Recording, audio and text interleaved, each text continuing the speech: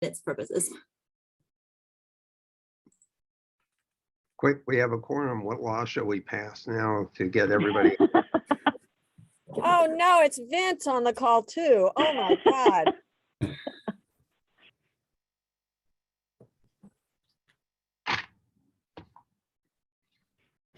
Hey, Dan, I think we're ready.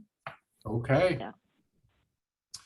Well, welcome everyone. And as I was saying before some of you joined, we're really hoping that we will be able to have an in-person meeting in July. I'm really looking forward to seeing people in 3D, and those hallway conversations that we have are often some of the most valuable parts of the meeting. So Christine is going to be working on some of the logistics for that.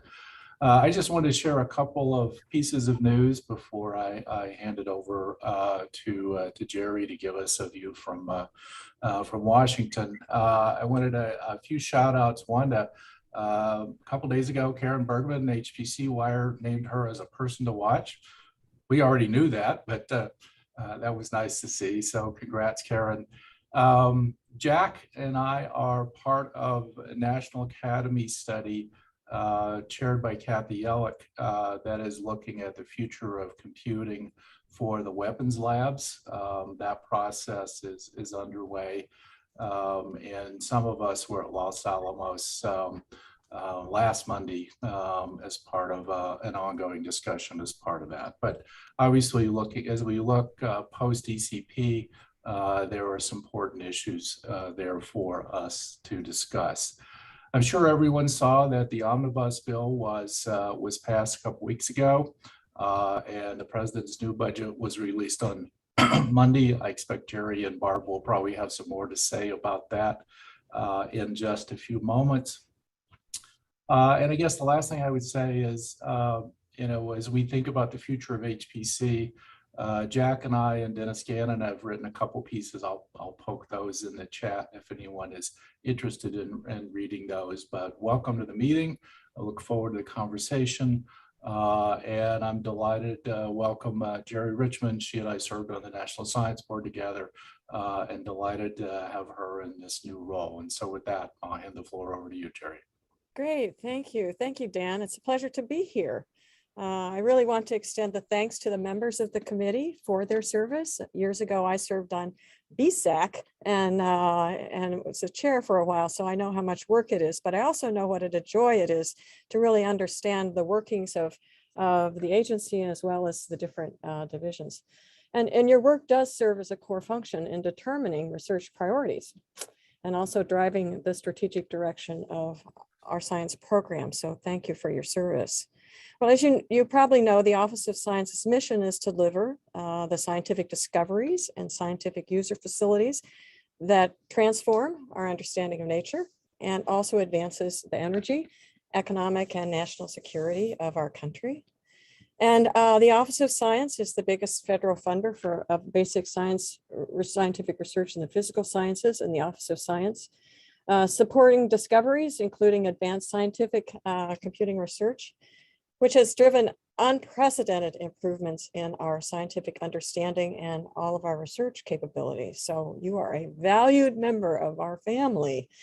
Advanced scientific computing research, of course, plays a critical role. We all here in Forrestal, I think we all recognize that, the critical role that it plays in our scientific ecosystem in the nation, in being able to advance discovery, development, and deployment of computational and networking capabilities, to analyze, model, and simulate complex scientific phenomena. And with big data as it is today, you're the ones that are helping us move forward in this new era that we are in.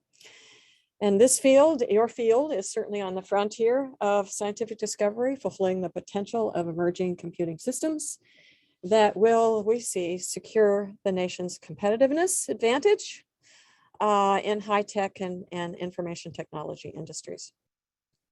By hosting these amazing state-of-the-art computing facilities, which I brag about all the time, is essential to the advancement of advanced scientific computing research's mission. The exascale systems that are being deployed at DOE's national laboratories will be critical to maintaining our nation's competitive advantage.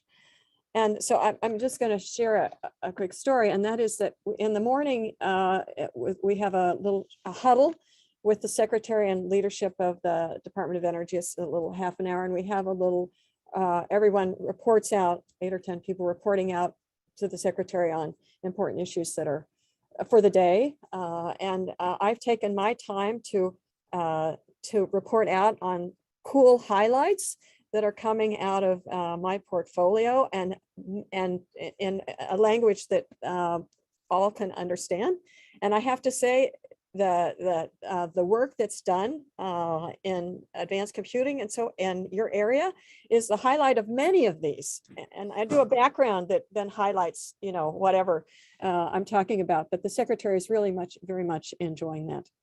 So by pushing the technology envelope forward to stay on the threshold of discovery, and advanced scientific computing will provide us insights that shape the way we tackle climate change. And that is a high priority for myself as well as others here at the Department of Energy. So furthermore, focusing on innovation will help maintain Americans' leadership in the area of microelectronics manufacturing. That's a hot topic this week, and also development. So the scientific mission and the unprecedented technological developments associated with advanced computing research are inspiration to our younger generations to study science and train as an expert STEM workforce. Boy, do we ever need you. And programs like the Computational Science Graduate Fellowships provide amazing, outstanding benefits to students pursuing doctoral degrees in high performance computing, in addition to building a pipeline that we need to develop the scientific workforce. We have to work harder to diversify that workforce. I think you all recognize that. Diversity, equity, and inclusion is a cornerstone of advancing U.S. science, research, and scientific innovation, with the stewardship and the promotion of diverse and inclusive workplaces being foundational to delivering the Office of Science mission. And I know your area has had a challenging time in diversifying your workforce, but I know you're committed to it, and we're all going to work further on this because we know the most creative work that's done, most creative science that's done is done with diversity, diverse groups. So I urge each and every member of the community to take meaningful steps to improve policies and practices to further our core values in the area. This is one of my highest priorities as Undersecretary at DOE, and I will be speaking to have a meeting this afternoon where we talk to the national labs on the issue of getting more women of color into tech and computing areas. I look forward to that. So DOE is committed in the strongest possible terms to accelerating our efforts to ensure that the next generation of scientists and engineers that we need to support DOE's mission, including advanced scientific computing research, better represents the diversity of our nation. So new initiatives in the Office of Sciences reaching a new energy sciences workforce are Renew.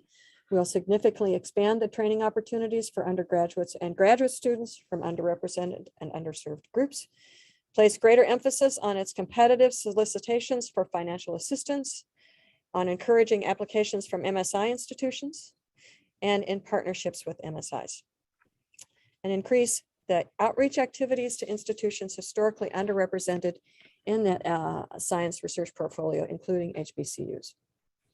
We need your help. We need your help to encourage the community to redouble and retriple their efforts and work with us on achieving these goals. So thank you, and I'd be happy to join with Barbara in answering any questions that you might have. So thank you, Dan, for letting me speak to everybody today, and I'm happy to go forward for a while. Thank you. Questions? It's Vint. Hi, Jerry. It's great to I'm see you. shocked that you would have the first question. Shocked. Yeah, we know back to the NSB days, an open mic. Well, first of all, this is just such a pleasure to have you here with us today, and in the position that you're in at DOE. We're all benefiting from that. So thank you for your commitment. Just a couple of questions. If you were to wake up on Christmas morning this year, what would be your best present from us in the advanced computing world? What would be the best present? Well, For- I think going back to what I just stated, that that I would wake up and your workforce would look like the nation's population. That would be the biggest gift, but it's not just advanced computing. It's all of the Office of Science, I would say. But that would be a gift. I think also, but you know, the other more on the science realm is really having a widespread wake up, and the nation, or at least a large portion of the nation, had an appreciation for how areas such as AI, possibly of quantum computing, could really change, it really is going to change people's lives. And they welcome it. You know, because I oftentimes worry about the fear that people have about new things in technology, and especially this AI. And to get people to realize that actually it can change lives in ways that you don't have to understand the details to get, either for quantum or for AI. So I think that would be my second one. Those are great answers. Thank you for that. And I'm glad you point out that you don't necessarily have to understand something in order to take advantage of it. Not very many of us could build an automobile, but we still manage to drive somehow. Yeah.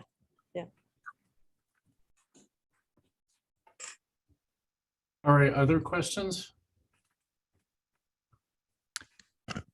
Yes. Is my audio working, Dan? Yeah, go ahead, Richard.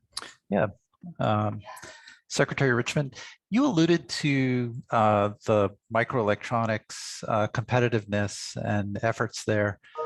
Would you have anything to say to describe the current state of efforts by the Department of Energy and some of the challenges that you're working to address?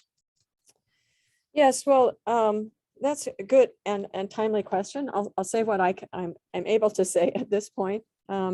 But that is that certainly on the microelectronics area, we're working very hard to increase the visibility in a lot of different sectors, to increase the visibility of what our national labs are already doing in this area.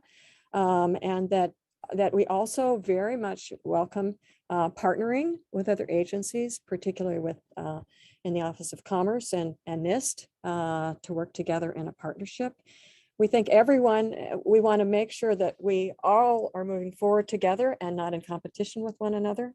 That said, we do believe that and we've heard this from certainly the national laboratories, that that there needs to be increased recognition for how much the laboratories are already have already historically contributed to microelectronics. I mean, I no longer call them microelectronics, I call them nanoelectronics, right? And a lot of the, for example, a lot of the characterization that needs to be done in order to advance these areas has to be done at our light sources, because they have the ability to go down to the nanoscale to be able to figure out whether different kinds of processing is hitting the size that you want and the quality you want in terms of what you might call an etch or something like that. And those kinds of things, the labs are the only place you can do things like that. And so, we're really working very hard and hopeful with the things that are going on right now that we can all move forward together in making sure that we have the capabilities for that DOE can provide to the nation in this area. Thank you. Mhm. Other questions? Well, I realize you can't offer political comments on the budget, so forgive me if I indulge for a moment. Obviously, we all hoped that last year's budget ask, which plussed up science quite a bit, would have come to fruition. The omnibus didn't get us there. The new budget has some new encouraging numbers, so I just encourage people to go look at what's there and do what you think is right. It is an interesting time as we think about workforce issues and the competitive position of the U.S. Other questions for Jerry or for Barb or Steve while they're here? You're a shy bunch this morning. Have another cup of coffee. Anyone else?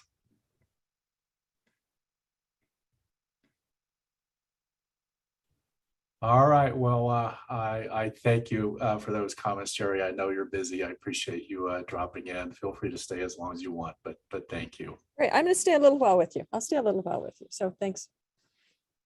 All right. David, I think I saw you earlier on screen someplace. Yes, there you are. Yeah. You okay to start just a bit early? Sure. Let me share my screen and I'll get going. Let's see. While he's doing that, I will say that the graduate fellowship program is one of those crown jewels in my judgment of what DOE does. It really has had a huge effect, and any one of us who's talked to some of our fellows and now successful scholars in industry and academia know just what a powerful effect this program has had. And so with that set up, David, the floor is yours. Great. Well, thanks, Dan. And thank you for inviting me to speak today on one of my favorite subjects, which is the DOE Computational Science Graduate Fellowship. And I'm glad to see Jerry is sticking around because I know she's very supportive of the program and in fact has authorized an increase in stipend that we'll talk about in this talk. So I believe the last time the ASCAC received an update was about 5 years ago in 2017. And since that time, we've expanded the fellowship to include math and computer science fellows. We've changed the management model for the fellowship slightly. We've gotten some significant budget increases, and we've gotten through COVID. And in addition, a new longitudinal study of the fellowship was recently released, and I'll be including some of that information in my update today. So Shelley Olson at the Krell Institute is the PI for the program. Jeff Hittinger at Livermore and I are the technical co-PIs.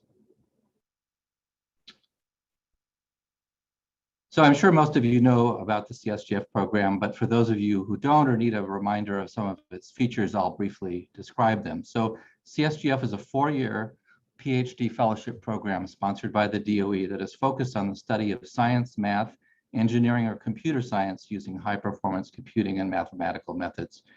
It was created by the DOE to prepare some of our nation's best students to become future leaders in computational science and engineering. The original goals of the program still hold, which are listed on this slide. They're to help ensure an adequate supply of scientists and engineers to meet national workforce needs in computational science, to raise the visibility of careers in the computational sciences and encourage students to pursue such careers, to provide practical work experiences that prepare the fellows for cross-disciplinary team-based scientific research like we do at the national labs, and to strengthen collaborative ties between the academic community and the DOE labs, thus building a national community of computational scientists. The fellowship has several features that encourage broad exposure to interdisciplinary science. One of them is a required interdisciplinary course of study that includes a year each of courses in science and engineering, mathematics, and computer science, plus one course in high-performance computing.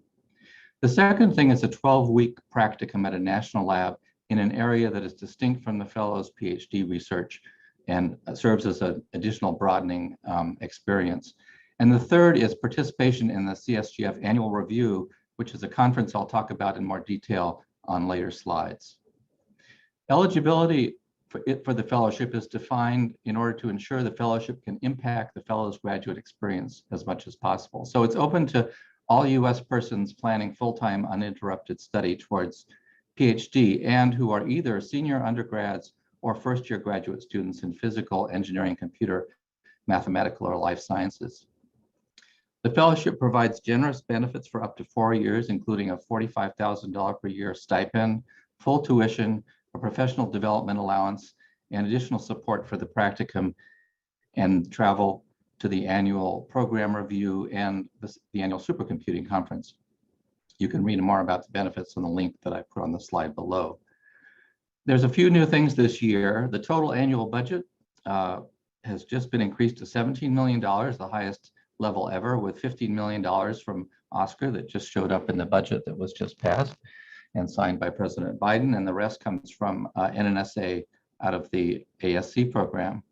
And the CSGF steering committee has just approved an increase of the fellowship stipend to $45,000 a year, which I mentioned on the last slide. This graph here shows the history of both the funding numbers for the fellowship, which were at a little less than $8 million a year back in 2005, and the fellowship awards, which are more than twice what they were in 2005.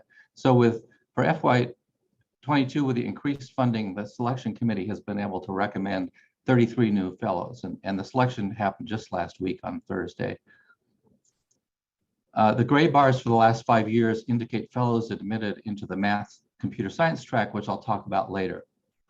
And just a note, I've got a CREL logo on the top of this slide. I'll use the CREL logo to indicate data that I received from the CREL Institute for this presentation.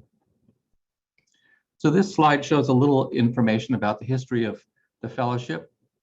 The nonlinearity of the line here was provided by Microsoft. So we've just done the review for our 31st class of fellows, and the first review was in 1991. The fellowship has been managed by pretty much the same team since 1992. Jim Coronis, who many of you knew, led it from Ames Lab for 5 years until 1997, when he formed the CREL Institute, which has managed the fellowship since then. Also in 1997, NNSA joined ASCAC in contributing to the funding of the fellowship. And then 3 years ago in 2019, following Jim Coronis's death in 2017, CREL formed a new management partnership with Berkeley and Livermore Labs to oversee the fellowship. And Jeff Hittinger and I, as the technical co-PIs, now provide technical guidance to CREL to help with the management of the fellowship. One other thing of note on this timeline is the addition of the Math CS track to the fellowship, which happened 5 years ago, and I'll talk about later.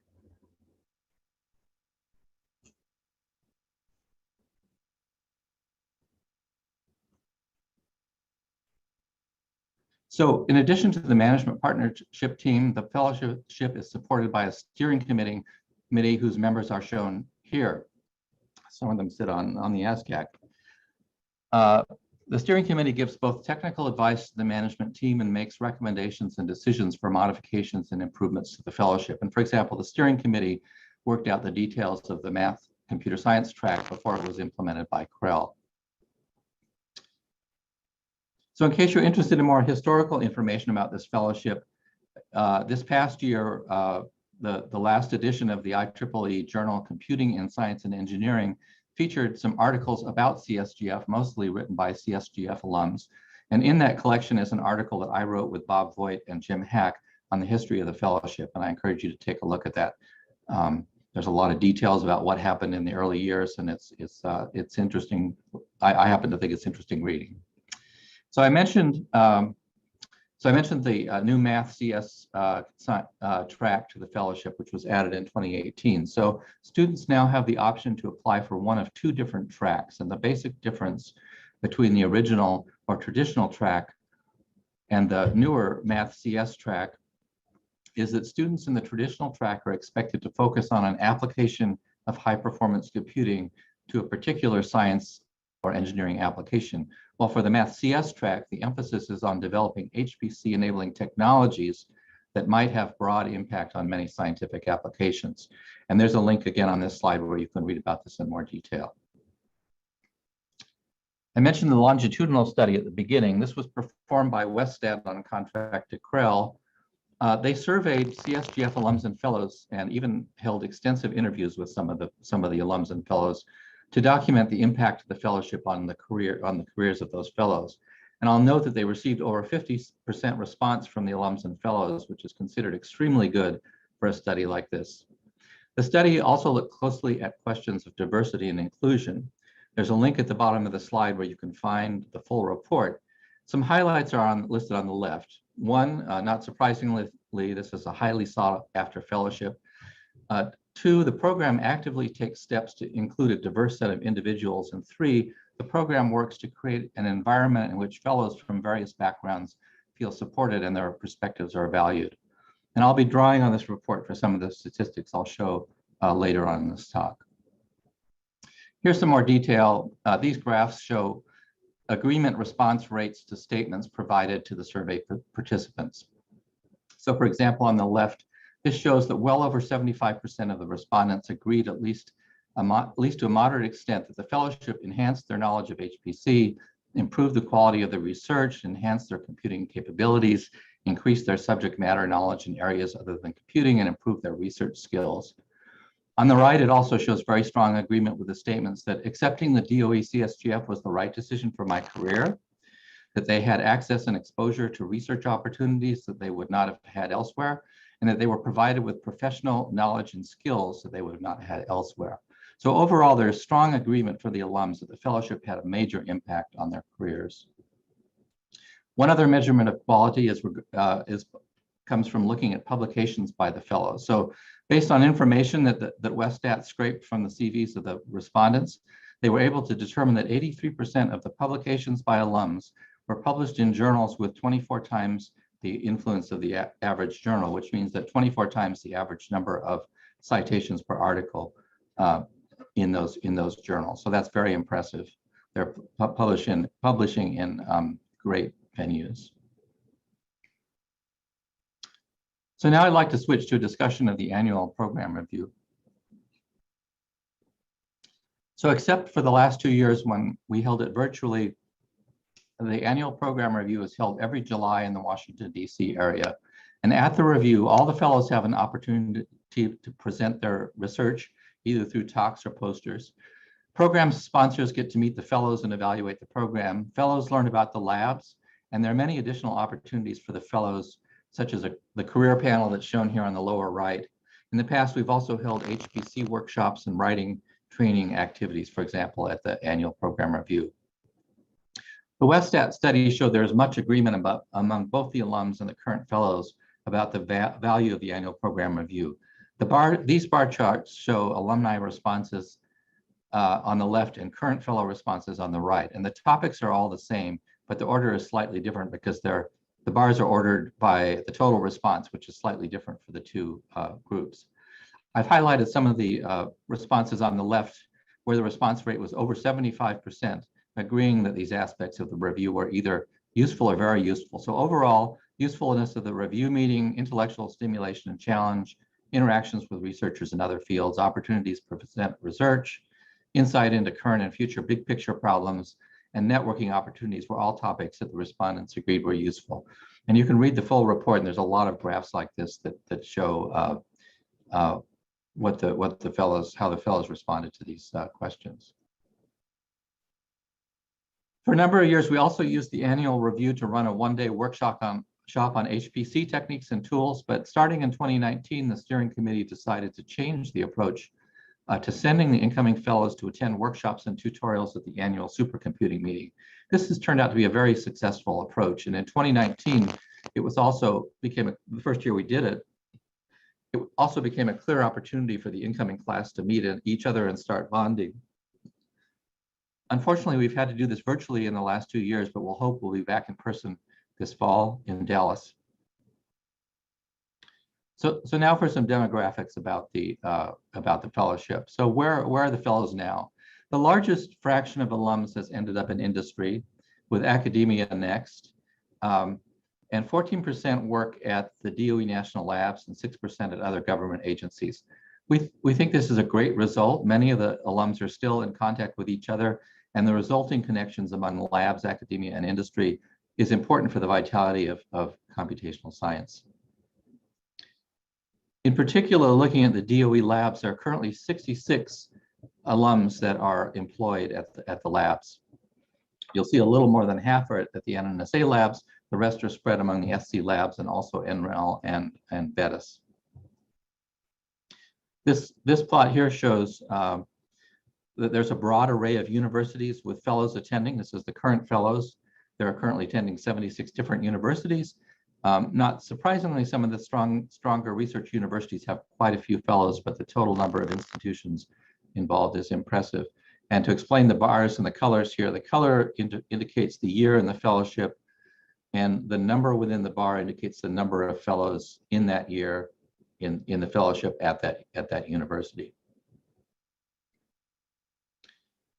Most of the DOE labs now over the past 30 years have hosted fellow practicums. There are some labs that have been more popular than others, but I'll note that although there's no historical or annual information in this chart, that the mix has been changing. And in particular, I noticed this year that although it's not shown on this chart because this is only through 2020, but there are going to be 7 planned practicums this year at NREL, which is a big increase.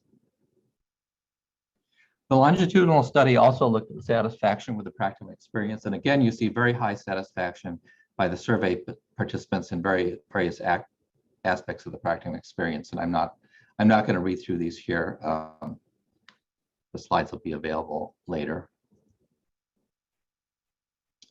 So now what I'll spend most of the rest of the time talking about is the CSGF selection process, okay? I'm actually mainly going to focus on the efforts to increase diversity in the program and the results of those efforts. I'll preface this by saying that we receive hundreds of outstanding applications every year, and the 33 students that we selected this year have extremely high qualifications. So the question is how to make sure that this extremely competitive process that we end up, out of this extremely competitive process that we end up with a diverse cohort of students each year. So I could clearly spend a whole hour just discussing the challenges of getting diversity into the scientific workforce. That's a subject for another talk, but I will discuss the focus on the fellowship's approaches for improving the diversity in the fellowship recipients.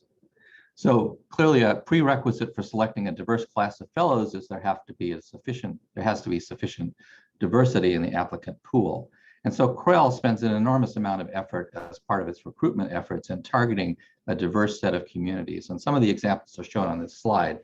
CREL attends and sets up recruitment booths at many conferences that target underrepresented communities. And in addition, they target career fairs, especially those targeting the same communities. And they also present virtual information sessions for targeted universities. The results of this are evident on this slide. We're getting applicants. So this shows the number of applicants by race from 2019 to 2021. And these are the areas that we were tracking up to 2021.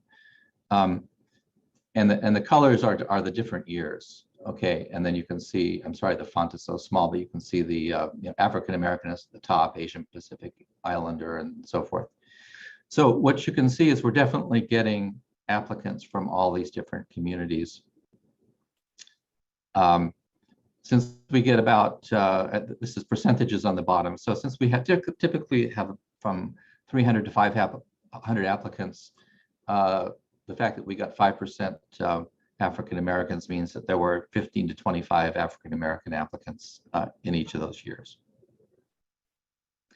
This shows the data by gender. So this is the distribution in the applicant pool by gender, and you can see it's roughly 25%, and this has been pretty consistent, of the applicants are women, and the rest are either men or non-binary, or have preferred not to self-describe or did not report at all. So so this is consistent with the general scientific community. So we know that the number of women applying to the fellowship is what we would hope for. Interestingly, in the last 10 years or so, we found that on a regular basis, women are getting selected for the fellowship at a greater rate than they appear in the original pool. And in fact, the ratio of men to women who receive the fellowship is almost 1-to-1 and has been for the last several years. For the other axes of diversity, however, we've had to be more proactive, and so that's what I'll focus on. So this is going to be kind of a detailed slide, but I think it's important because it explains one of the things that we've added to the selection process to make sure we're getting diverse candidates through. So during the past couple of years, we've added a component to the review process to try to enhance the outcomes. And I'll preface this by saying that we know, from the HR world these days that a challenge for candidates from underrepresented populations is just getting selected for consideration. Many people who lack skills in preparing resumes and letters of intent may actually turn out to be excellent employees. They just have to get that interview. And so we've taken that to heart and realized that it would be a good idea to take an extra look at the diverse candidates in the original pool and make sure we're not missing any of them. So the process that I've indicated on the slide here is the process for selection for the traditional track, and the numbers here are actually the numbers from this year. So there were 293 eligible applicants. Each one of those is reviewed by 2 people in a screening committee who decide whether to move them forward to the next level. And so the initial screening down selects to 178 applicants. And then the 12 final selection committee members work through several stages until they finally get to 42, which are all discussed, all read by all 12 of the selection committee members and discussed thoroughly.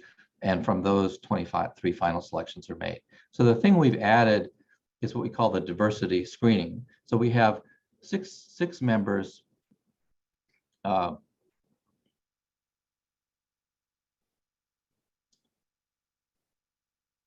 we have six members who review 54 self-identified diversity candidates and then decide which ones to advance. And this year what happened was they advanced 28 applicants, 5 of which were not advanced by the regular screening committee. And the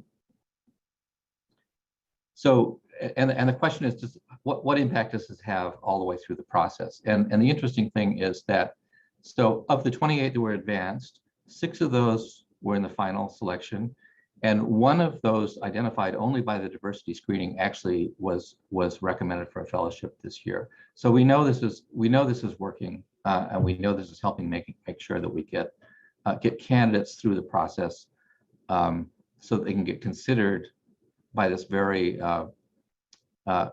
careful and intense review process that happens on the last day of the review. And for the Mass CS applicants, they're reviewed separately. The process is somewhat similar, but there's not quite as many iterations because we don't have as many candidates.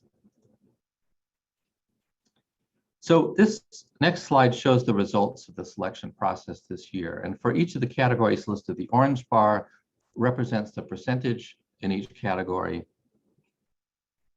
in the applicant pool, and the blue bar represents the percentage in the final selection. And I mixed both race and ethnicity here, so these don't add up. These won't add up to 100%, for example, but this helps to illustrate the point. And so for all the underrepresented categories, we would consider a successful result to be if the percentage remained the same, at least the same through the selection. And in fact, interestingly, for several categories, we're doing better than that.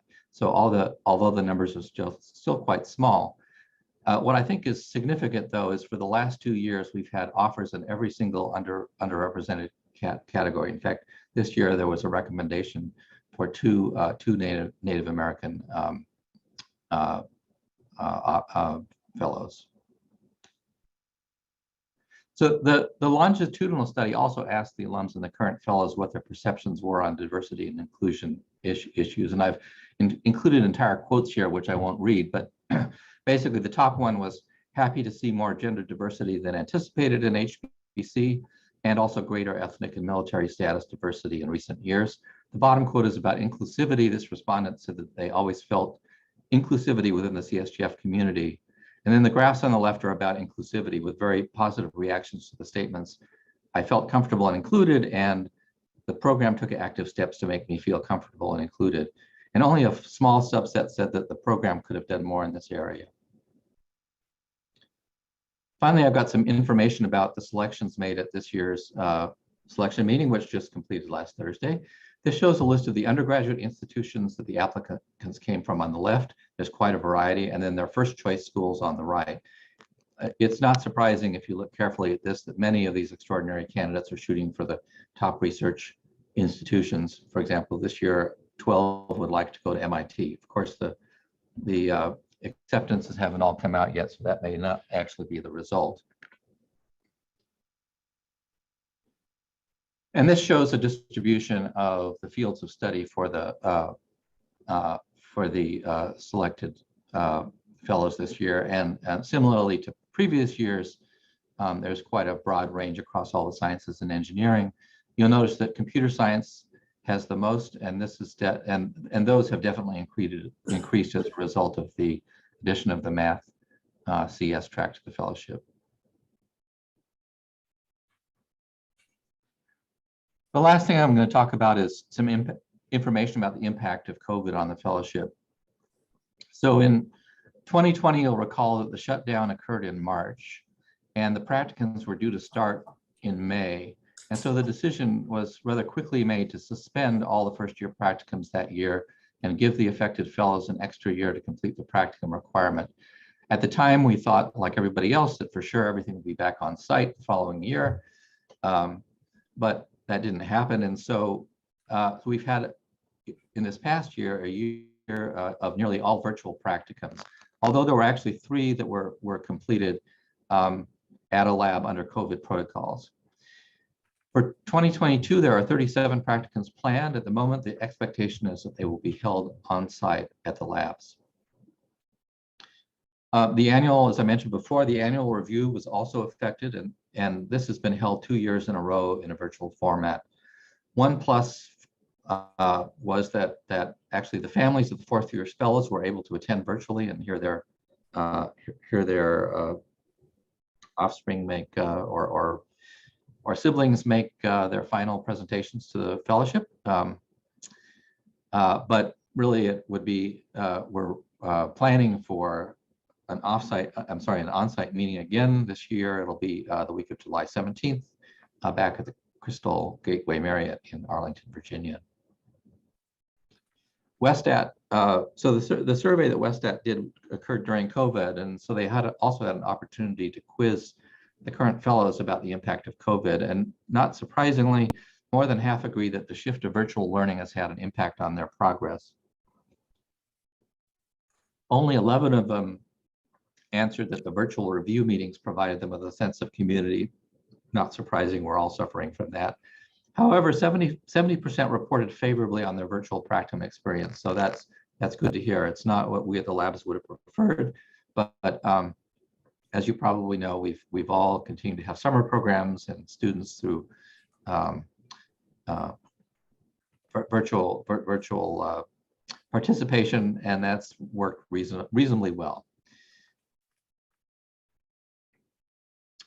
So that's all I have today. In summary, let me say the fellowship is at the strongest point in its history with the highest level of funding and the largest number of admitted fellows ever. The diversity of the admitted classes has been steadily improving. The fellowship is clearly producing well-trained staff for the DOE labs, with 66 now employed there. And the longitudinal study has had excellent data from which to conclude that CSGF alumni and fellows have high satisfaction with the fellowship and believe it has had a positive impact on their careers. And if you come to the meeting this summer, this photograph here is the class of fellows who will be giving their 4th year lectures. This photo was taken just as they were starting their fellowships in 2018. So thank you very much, and I'm happy to take any questions you have. Thank you, David. And I hope people are suitably caffeinated now to ask some questions. Not I have some, but before I do, who wants to jump in?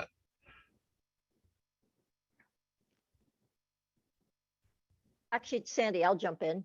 All right, Sandy, go for it. Good morning, everyone. So I have a number of questions, but I guess the first one is the number of female applicants was only about 25%, but the number of acceptances was 45%.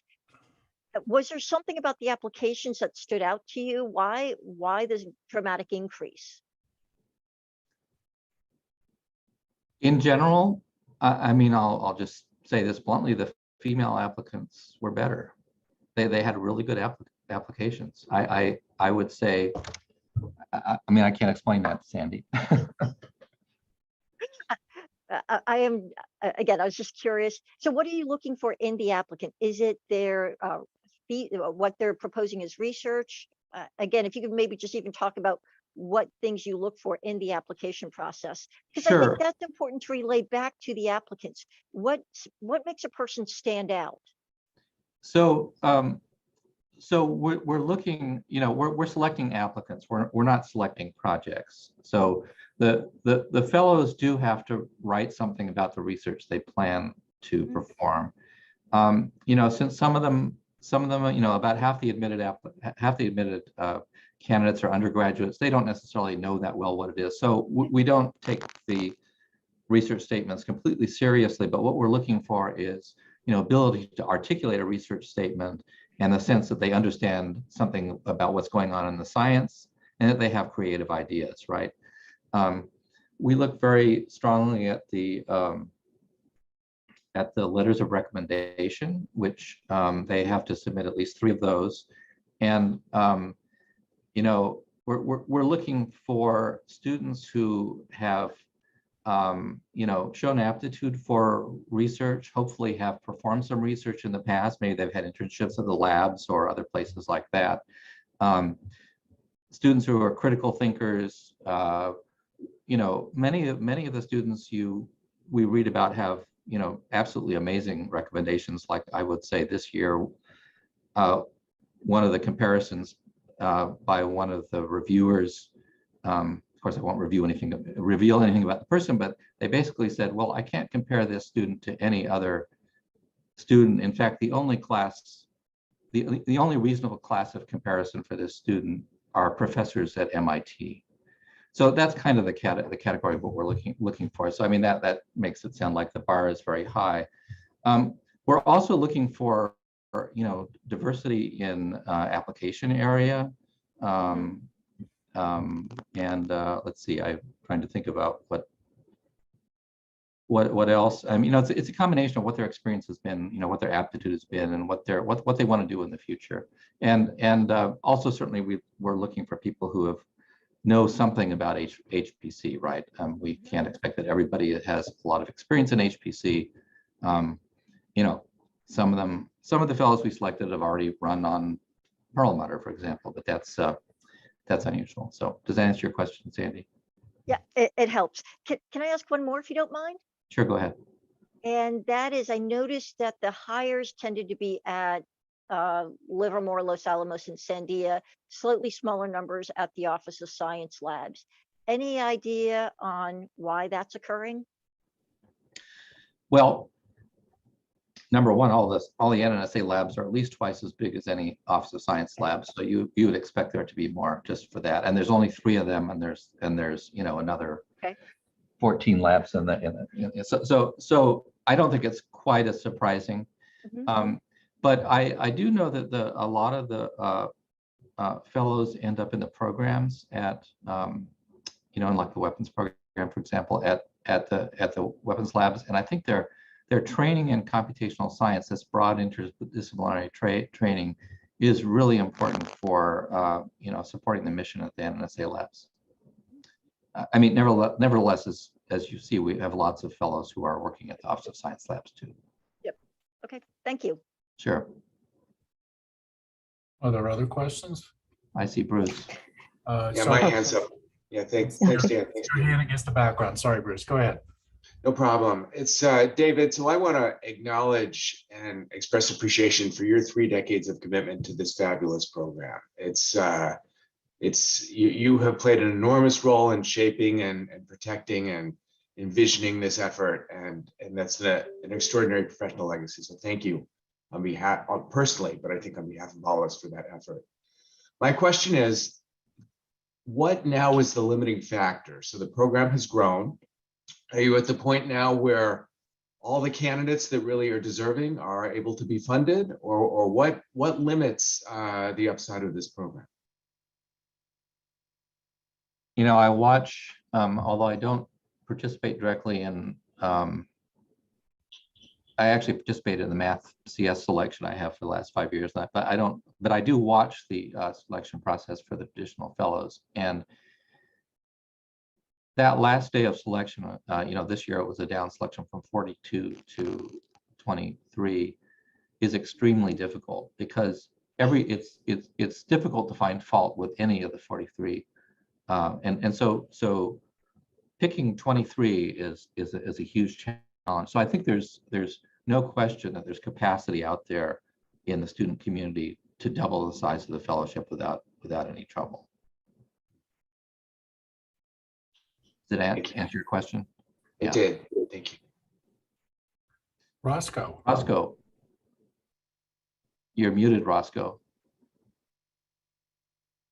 So, yeah, I had a couple of questions or maybe even comments, and would ask you to convey a little bit more about the history and how in answering perhaps. And that is that one of the most, and I should say I'm on the steering committee, so this, I don't want to praise CSGF too effusively, though that's my feeling.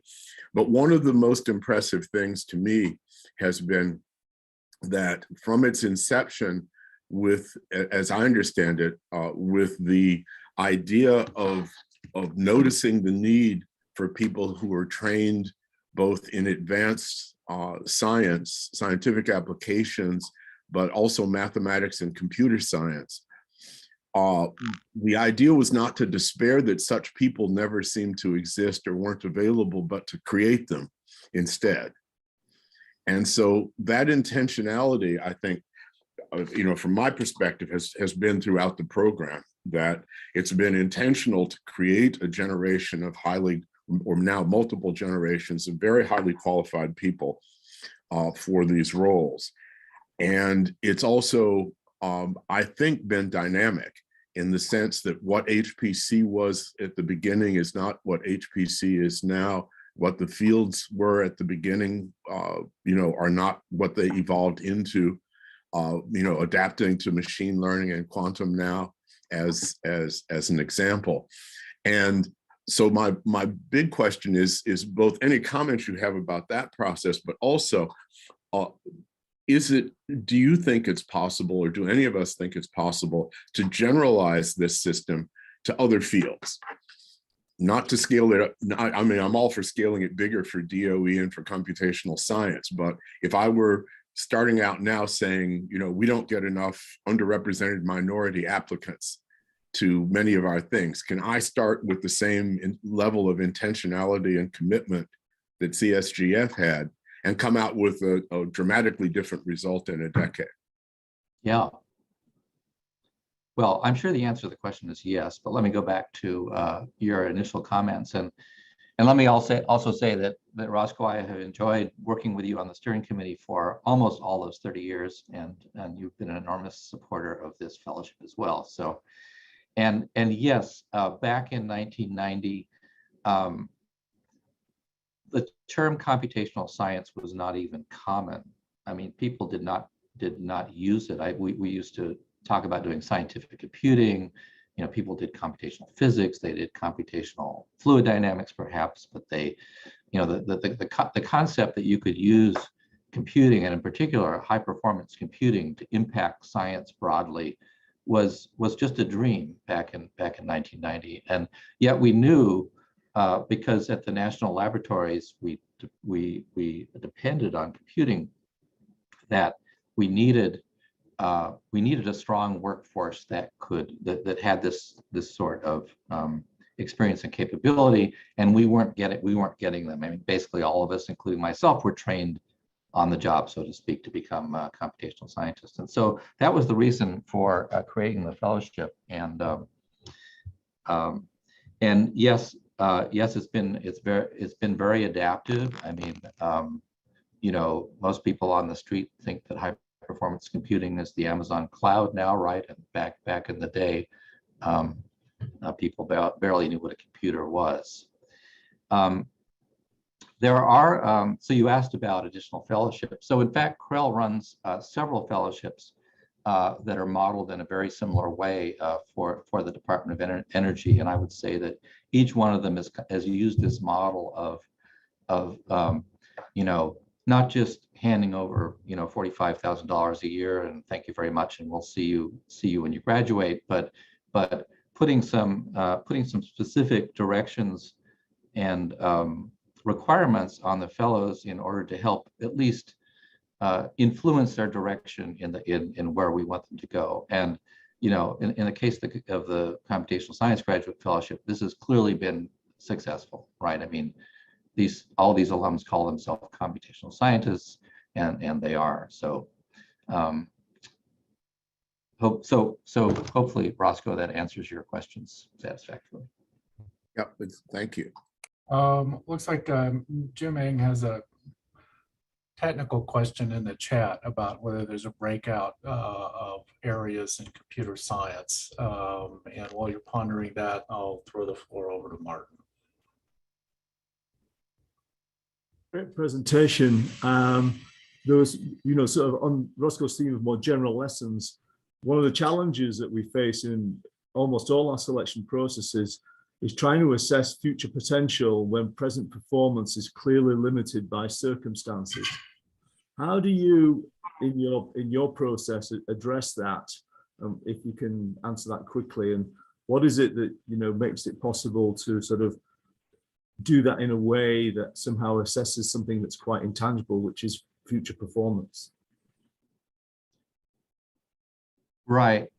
Well, so Martin, I'm sure you've reviewed plenty of graduate school applicants and have read all the same things that we have. I think, I mean, that's the challenge of the review process, and that's why it's so intensive and such hard work. And the application is very complete in terms of all the things it asks. I mean, have you had practical experiences, internships in the past, publications? Some people have, some people haven't. What are your other leadership activities? I mean, we have people who are near professional violinists, for example, that get the or leaders of their soccer team or things of that sort. So we're looking for indications of leadership skills, and then the letters from the faculty members are of course really important, and they're often, as the best people to be able to give the sense of what the potential for the students are, and it's also very helpful when they compare them to other students or perhaps previous fellows. So I don't know that I can answer the question any better than that, but it's a hard process, and we definitely have that in mind. And I would say with 30 years of experience that we've actually been pretty successful. Yeah, I would say that what you see on paper is often not even close to being enough.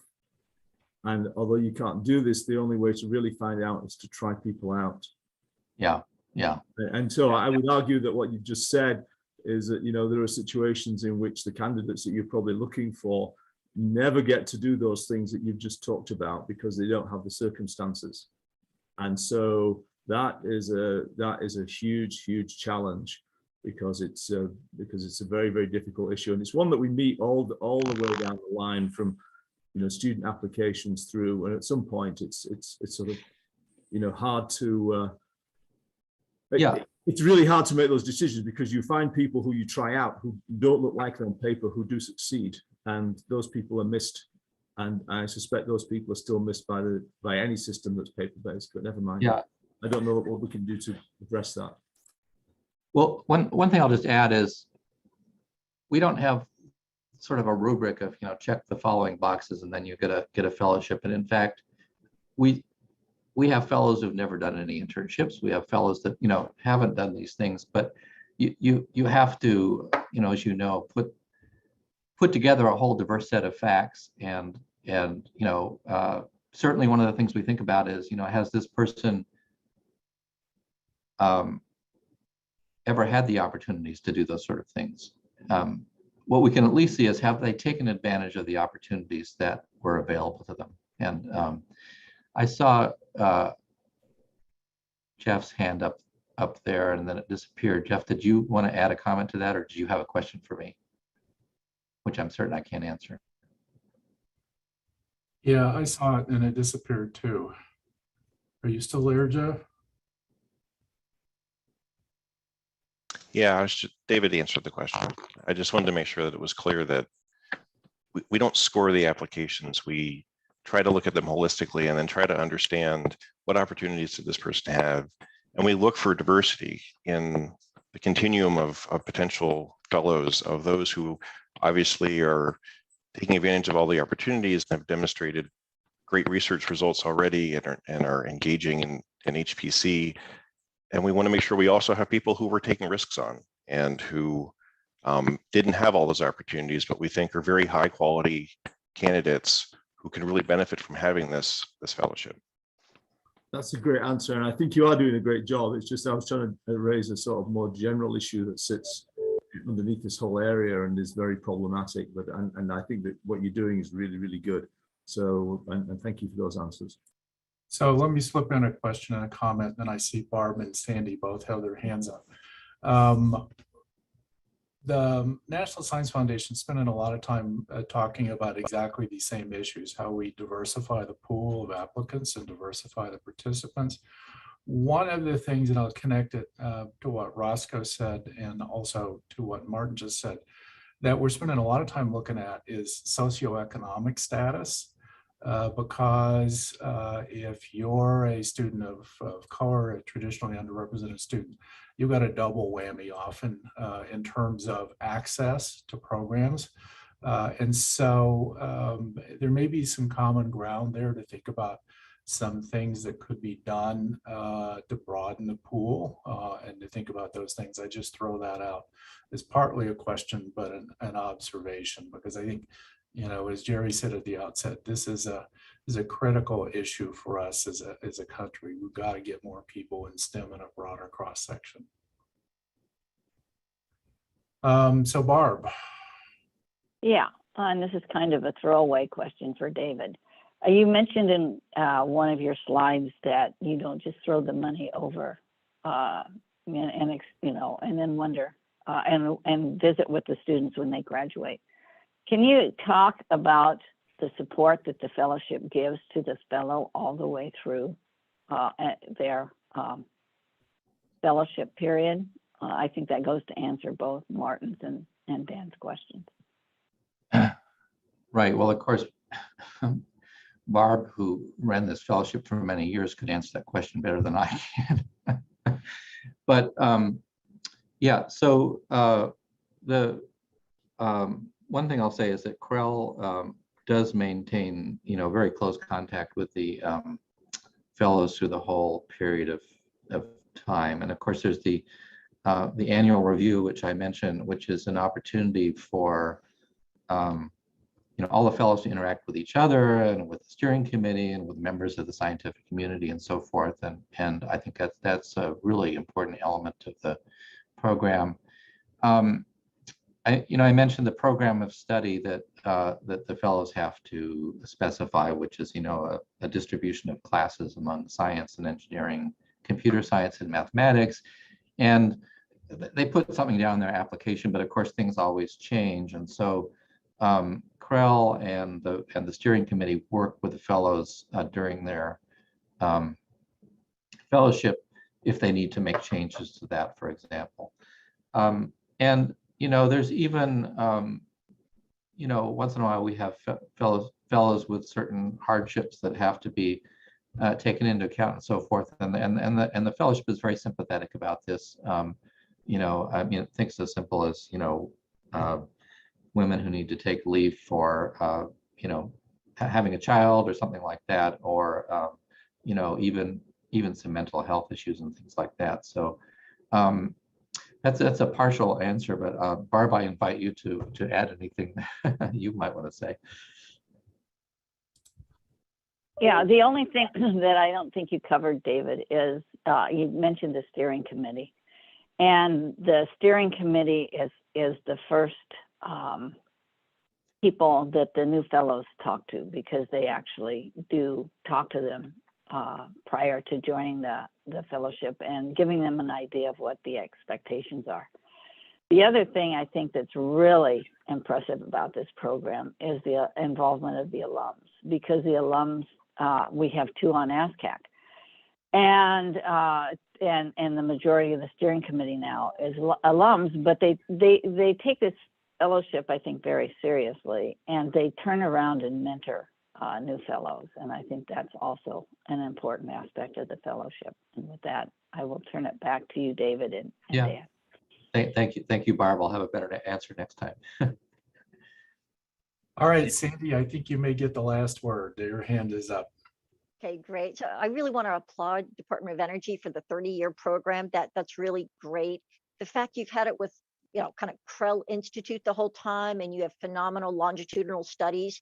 A lot of places don't have that. We don't have that in Department of Defense. So really want to applaud you on all of that, because you look at backwards at what's worked.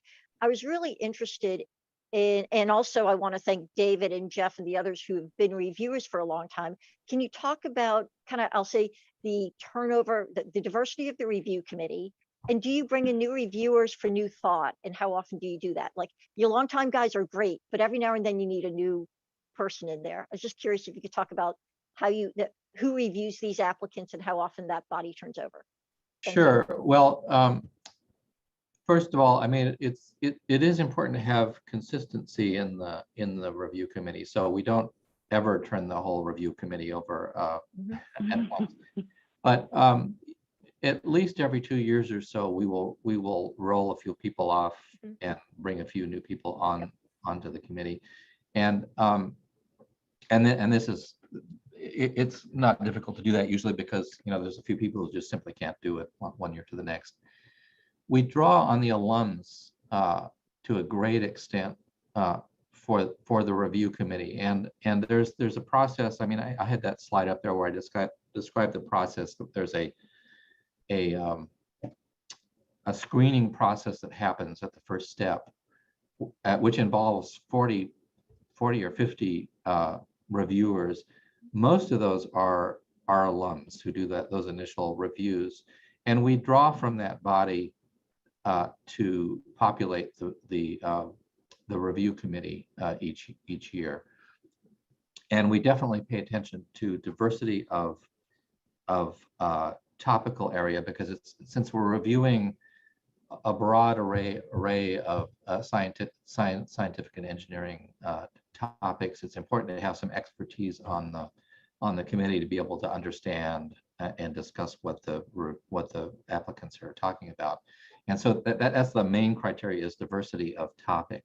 And then, of course, we also look for diversity at other axes as well.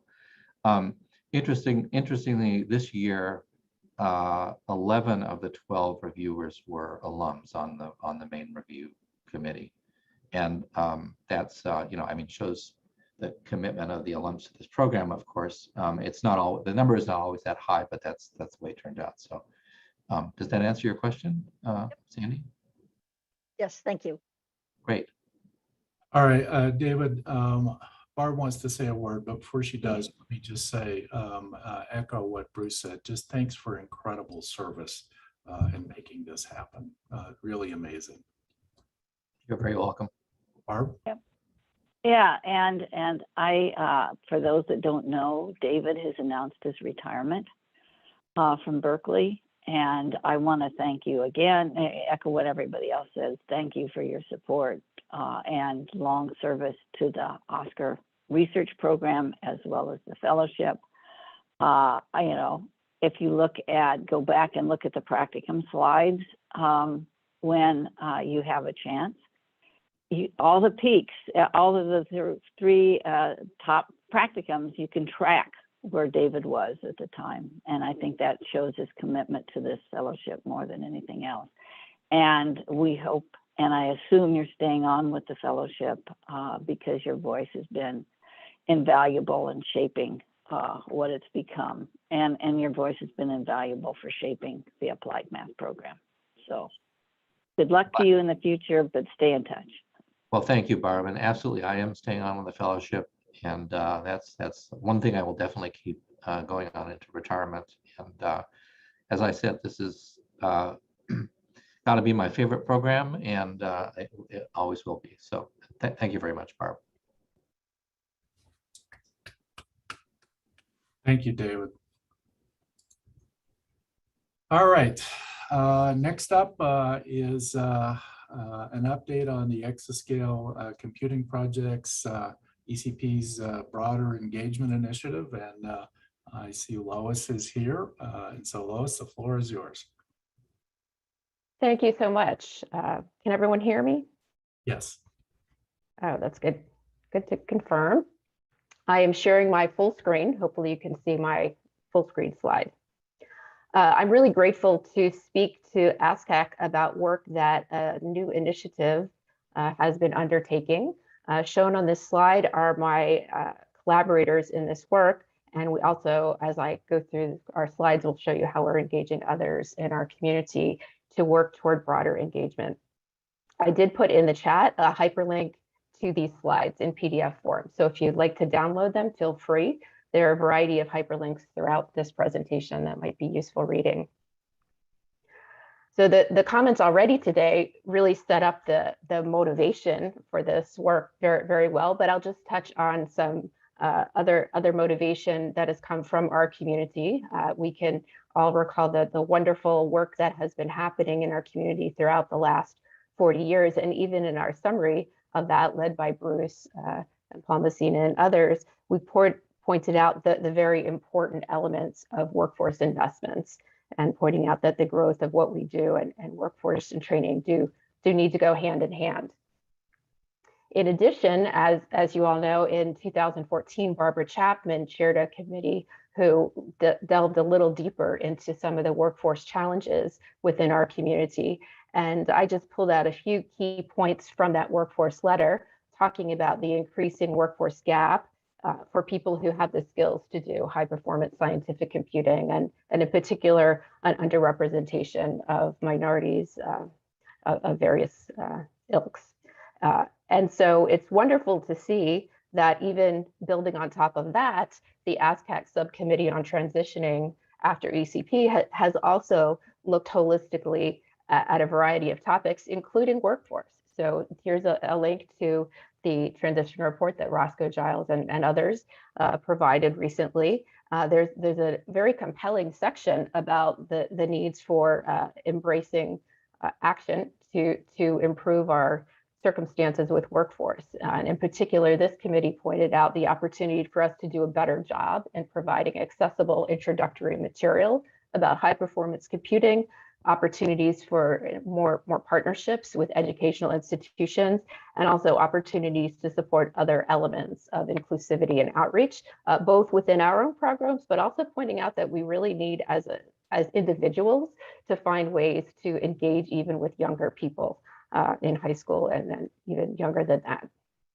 So this fall, when we had an opportunity as part of an ECP community to address a question that Barb Helen posed for us, what can the ECP community begin to do to tackle some of these problems? We've reached out and engaged with members across the lab community, including computing facilities, who are shown here. So these are my collaborators in this work. I'm honored to speak on behalf of this team.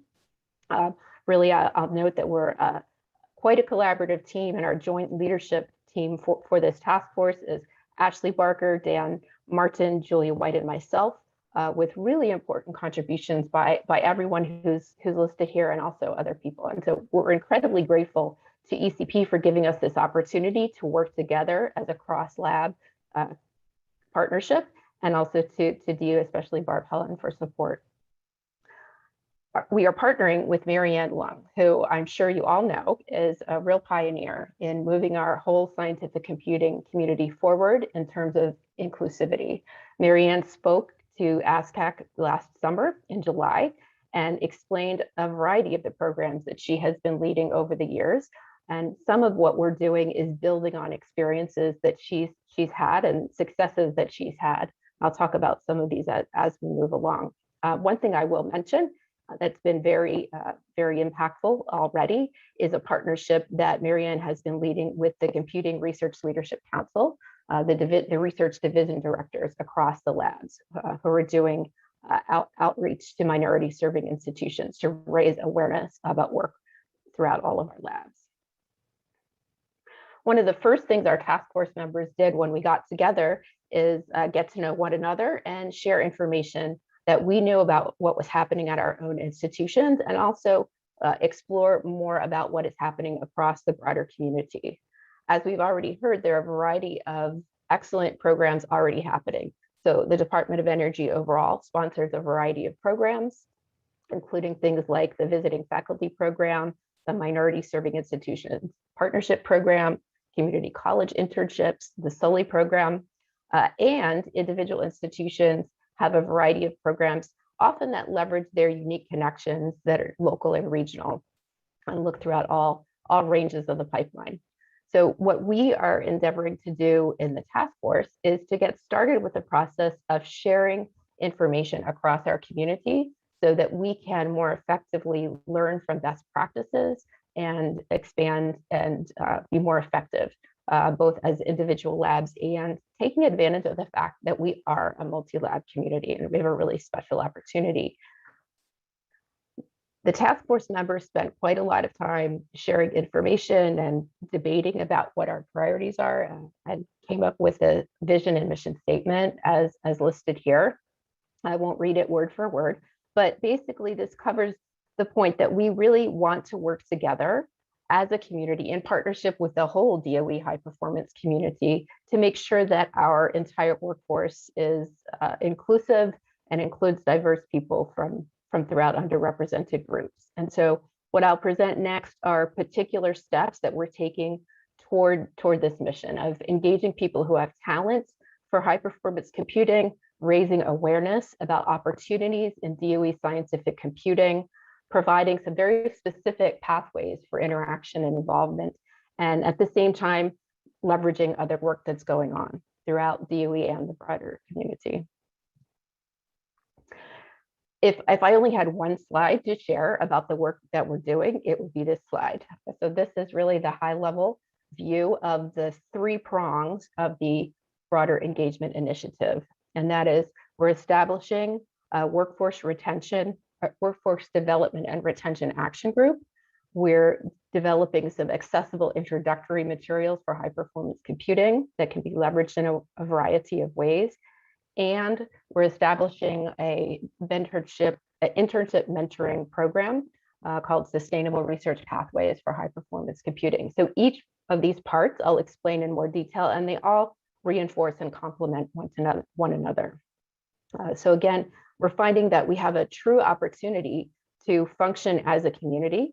We recognize that ECP is not the whole community, but we're getting started because we have this unique opportunity, and we're looking for ways over the longer term to make sure that we're engaging across all of the computing sciences in the Department of Energy.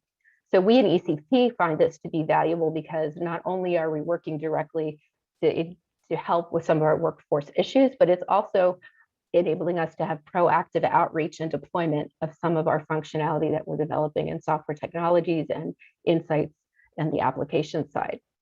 I'm going beyond some of our traditional groups where we've interacted. And I will mention that through Sustainable Horizons, through Marianne Lung's connections, we have been very proactive in reaching out to people from underrepresented groups. And as I explained, going forward, we have very positive reception, even just the short time that we've gotten started. So next I'll dive in just very briefly to each of the 3 parts of our thrust. First, talking about our workforce development and retention. So our task force members brainstormed about and reached out to people in their own labs to bring information toward our discussion. And it's interesting, when we started out, at least I myself was not thinking so much about workforce activities at our existing labs. I was thinking more about earlier pipeline, but what came through loud and clear through our task force discussions is equally important, is working on making sure that we have an inclusive community and environments within all of our work environments. So we've established a new action group to focus on that and to work on 2 key initiatives that are just getting started. One is leading a new webinar series that focuses on best practices for workforce development and retention in ECP. And second is creating a web presence so that we can share information about resources. We're grateful that Suzanne Parrott-Kuhn has agreed to serve as the lead of this new action group. Suzanne just joined us in this role recently, and we're in the process of beginning to spin up. And already what we have done so far is share information about the fact that our action group is coming. We've been welcoming people to express interest in that. And so we have quite a nice range of people already who have expressed interest, and we continue to welcome involvement from anyone in our community who would like to participate. We want to make sure that we have representation again across the full lab community, but we welcome anyone who would be interested. Already, Suzanne has established one of our first events as part of the workforce group, which is a webinar that'll take place in May, focusing on how to be a great mentor. We're looking also for suggestions. So if any of you have suggestions that you think would be of interest, broad interest, let us know. These events will be completely open, so not confined to DOE employees, but broadly open to anyone in the world who wants to register and attend. And we've also started to work on looking how to share pointers to some existing resources and new resources, raise awareness of events. This is a mock-up of what we're thinking about as some of the kinds of information that we need to share and want to share. So this page that I'm showing you is a mock-up of a website that does not exist yet, just to give you a flavor of some of the kinds of information that we think is important to share. And currently we don't have a place to do that across our lab community. So I'd like to in particular point out some events that happened recently and will be happening soon. In fact, one of them is happening this afternoon, competing for ear time with the ASCAC meeting. There'll be a compelling session about achieving equitable representation for women in color at our national labs. Jerry Richmond will be speaking at that, as well as Valerie Taylor. And I know that we have registration already for over 500 people from across the lab community. This is a session that's closed, just unique for the lab community, but there's been very strong interest. And also, as you can see, there are a variety of other events that are happening. There's some resources that do exist, and we want to work to figure out how to share that information. So right now, I just showed what this would look like as part of the ECP website. If we go that direction, this page, that was not an existing page quite yet. The next thrust that we're pursuing is to provide accessible introductory HPC material. And part of this is trying to get at some of the points that other people have brought up today about the need for some basic foundation in high performance computing in order for people to be competitive when trying to pursue more advanced opportunities, such as the CSGF program and other things such as the ADPES program, which, as you know, is a very advanced training program for high performance computing that does require as a prerequisite some experience. So we realize that some people don't have a way to get that experience because their universities do not provide classes. And so we recognize that we as a DOE community have a lot of resources, and already we use resources at smaller scales at our own institutions to help when onboarding new interns. So we've decided that we want to try to leverage these capabilities and work together in order to create some materials that can be used in a variety of ways to meet students where they are, recognizing that some have computer science background, but many do not already have exposure to high performance computing. We're working on a two-pronged approach. This work is led by Jeannie Ramprakash from ALCF, and the two thrusts focus on a direct approach to students, where we'll be developing materials and then have an opportunity to bring students to particular labs who would teach this curriculum over a defined period of about 2 weeks. The level of material we're developing is focused on advanced undergraduates or early graduate students. And again, we're working on a collaborative approach for developing this material and making it available. Our intention is to make it available not only for people in our labs to use, but to have it available for self-study and possibly also make it available through online venues. Of course, there is one popular venue that we may consider. As a complement to this, we are beginning work to figure out how to also engage with institutions, to bring some of this curriculum to institutions. And as part of this, we are reaching out to conduct listening sessions with minority serving institutions. And then our intention is to work with faculty and administrators to implement programs that incorporate some of this material. So our current status is that we have begun with planning. Jeannie has been engaging with the community to collect pointers to existing materials. So we're understanding what we have already that we could put to bear for this collective purpose. And we're also working to understand what curriculum needs are, and working with our collaborators in Argonne's education program to identify an appropriate framework and approach for developing and using this curriculum.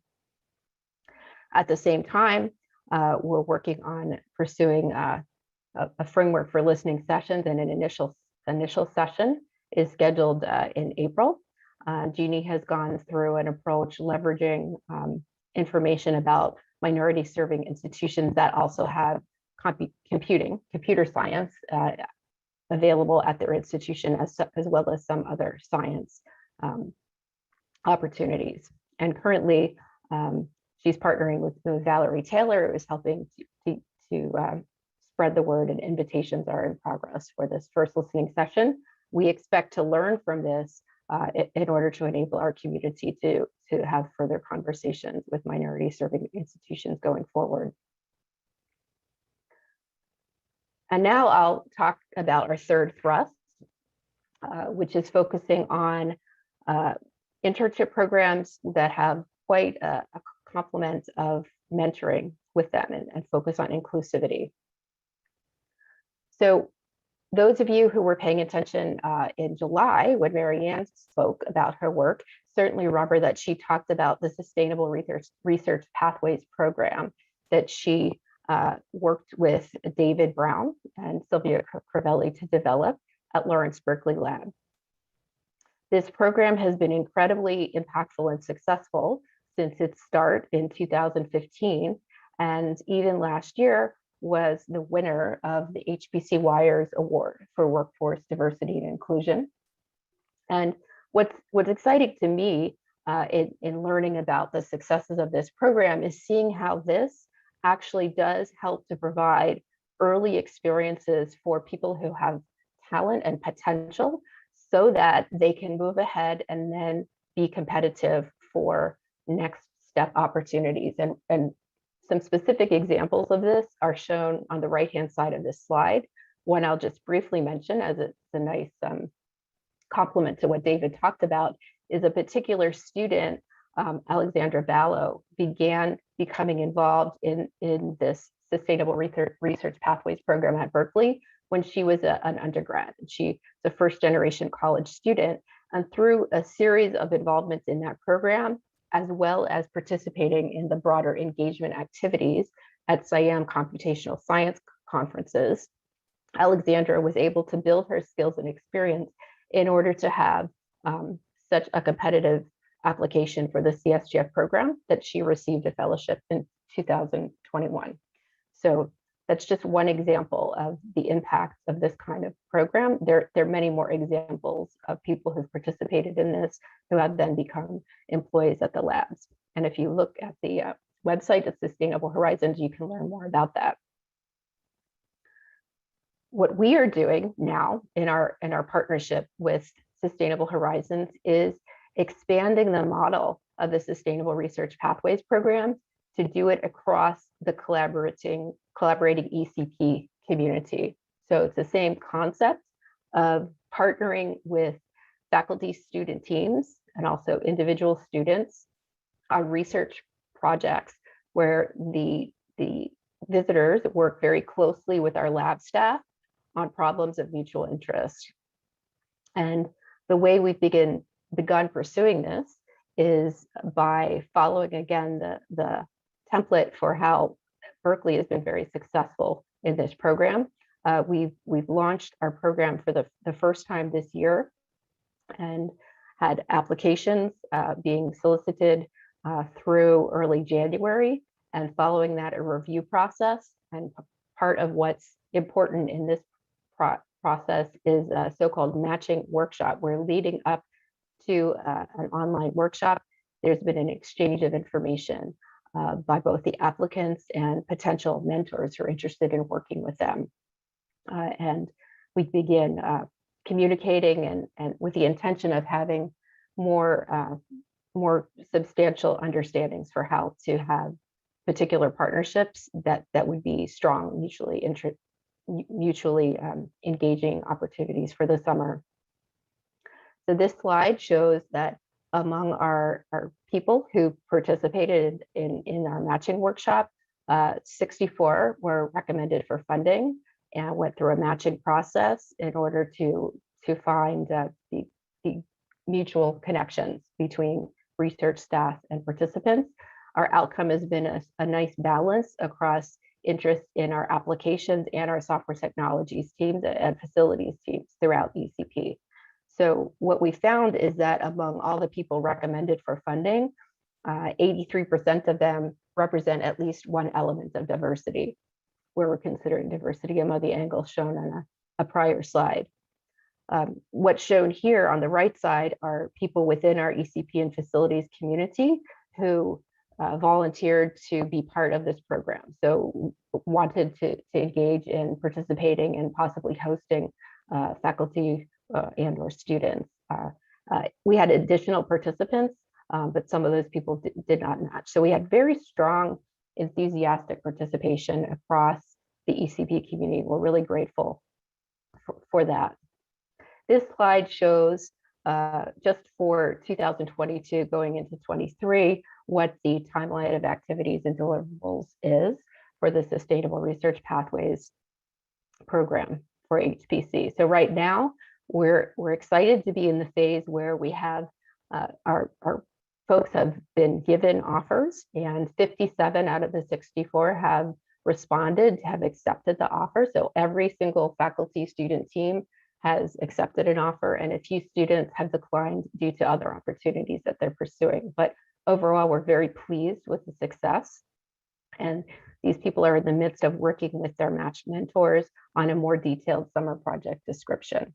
And then as future steps, we will be doing some onboarding as part of the ECP annual meeting, moving on to a summer experience, and then having the students come back and present the work that they've done at the following year's ECP annual meeting. And again, these immersions into exciting conferences in our community follow the spirit of the broader engagement programs that Marianne Lung has been successfully leading for many years in the SCIEM Computational Science and Engineering conferences. And so just here's one final concluding slide to share with you that we as a task force believe that we have a solid start as a multi-institutional team who really care about working to have an inclusive work environment and diversify our workforce.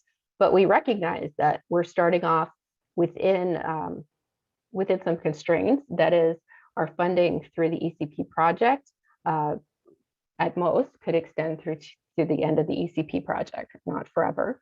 So we want to find a way to work with the whole community to come up with an approach that could be sustainable across time and would enable us to continue to partner and leverage our strengths as a lab community. We certainly realize that all of you and many other people have, I'm sure, wonderful feedback, and we'd love to hear from you about your ideas and your suggestions. We realize we're just getting started and there's lots more to do and lots more to think about. But I would challenge us as a community overall to ask ourselves, how are we, all of us, responding to the workforce subcommittee letter that the ASCAC team provided in 2014? Certainly some of the work that already has been discussed about the CSGF program is a very important part of that. But I believe there's a need and opportunity to do much more. And clearly our members of the task force and the mentors who've wanted to participate in our Sustainable Research Pathways program also believe that. So part of our challenge, I believe, is to just officially acknowledge the importance and the urgency of this. I feel like for many years we've felt it was important and urgent, but maybe not enough to bubble up to be something where we really do put as much energy and attention as is needed.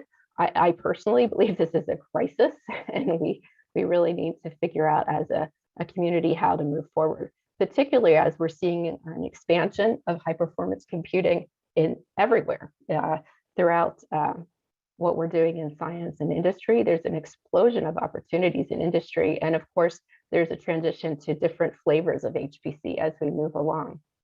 So given all of that, our task force really believes that it's incumbent upon us to figure out how to prioritize sustainable workforce interventions for computing science.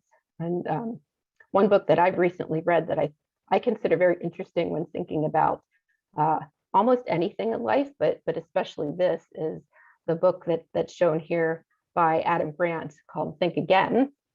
And it really is a nice book just to encourage rethinking how one approaches various elements of whatever you're doing, whatever your topic is. So in this case, I suggest that we think about what we're doing in workforce issues for DOE. This slide shows you that if you access the PDF file that I provided and you're interested in working with the task force and the action group, we encourage you to sign up. And we certainly welcome all input and suggestions. And finally, there's just a slide of some references, which would be nice for separate reading, but we won't go through right now.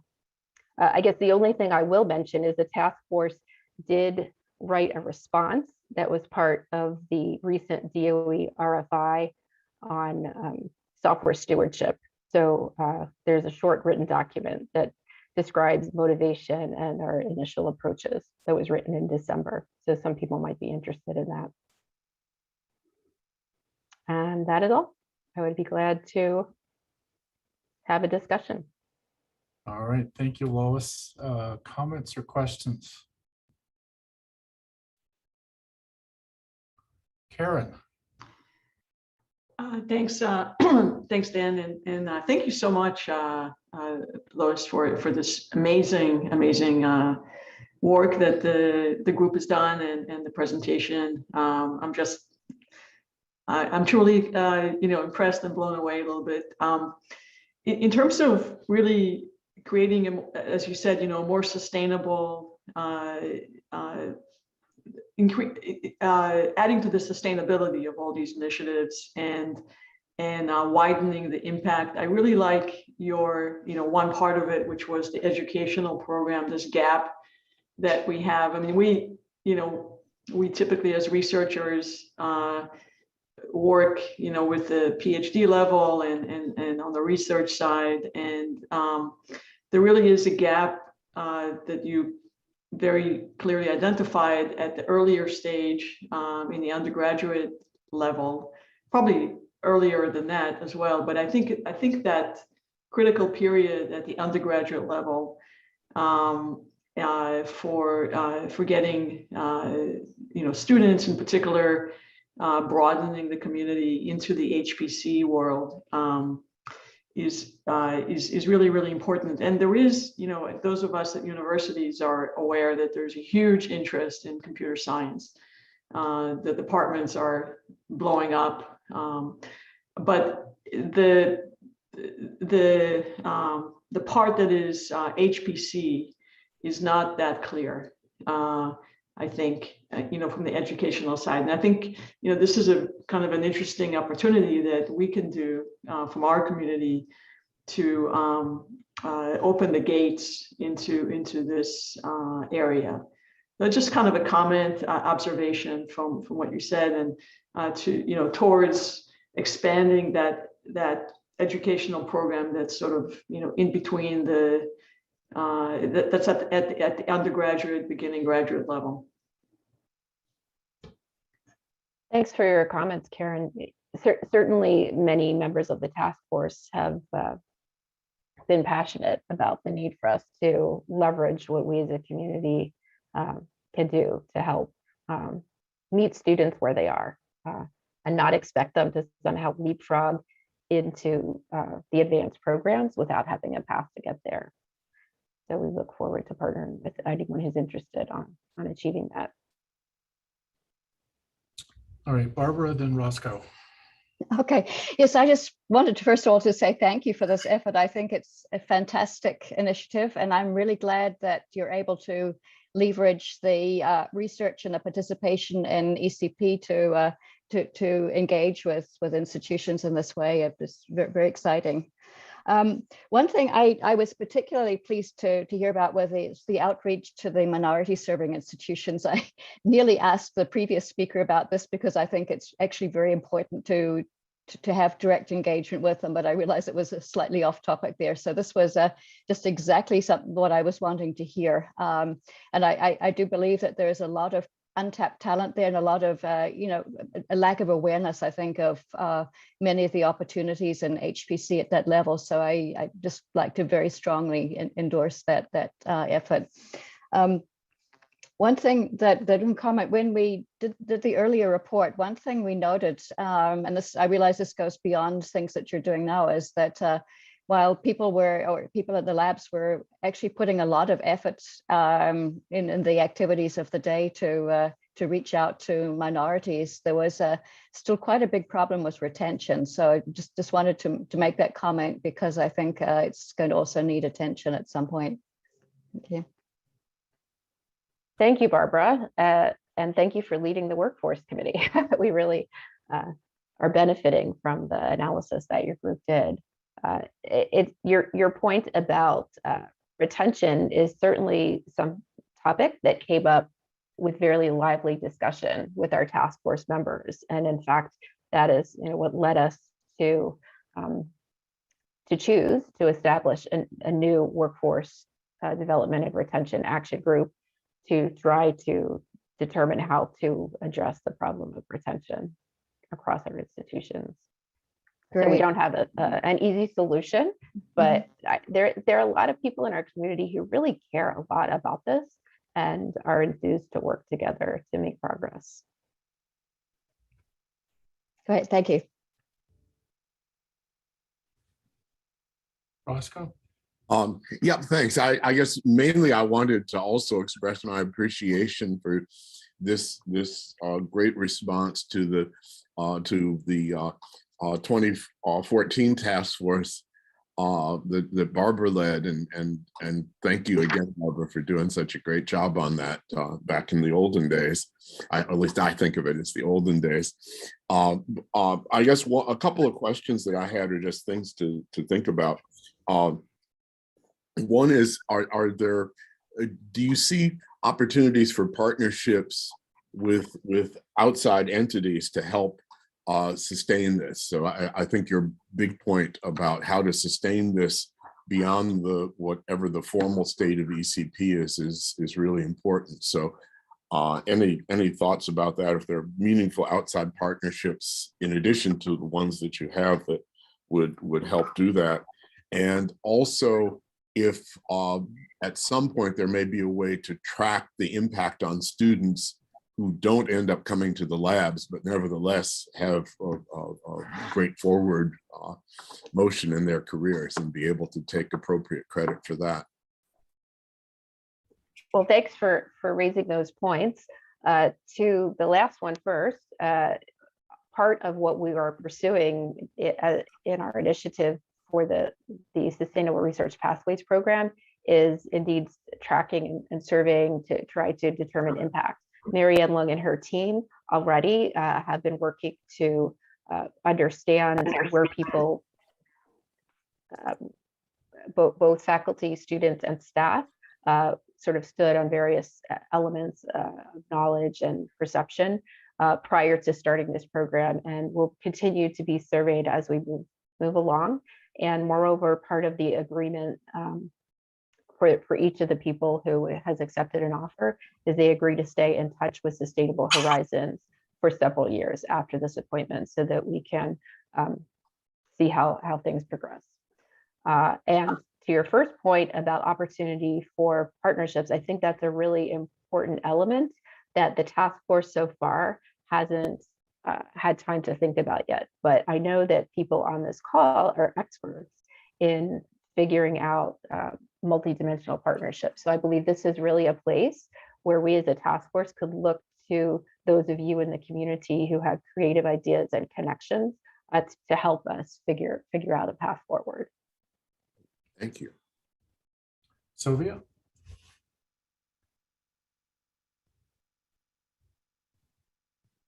Sylvia, you're muted. Muted, Sylvia.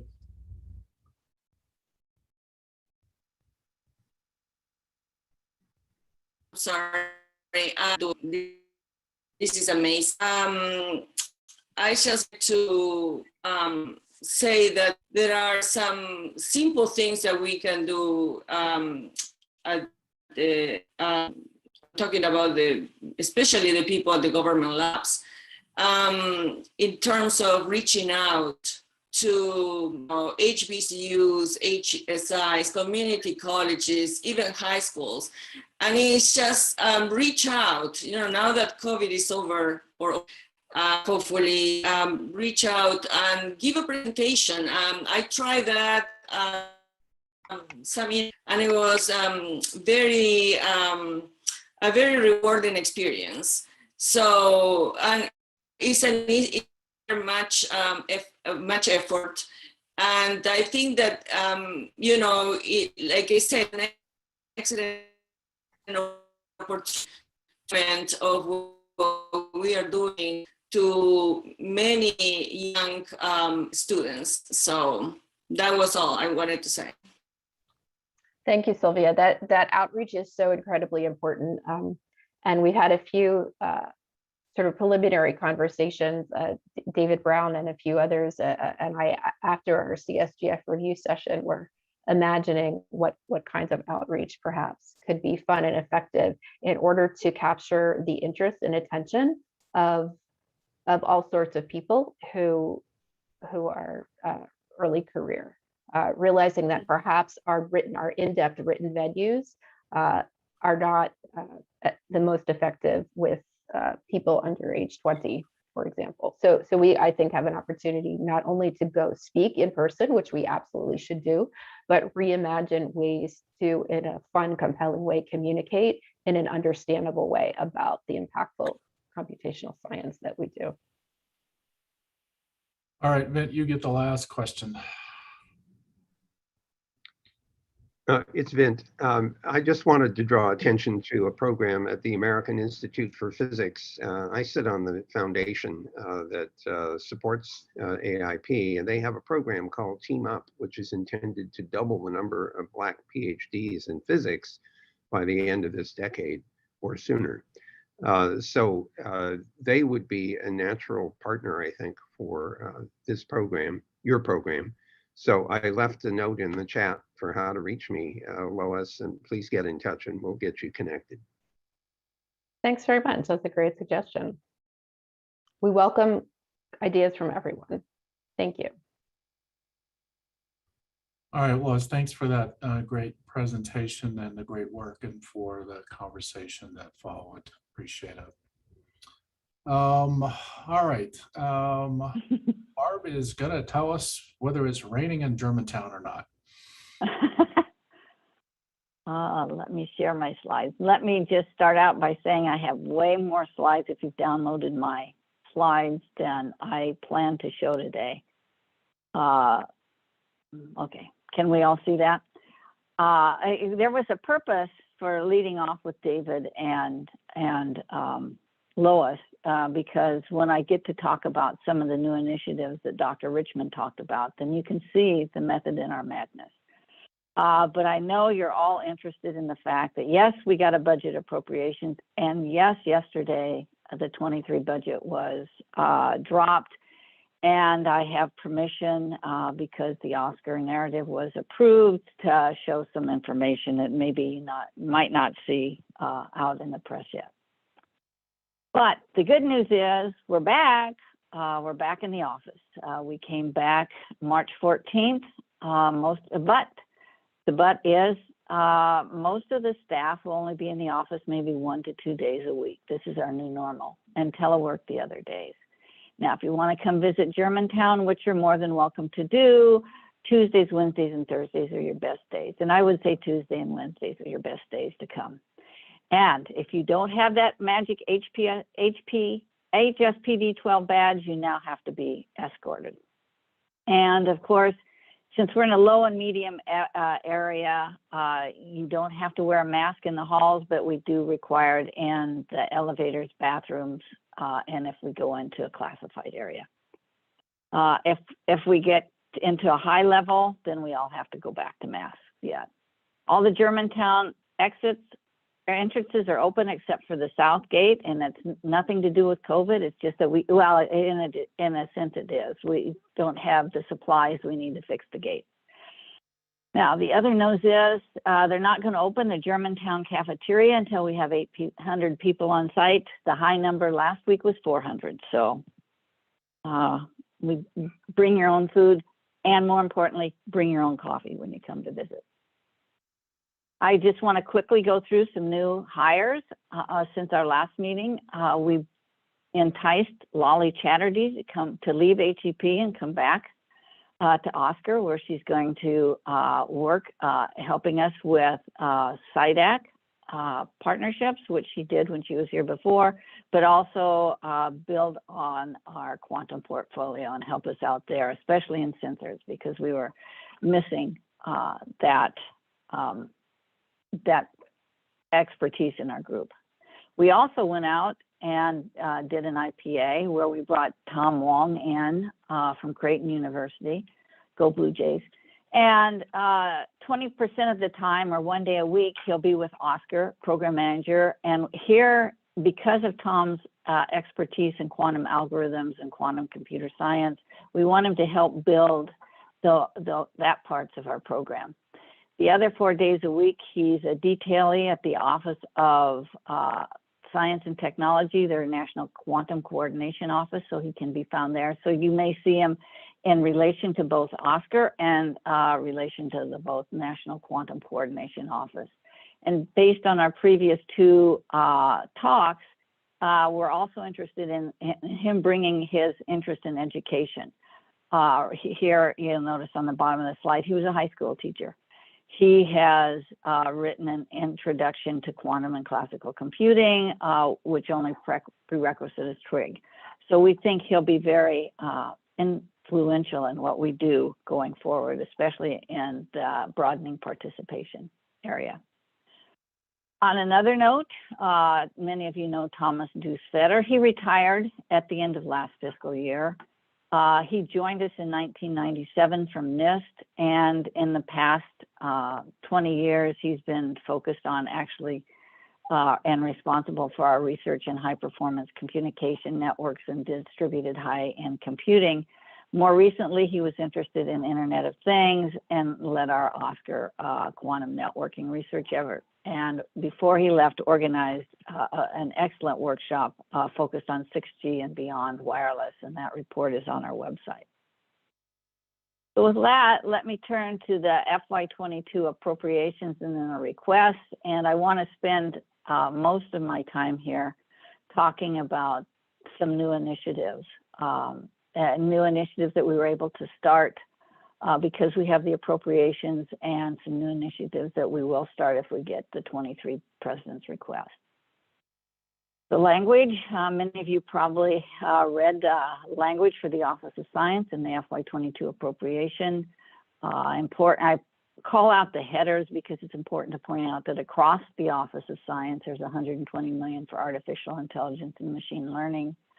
The agreement also recognizes $2 million for collaborating with NIH, particularly on the department's data and computational mission space. And then there's $240 million for quantum information science, and of that, $125 million fully supports the 5 national quantum information science research centers. Specific to Oscar, as usual, the House and Senate identified the funding levels for our leadership computing facilities. 160 million for Argonne, 250 million for Oak Ridge, and not less than, and all these are not less, and not less than 120 million for NERSC, and I'll come back to that one in a minute, and not less than 90 million for ESNet. It also provided 260 million for research, and not less than the 15 million for computational sciences workforce. So they were very supportive of increasing the participation in the fellowship. Once again, we have the agreement provides not less than 15 million and up to 40 million for the development of AI optimized emerging memory technology for AI specialized hardware, allowing for new computing capabilities. This is similar to language we've had for the last 2 years. So what does this actually mean? Here is a comparison, and later we'll have a comparison to 23. Here's the comparison to 22. You can see that the research in applied math and computer science has gone up slightly. It looks like partnerships went down, but I moved some money from partnerships that was supporting the quantum centers into what we're calling on this slide research and evaluation partnerships. And you can see there that we have CSGF at 15 million. We also have under research and evaluation partnership is where we have 5 million for the Renew initiative, which I'll talk about shortly. And then if you'll remember from the previous slide, there was not less than 120 million to go to NERSC. Well, that in the NERSC line in our request, we also had funding for the high performance production computing facility. And after discussing this with the House and Senate, they agreed that they had met to actually include the 2 million for the HPDF in the 120 for NERSC. So that's why you see the breakout here. Now, the other thing to note on this slide is, and I think we've said this for several years, so I don't think I have to say it again, is in each activity, we've included the SBIR STTR tax. So we don't have a line at the bottom like we do in 2020. So you had to find out the actual funding level. You have to, the SBIR and STTR tax is about 3.65%. So you have to do that calculation. So what are we doing in 2022? Well, we're continuing to roll out the 5th rollout of SIDAC last year. We started with the BES partnerships. This year we're doing everything but Fusion, and Fusion asked us to wait until next year so they know more of what's happening with ECP. We're planning to recomplete the mathematical multi-scale integrated capability centers, or MIMICs. I hope to have that FOA out within the next month. You saw the language about AI. Well, we continue to promote the robust use of AI, ML, and scientific simulation and data-intensive applications.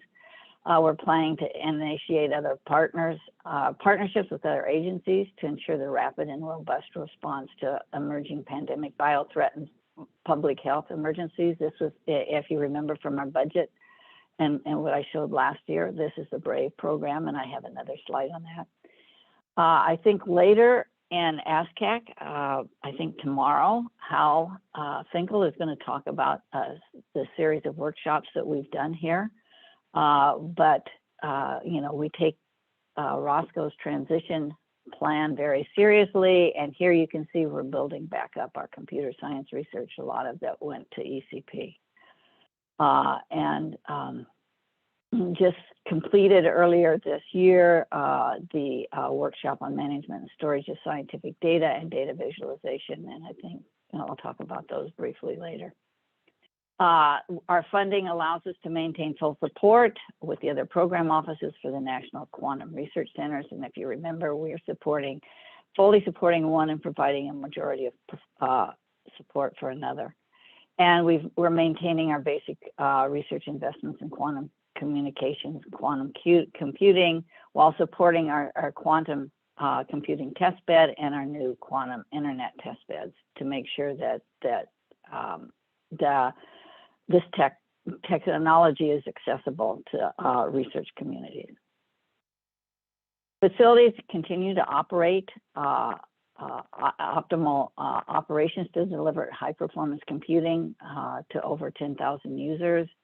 Our projects, the Aurora system, the Polmeter system, and the Frontier system are all maintaining their CD2 baselines, and translated, that means they're on track to meet their budget, their cost, and deliver these systems according to their project on time. Frontier system is still in stabilization, and before going into acceptance, is the nation's first exascale machine, and it's expected to be in use for early science and ECP applications before the end of the fiscal year. And I can say, I know Doug will talk about ECP later, but ECP is actually on our test and development machines and making good progress in preparing to run on the big machines. The ESnet 6 project, which was recasting ESnet from a static to dynamic network, is ahead of schedule and anticipated to be complete this year. And we still continue, we have CD0, which is the mission need for NERSC 10 and the high performance data facility, and both are working on planning for critical decision 1, which is site prep and the beginning, the first part of the design to identify what the cost might be. Okay, let me turn a little bit to the new initiatives in the FY22 budget. Now that we've got it funded, this is now we can start it. And I think the last time I showed you Renew, I was going, we were going to focus on high performance computing. But because Lois and her group is doing so good, I can't even begin to come up and compare with what she's doing. So because of some listening sessions that I've had, primarily with the the HBCUs more recently, and the Black engineers meeting that they had, their annual meeting, what I discovered was there's a desire there to get into quantum. They want to leap into quantum. They want to be part of the quantum initiative. And so I've turned my focus to quantum, and I was lucky enough to have Claire Kramer on my staff. She's a program manager, but she also was one of the co-chairs that developed the National Strategic Plan for QIS workforce development for the National Quantum Coordinating Office. And between and the other quantum program managers within Oscar and Claire, we've decided to turn our focus and focus on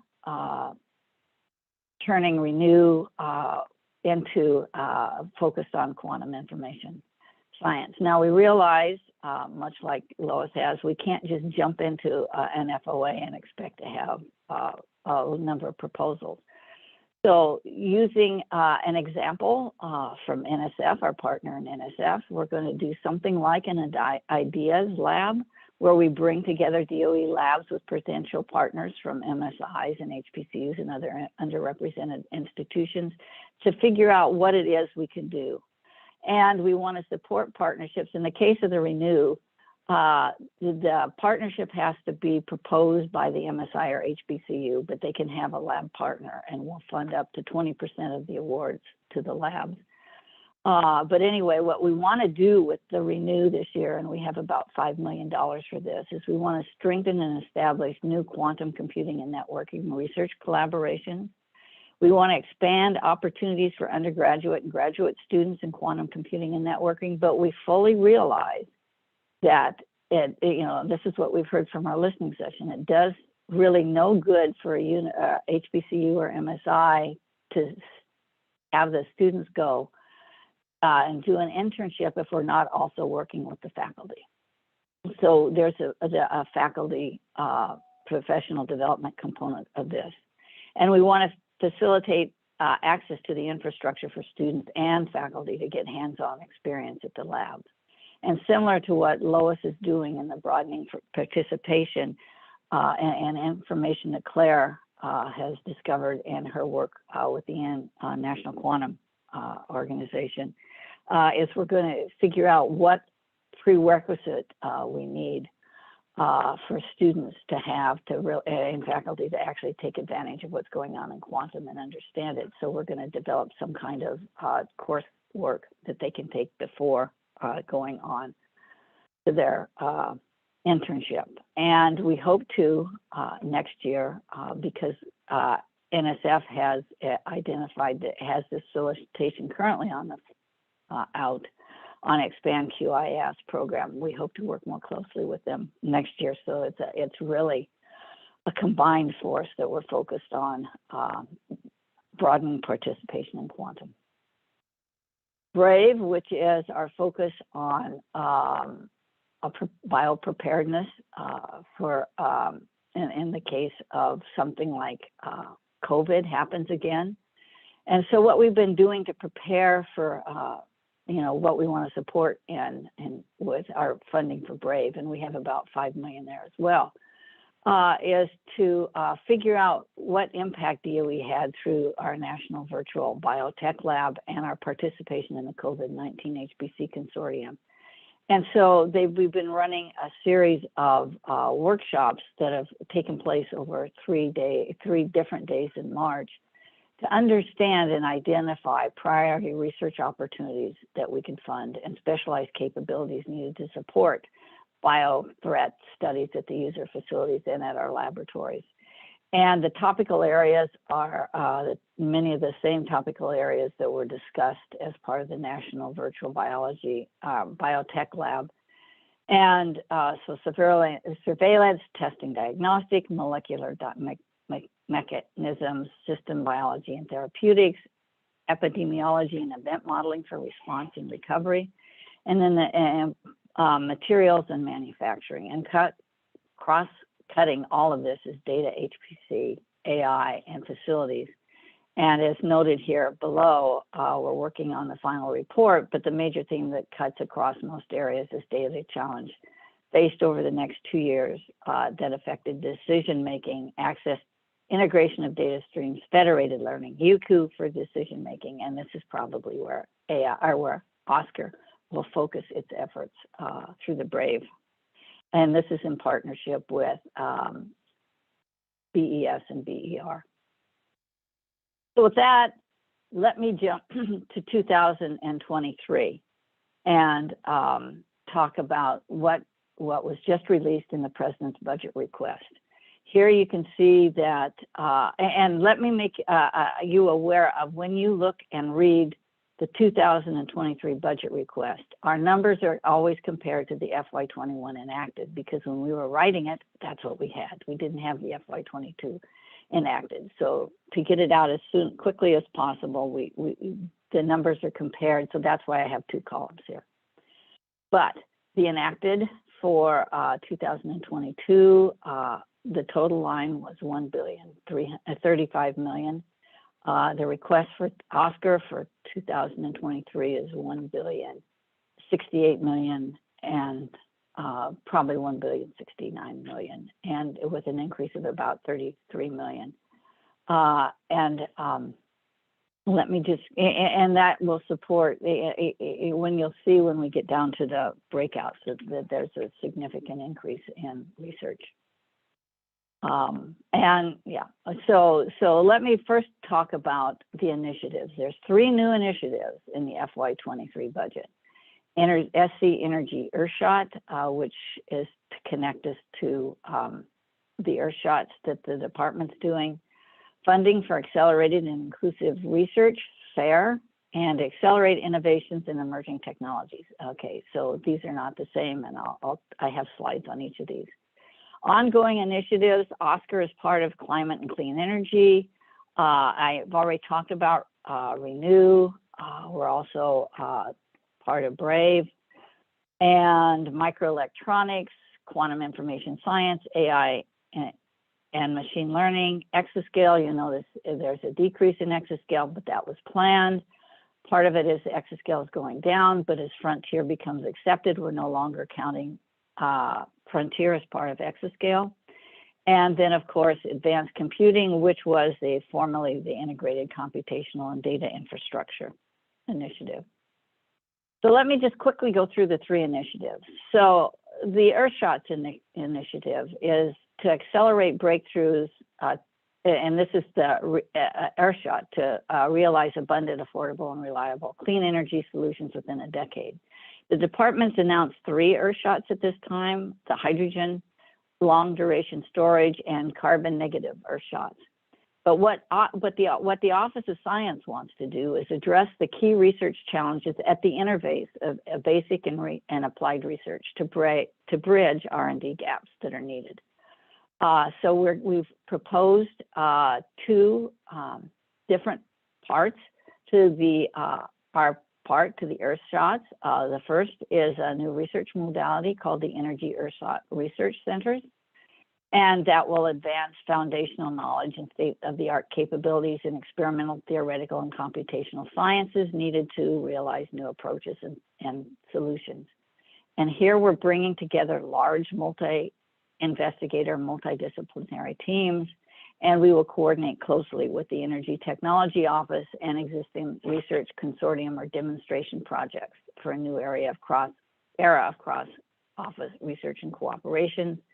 The EERCs, will be complemented by small group awards focused on use-inspired fundamental research to address knowledge gaps that limit achievement and the Earthshot's goals. And in this case, OSCAR will most likely fund partnerships or small awards in AI, machine learning, developing digital twins, analyzing the data that's generated, and visualizing data. Those are our thoughts right now. FAIR, which is funding to accelerate research, because I can't see that part on my screen. And so it will to inclusive research. And this is the important thing off of this slide is to note that it's a complement to Renew. This is where, if you look at the 3rd bullet down, we can provide support to single PIs or research teams to put equipment or infrastructure elements into the MSIs and HBCUs. So as we're, Renew is going to train faculty and students, but what we've also heard in our listening session is what good is it if I can't do some of this when I go back to my university? So here we want to, and again, if FAIR, and so what we want to do is maybe support that type of funding, especially for mid-range equipment. Accelerate is not to be included with the Accelerate that's in FAIR. This is the Accelerate Innovations in Emerging Technologies.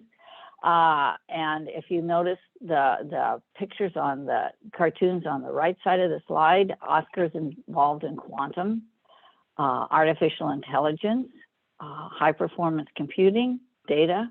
And so the idea is to develop and to drive scientific discoveries for sustainable production of new technologies across an innovative continuum, to train the STEM resource for the future, and to meet the nation's need for clean energy, again, sustainable environment and national security. And so here we'll fund highly integrated research team to accelerate discovery, creation, and production along these technologies. So let's look at the OSCAR budget. So this is the budget request. First of all, let me call your attention to the fact that Earthshots, there's $25 million in the FY23 budget for the Energy Earthshot Research Centers. But you'll see in another slide that OSCAR actually got $50 million for the Earthshots, and part of that is in an increase. The other 25 is divided between the applied math and computer science to do the fundamental research. Computational partnerships is where we see our funding for FAIR and Renew. And advanced computing is the other thing, and you'll see this in the slide, that we've put in our budget request is we really are starting to talk about sustaining what happens to ECP. And so there's a small amount of funding in the advanced computing research, which on my previous slide was called research and evaluation partnerships, to support just the beginning of a sustainability program.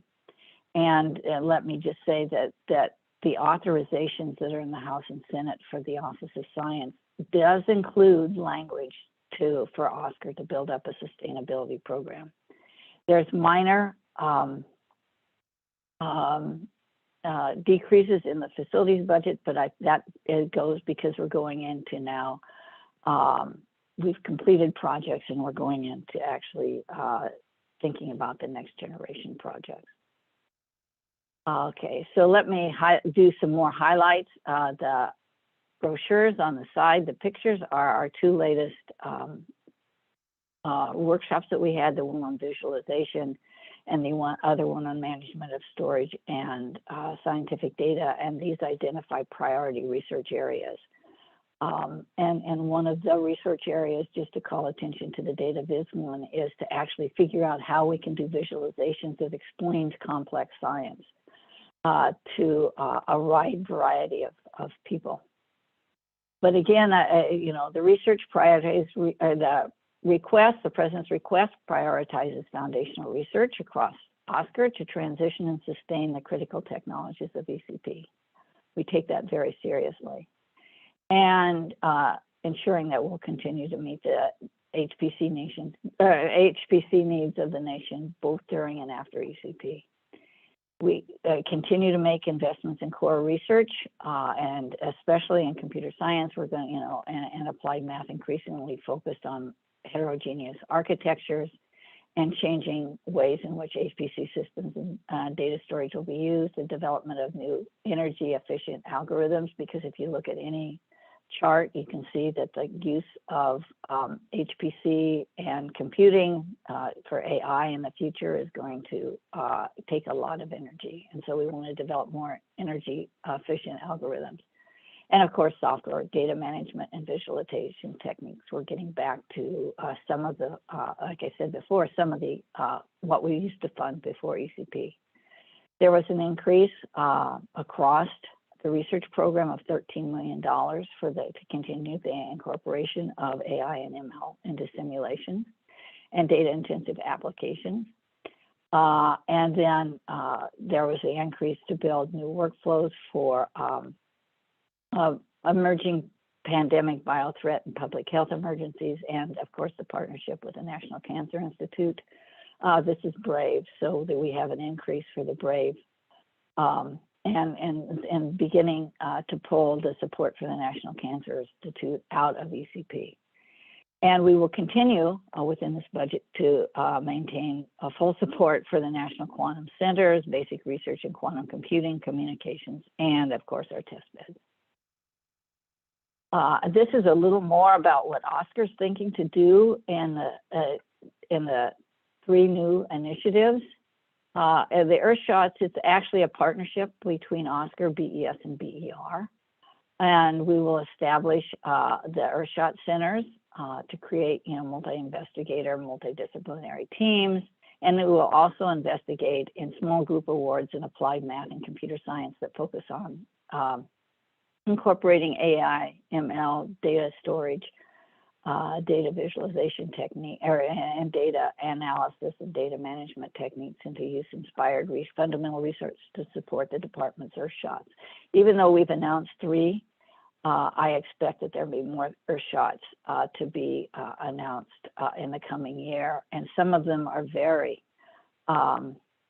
closely coordinated with funding for the applied technology offices that we funded in ECP. So this would be a natural home to continue efforts in this area. And then FAIR and Accelerate. I think I've talked about FAIR is going to be our way that we're going to invest in mid-range equipment to broaden the participation of AI quantum information science research programs. And to build off of what Lois is doing, this would be to establish like SIDAC-like partnerships, perhaps on some of the faculty that she's training in underserved areas to develop new exascale-ready computational science, environmental justice, and related applications. Accelerate will continue to support, again, AI and ML and data analysis algorithms and visualization tools to accelerate the design and deployment of clean energy technologies and promote energy efficient computing. And here we'll hopefully be able to expand our investments in EPSCoR states with this funding. If I look at the facilities in FY23, the projects, the ALCF will continue the acceptance testing. ESNet will continue to deploy some upgrades and transition to operations. NERSC will complete their acceptance, and the OLCF will complete the OLCF 5 project.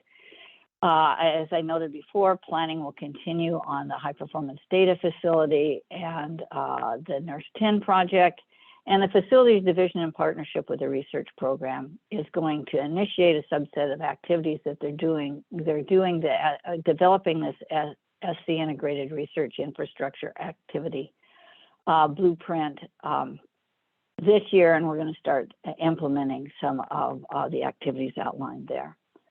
Now, Roscoe, or not Roscoe, but Dan early on, before we started, talked about some documents that he and Jack and Dennis Gannon wrote. Well, what is OSCR doing about what happens after ECP?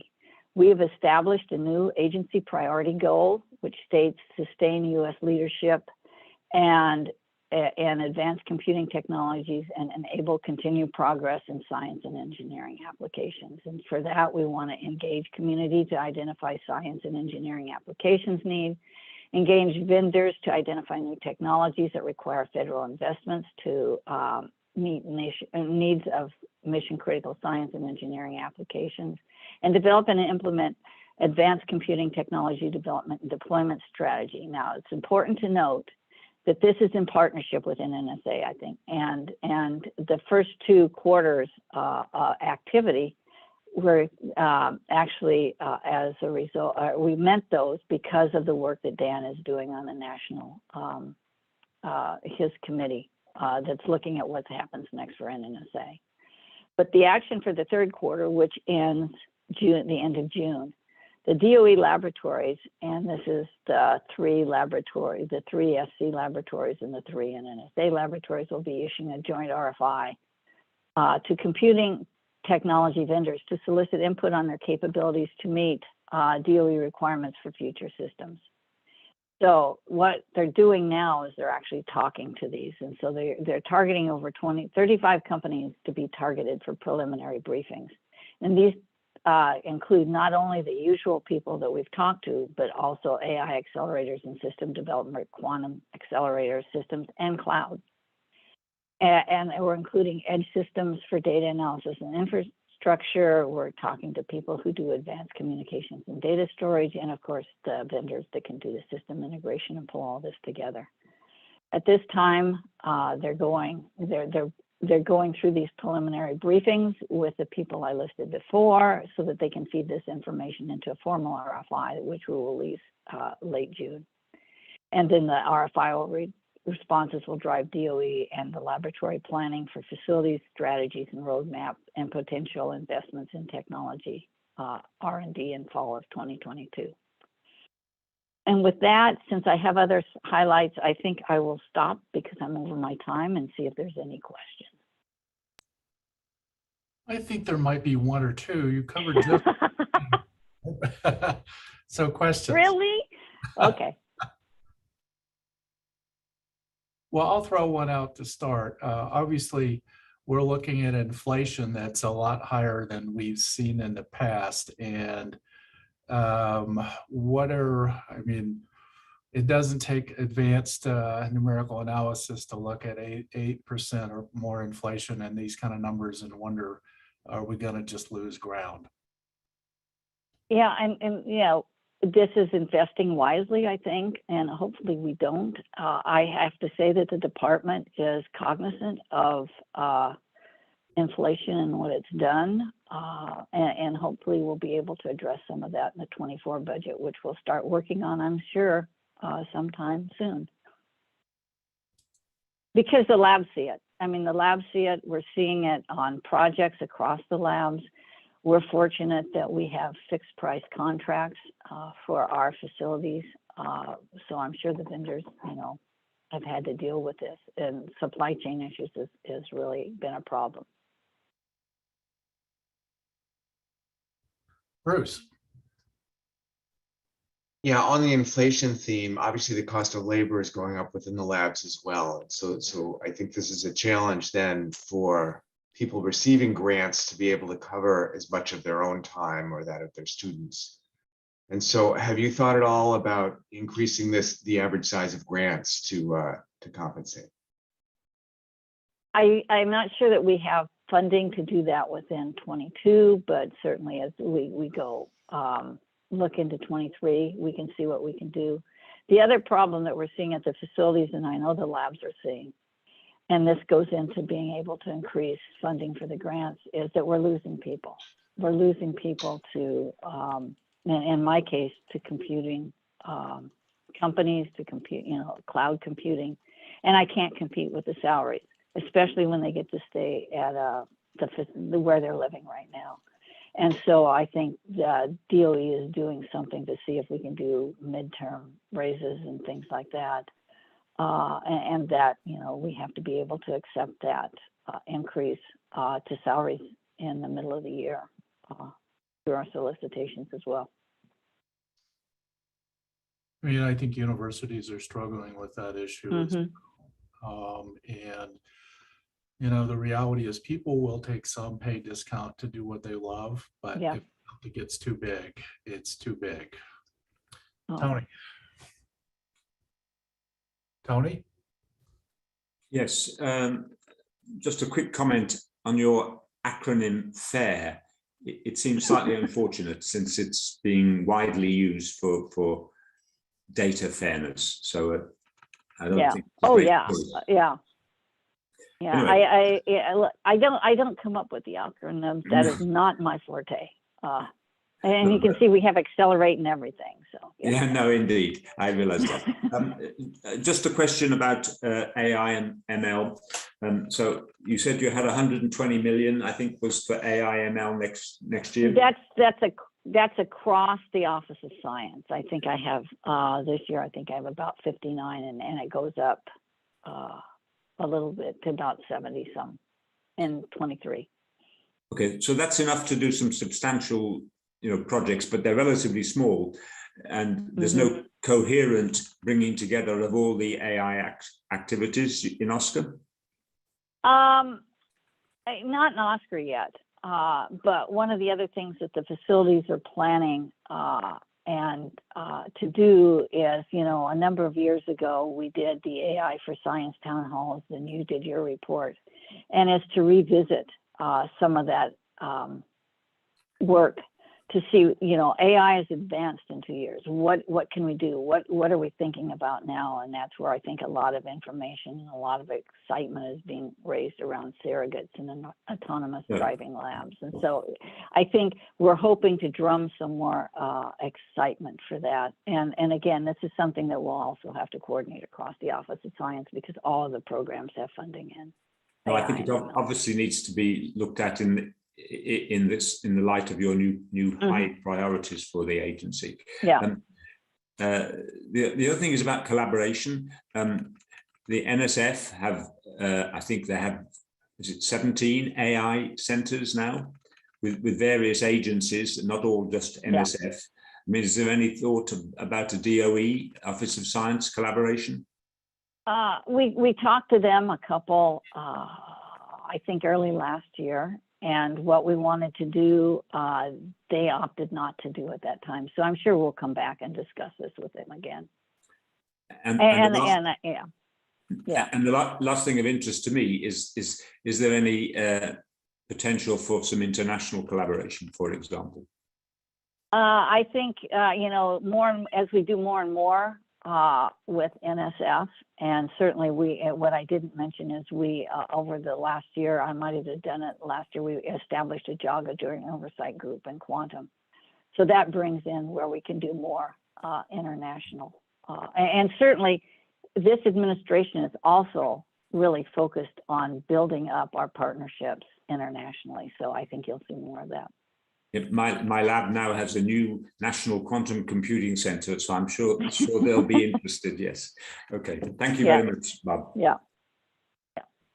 All right. Any other questions? We are running a little bit behind.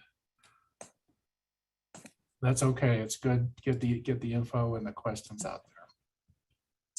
All right. Thanks, Barb. Appreciate it. Barb talked a lot about quantum information science, so it's a good setup for our next presentation about QIS research centers, the mission and activities. So are we ready to go with that? I'm here, Dan. Thank you. Oh, sorry, I didn't see you. Yep, great. Our overview is moved around a little bit to the top. Let me go ahead and share my screen just to make sure we can see all of these things properly. And can you see the slides? Yes, we can. Okay, very good. So let me start again by thanking the committee for giving me the opportunity to describe to you the joint activities that are tiled by the 5 QIS research centers that the DOE is operating. This presentation is a joint effort from the 5 centers and represents contributions from all of them, so I'd like to thank them. The 5 centers and their directors are listed here on the lower left. We have the center QNext for Next Generation Quantum Science and Engineering, led by Argonne, Chicago, and SLAC. David Aishalam is the director. We have the Center for Superconducting Quantum Materials and Systems, led by Anna Gressolino out of Fermi Laboratory. We have the Co-Design Center for Quantum Advantage, led by Andrew Hauk and the team from Brookhaven. Travis Humble is at the helm of the QSC, which is the Quantum Science Center out of Oak Ridge. And I will be also representing the QSA, which is the Quantum Systems Accelerator and represents a partnership between Lawrence Berkeley National Laboratory and Sandia National Laboratory. And I'm very much grateful to Chris Spitzer, the Associate Director for Operations in the QSA, that has helped combine the slides today for this presentation. So first, let me start a little bit with some pontification about the subject of quantum information science and technology. This is really a field that is going through, if you like, a second revolution at the moment, where theoretical ideas that have been around for decades are now making their way to some type of technology that can be useful and harnessed for the general good, in particular for computing and sensing and several other fields. This particular subject then leverages lots of different basic pieces of science, engineering, and technology. And in that sense, it's a perfect pairing, if you like, with the offices of DOESC. There is really a need for advances in materials, in basic engineering and computational structure algorithms and the like. And the tour today will hopefully give you some examples of what these centers are working on. So these NQISRCs are, if you like, the first large-scale QIS effort that crosses the technical breadth of the offices of the Office of Science of DOE. So, and that you will see in the particular scientific topic that these centers are pursuing. Just to give you a little bit of background here, the effort established in 2020 under the National Quantum Initiative Act passed in 2018, we have at the moment 5 centers that were launched in the fall of 2020, each of them led by a national laboratory and representing a very diverse partnership of labs, universities, and industry. By the numbers, at the moment, the total funding is $575 million over 5 years to the 5 centers, subject, of course, to constant funding levels. And the centers take on distinct yet complementary approaches to tackle major cross-cutting challenges in areas of significant national impact.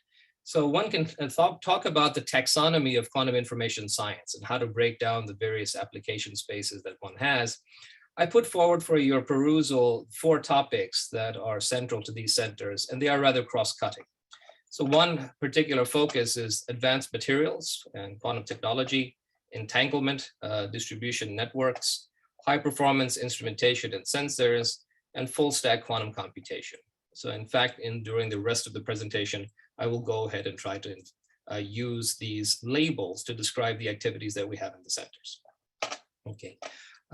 Moreover, the centers have some particularly unique features that are really DOE-esque, if you like.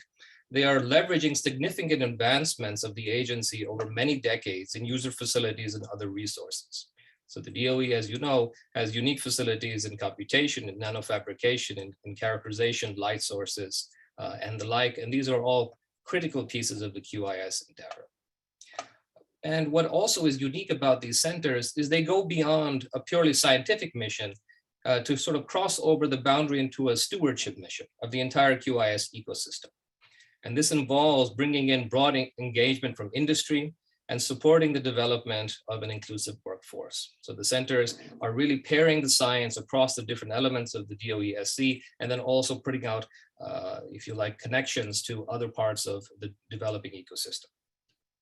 How does one coordinate these activities? One of the key pieces in doing this is an executive council, which is populated by the center directors and deputy directors. And this council meets on a monthly basis and sometimes beyond that as needed to go ahead and think about what are the current activities that are being hosted by the centers, which of those activities would benefit from some type of joint activity or simply by having an exchange of information. So this particular year, I am in charge of the council, and the leadership of the council rotates and is planned to rotate through the 5 center directors over the 5 years of the project. So moving on. There we go. I wanted to give an example of how QIS is rather cross-cutting. And in particular, I wanted to pick an example in the computing domain. So I want to say a little bit about variational quantum algorithms and the idea of using quantum resources to accelerate progress in such activities. But first, let me go ahead and give you the taxonomy of what is called within this program, the QIS innovation chain. So there are many pieces of the puzzle that are required to take, in the words of Rick Muller at Sandia National Laboratory, quantum from the laboratory to the factory. How do we take an idea that was put forward some decades ago to an actual product that can perform a computing or a sensing task? In this innovation chain, there are 5 pieces listed here on the left, starting with fundamental science, which is basically the research that underpins discoveries and exploration to deliver long-term innovation. So that's the basic science foundation of the endeavor. This fundamental science then is turned into devices, and devices research applies science to build new paradigms and methods for next generation quantum technologies. And in fact, information is very physical, and changing that physicality from a classical system to a quantum one is in fact a very big piece of QIS technology at the moment. Once one has devices, then one can consider turning them into systems that integrate solutions into a practical setting that apply to US economic competitiveness and security. So we'll think about those problems that are well suited for developing a quantum system for. Once that's identified, one can think about prototypes. These are in particular use-driven developed prototypes to solve a particular challenge, and that represent a solution to a significantly important application, and in fact represent the best practices that would accelerate the use of quantum information technology. So these pieces are not linear. In fact, they are in a co-design cycle, and that's sort of the idea of the image to the right. And in the center, I have chosen this VQA, or variational quantum algorithm concept.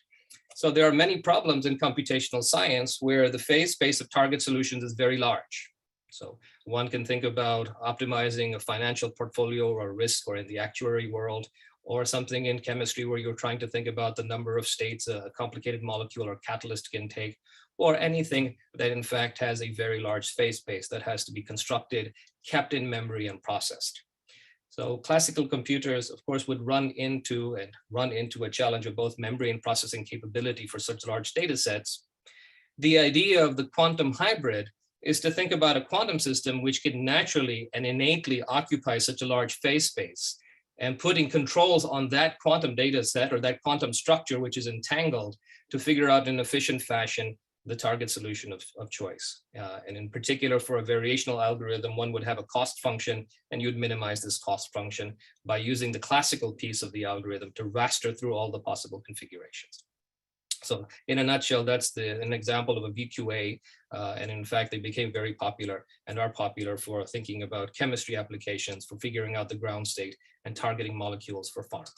So if one were to try to apply a VQA, we could start with fundamental science. And with respect to a variational algorithm, that means how do we come up with an efficient ansatz to seed that particular variational solver? Where is the advantage? What part of the problem should we think about turning into a quantum piece? What part should we leave into a classical piece? How do we suppress errors in the current era, which is called NISQ, or this noisy intermediate scale quantum error, where we have not implemented fault tolerant error correction?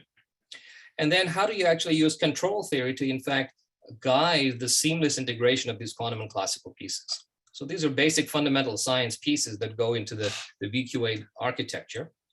One then thinks about moving on to what are the devices? How do we actually take that basic idea, encode that into some kind of quantum hardware? Moving on to a system, how do you put knobs on that hardware? What's the actual classical electronics that will raster your quantum circuit through all of these particular configurations? Does it require feedback? Does it require fast readout? How do you integrate that in a monolithic fashion? Can we put it all on a chip or in a box? Does it have to be on a tabletop? All of these things are rather critical engineering aspects that enter to the discussion, moving from systems to prototypes where we think about the physical system. Is it an atomic array? Does it have ions? Does it have superconductors? Is there a value to looking at these different systems in different parts of phase space for a particular problem? And then finally saying that if I think about these particular prototypes, what applications are they well suited for? And for example, in the VQA space, one can think about basic optimization, machine learning, field theories in the physical world, and the like. So this gives you a sense of how one turns the cycle for a given problem. Now let me sort of delve a little bit deeper and tell you about the particular science goals of these 5 centers. And then the rest of the talk will be a few highlights of topics that are being pursued by these centers. And I'm going to tile that phase space by topic and not by center to show you where there's overlap and where there's complementarity. If we start now with the Co-Design Center for Quantum Advantage, led by Brookhaven, C2QA aims to overcome the limitation of NISQ computer systems to achieve quantum advantage for scientific applications using superconducting microwave circuits and hybrid superconducting optical devices for quantum communication. So the basic hardware platform of this center is to use superconducting circuitry, both that's planar and also that leverages 3D cavities. And one thinks about how to efficiently encode in a robust fashion information in such systems, and also how to take that information from chip to chip, module to module, both either looking at microwaves, which is an innate set of frequencies that these superconducting circuits work at, or by converting them by some kind of transduction scheme to the optical. So in a nutshell, that is the focus of C2QA as written here by their mission statement. Similarly, the center led by ANL in Chicago, QNext, Next Generation Quantum Science and Engineering, focuses on the science of controlling and distributing entangled states of matter.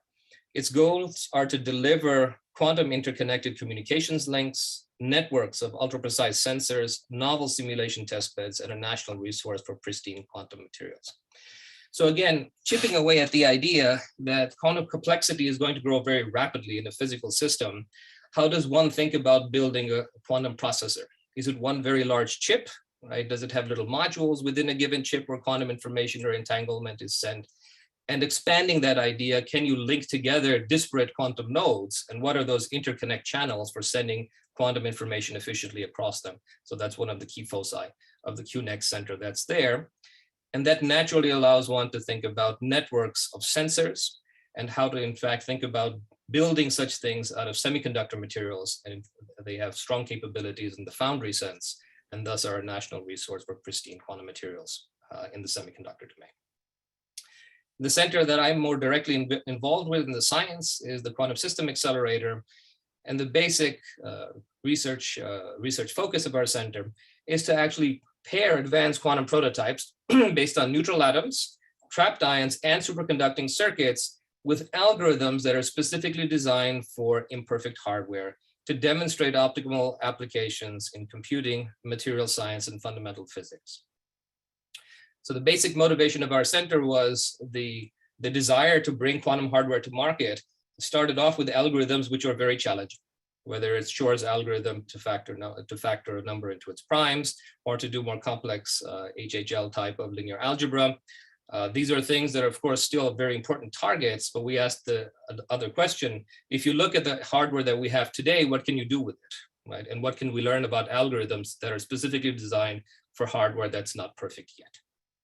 So moving on in the same spirit to a different corner of hardware, the Quantum Science Center, led by the team at Oak Ridge, thinks about encoding information in topological states of matter. So in this particular case, you can imagine if you have a string, if it has a knot or it doesn't have a knot, that's a very robust way to encode a 0 or a 1, because you can bend that string around many times and still encode that information, of course, as long as you don't tie another knot in it. So that's a good way to topologically encode information in a robust fashion. The other side of the coin then is, how do you read it out?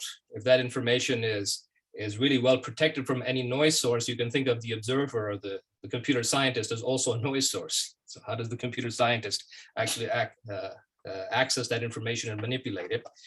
So a key part of the QSC is to implement new quantum sensors to characterize topological states and detect dark matter at the same time, and also in the designing of quantum algorithms of simulations that use this platform and other platforms for quantum materials chemistry and quantum field theories.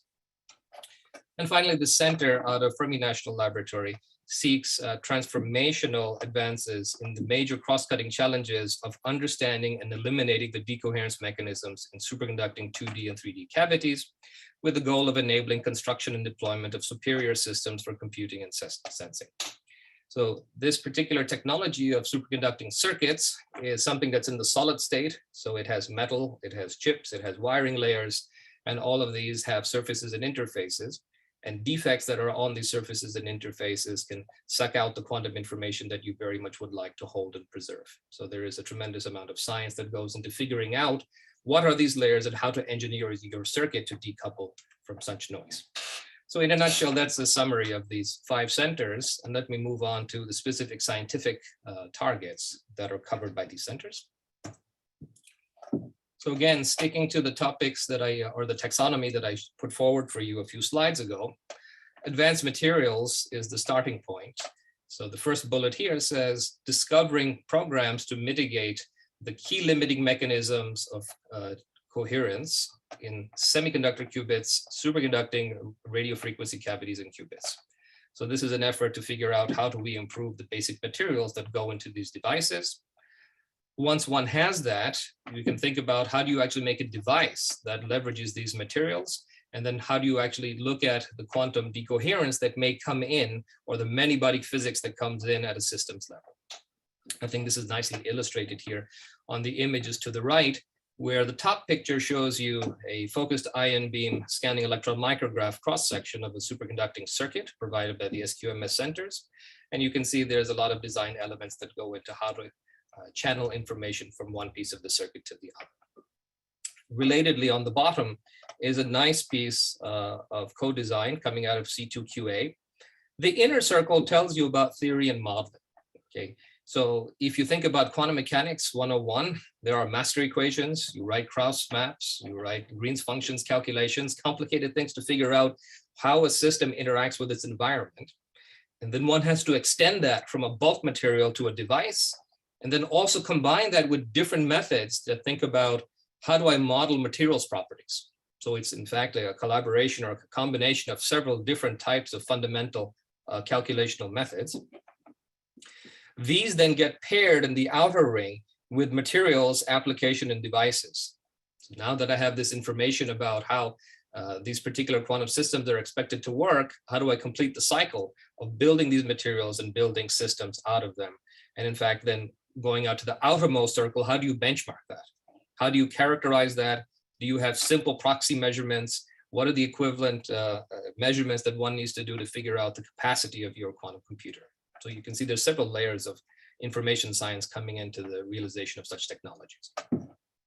So the piece that I showed you was about characterization. What about synthesis? At the end of the day, we'd like to actually build these systems and build these materials.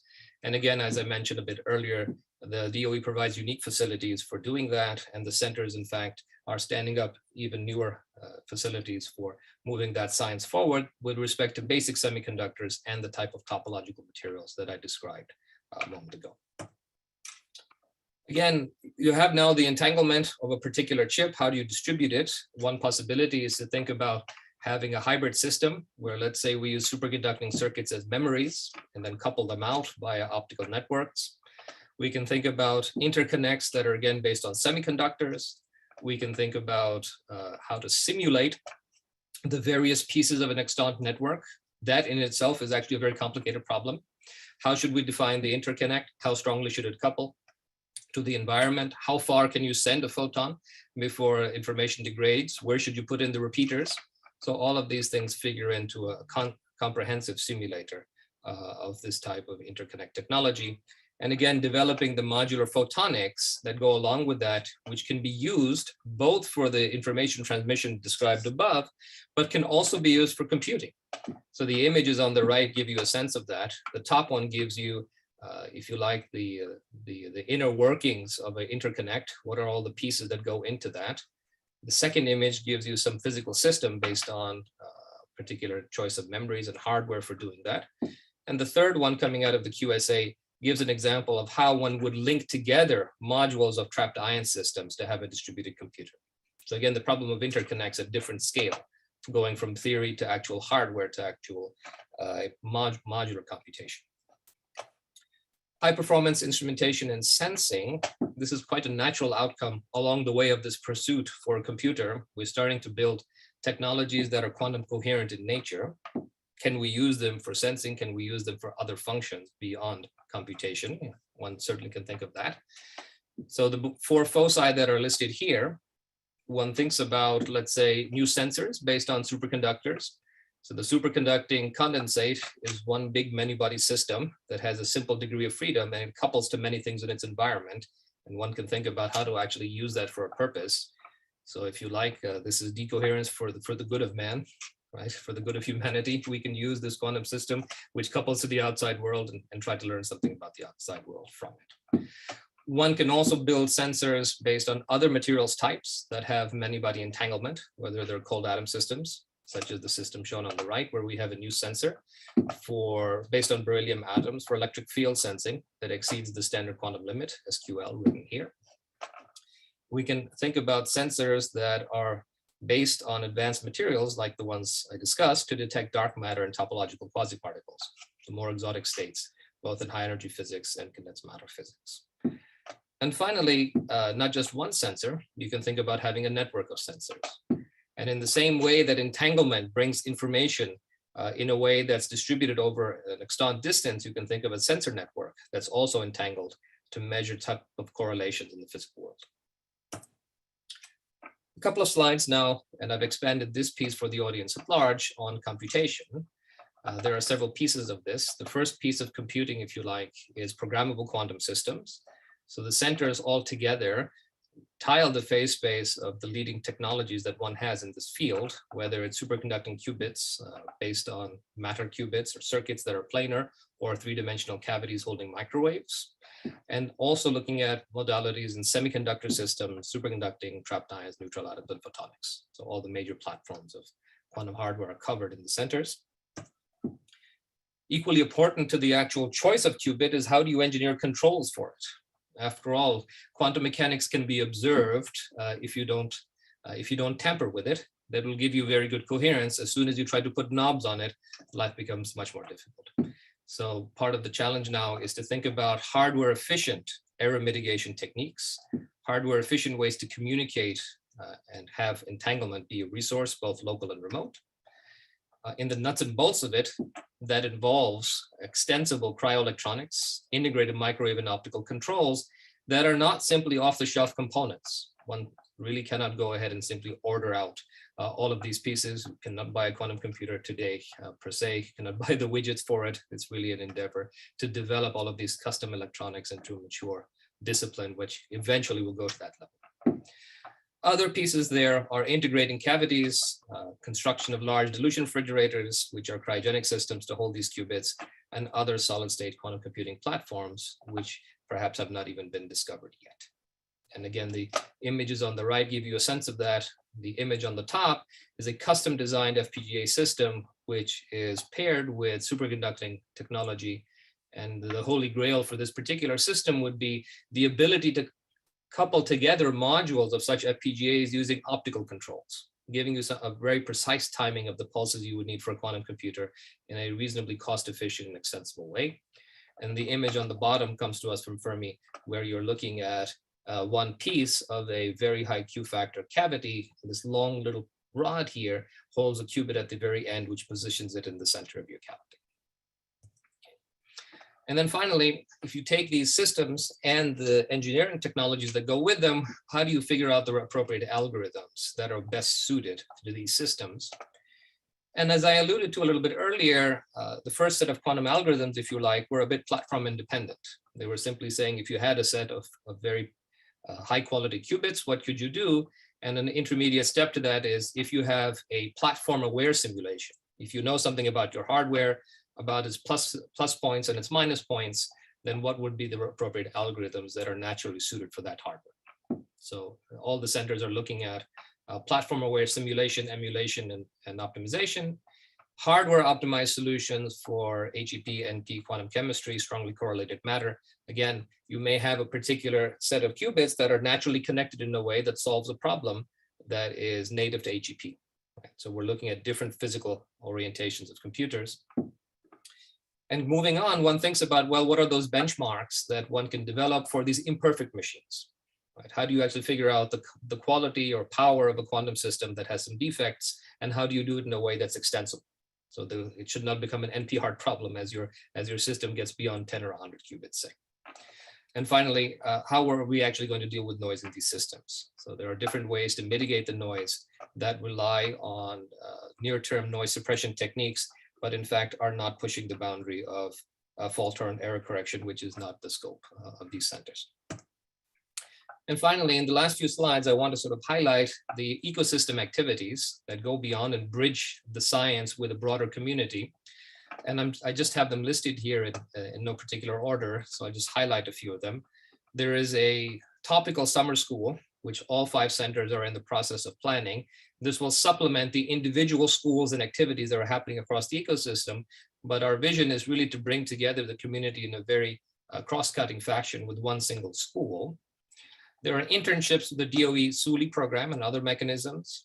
There are software and science applications journal club. There's K-12 teacher training, partnering programs for students in industry or national lab advisors. So this is actually really taking advantage of the Zoom era that we live in. We can bring together large communities of people across national labs, community colleges, et cetera, to think about what a career in this field looks like. Can we bring a different set of faces into the endeavor?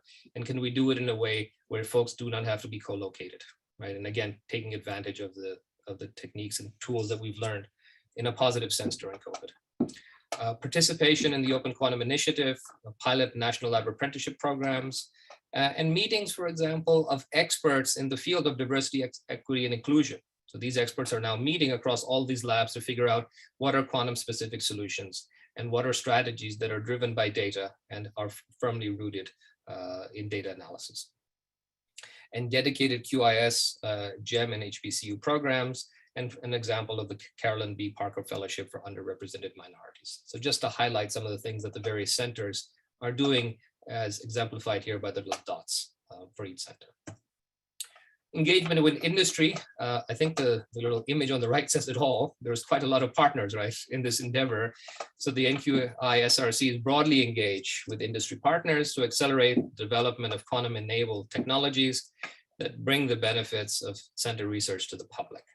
So this happens through technical exchanges and alignment with industry needs, for example, through the QEDC, this Economic Development Council, their TACs, their committees on various technology platforms. The center members are participating in these TACs.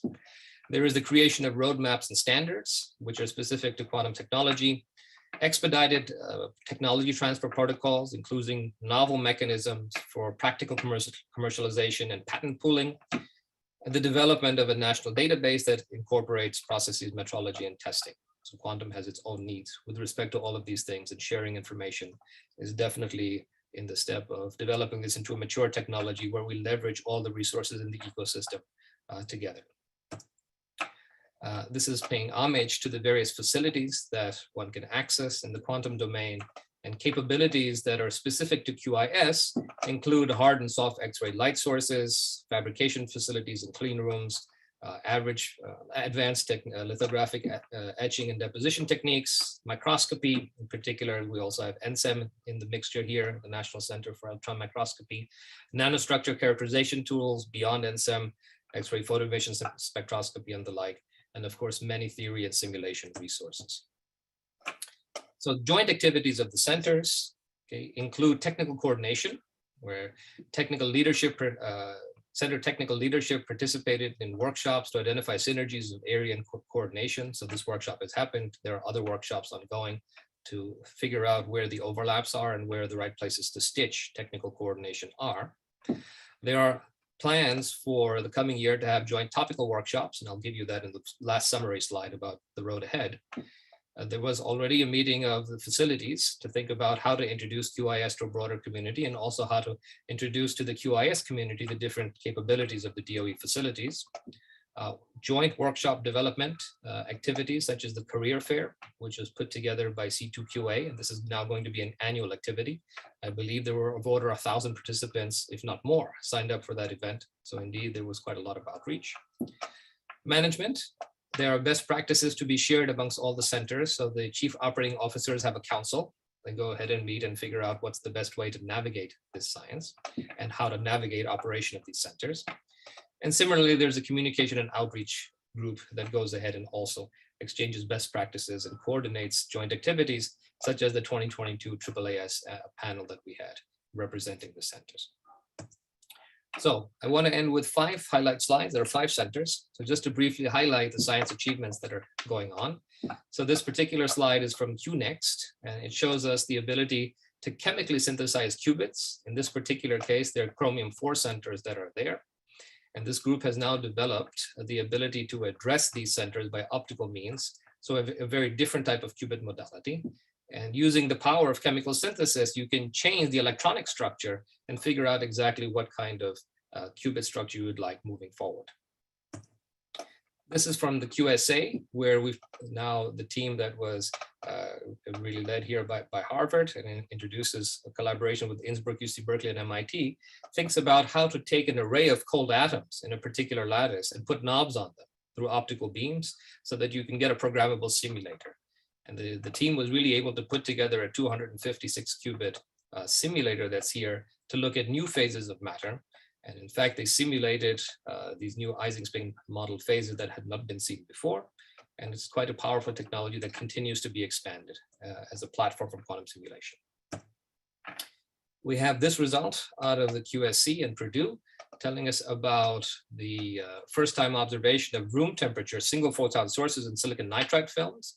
So this is a particularly important enabler for optical based or photonic based quantum computers. You need a source of light to actually power your computing efforts here.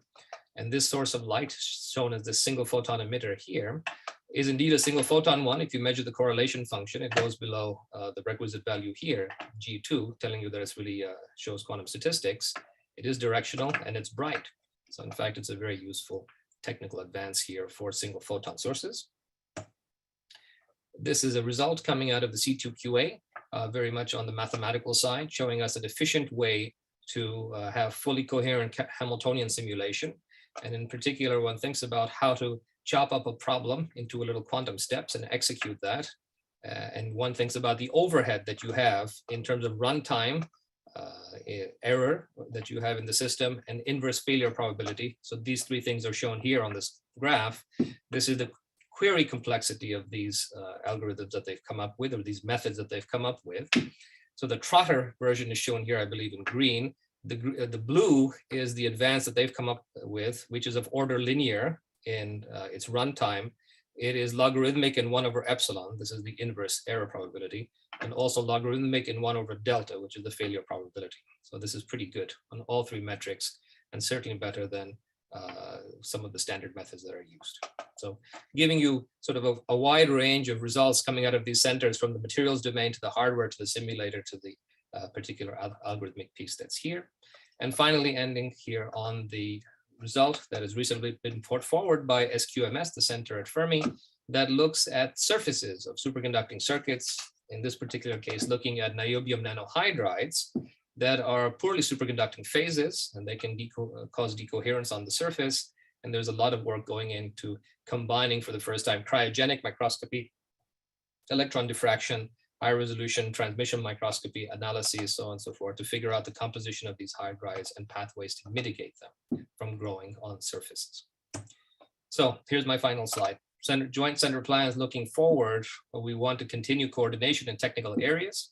This includes developing a database or multiple database related to quantum materials characterization, including standards development, technical roadmaps, again, on the specific disciplines that are covered by the centers to drive innovation, cross-center workshops. There's one already happening very soon on algorithms and co-design. There are others that are in the works. We're also exploring now the method of having cross-fertilization during our all-hands meetings. So if one center can attend another's all-hands meeting and if we can have a common calendar, that allows linkages to naturally move forward across these 5 centers.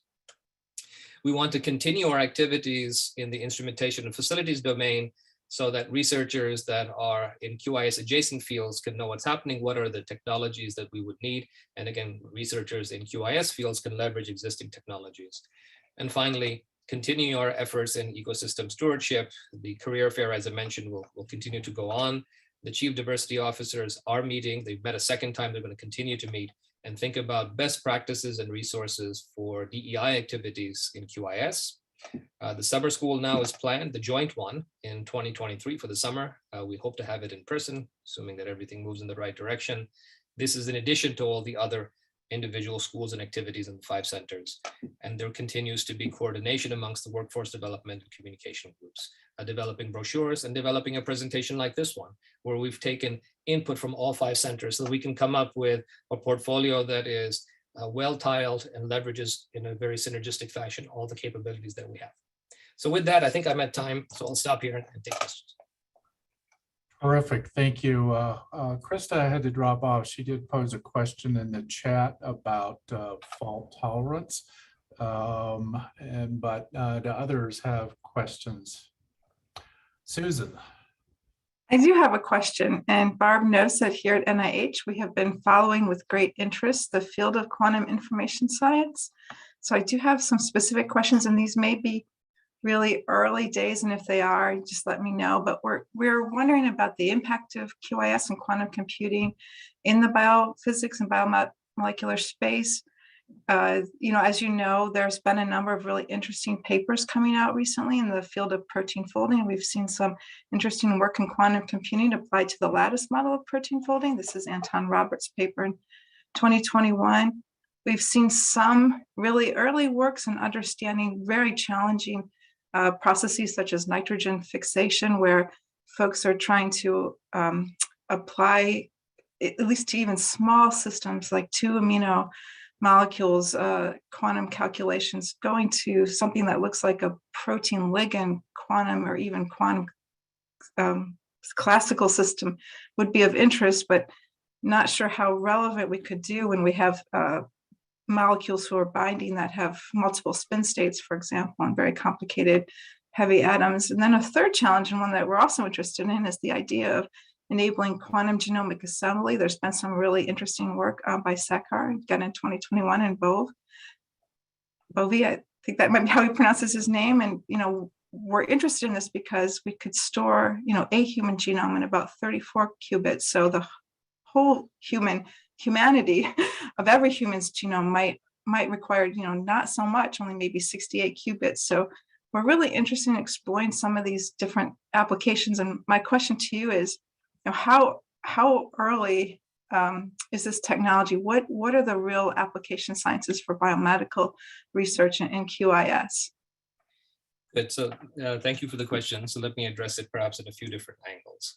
So the question of how early are we in the technology, this is a question of trying to put a timeline on innovation, right? So if you think about classical computing technologies, there were many steps that transformed the transistor that fit on a tabletop to having 1 trillion of them on a postage stamp. So quantum is going through this particular phase as we think about qubits and how to combine qubits and build processors. How fast that happens, it may happen quite rapidly, especially if you put enough minds together to go ahead and put that together. So as an experimentalist, as someone that has an academic position, I'm completely convinced that quantum will transform the world. How it will do that, this is something I'm going to enjoy watching, right? So I have faith that we have, in fact, a new physical principle that is airtight. What that looks like is something that we're going to enjoy watching. It may happen sooner, it may happen later. So that's specific the time question. about all the applications that you mentioned, at least in my mind, and I'm not an expert on any of these topics, but there are a few different pieces to consider. There is the idea of, at least on a piece of paper, can you efficiently map the problem of interest onto some kind of quantum algorithm that we can think about? And the problem of nitrogen fixation is one of them. You know, what is the particular algorithm that you can use to not use the Bosch-Haber process, right, which uses a tremendous amount of energy in the world? Can you think about what are the dynamics of a molecular dynamic simulation for protein folding? All of these figure into some kind of computational algorithm. Does it require sparse mathematics? Does it require machine learning? Does it require QRAM? For example, do we need to upload all of this information to a quantum system and download it? How do you get the information on and off? So I would say there's a physical, structural, computational issue that should be looked at. And once one has a sense of what are those resource requirements, we can make a more sharpened and educated guess as to where the advancements may come.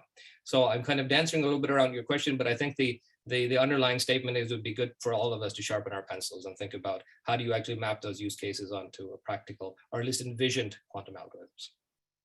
Okay. Dan, can I answer Krista's? Should I answer Krista's question? I read it now in the chat. Yeah, sure. And then we'll go to Tony. Thanks. Okay. So fault tolerance to me, again, is a bit of a loaded word, right? There are many pieces to that.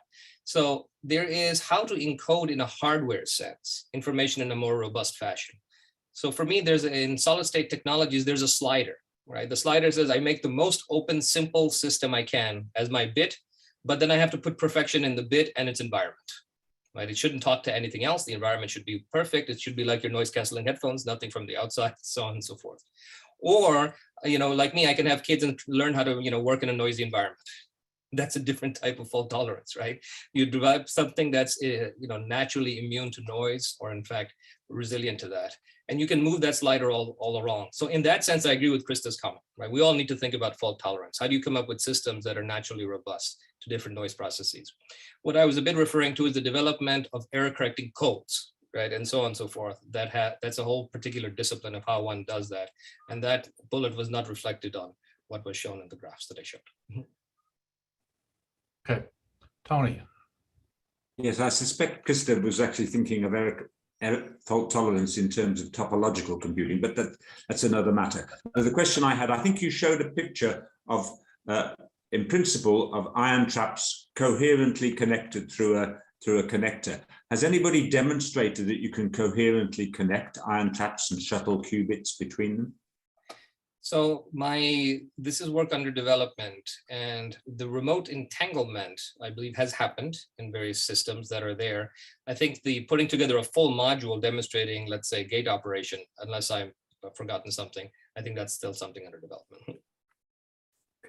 In fact, remote entanglement has been done, Tony, in almost all the platforms. Certainly with neutrals, we did it in superconductors. So I remember that experiment, certainly with ions and what have you, but actually getting a full machine where you have different modules and you gain, and you don't lose enough quality of operation when you go ahead and have something remotely operating. It's a difficult challenge. In the same way of running error correction, where you actually gain benefit, and having those additional gates actually don't cause the information to be degraded.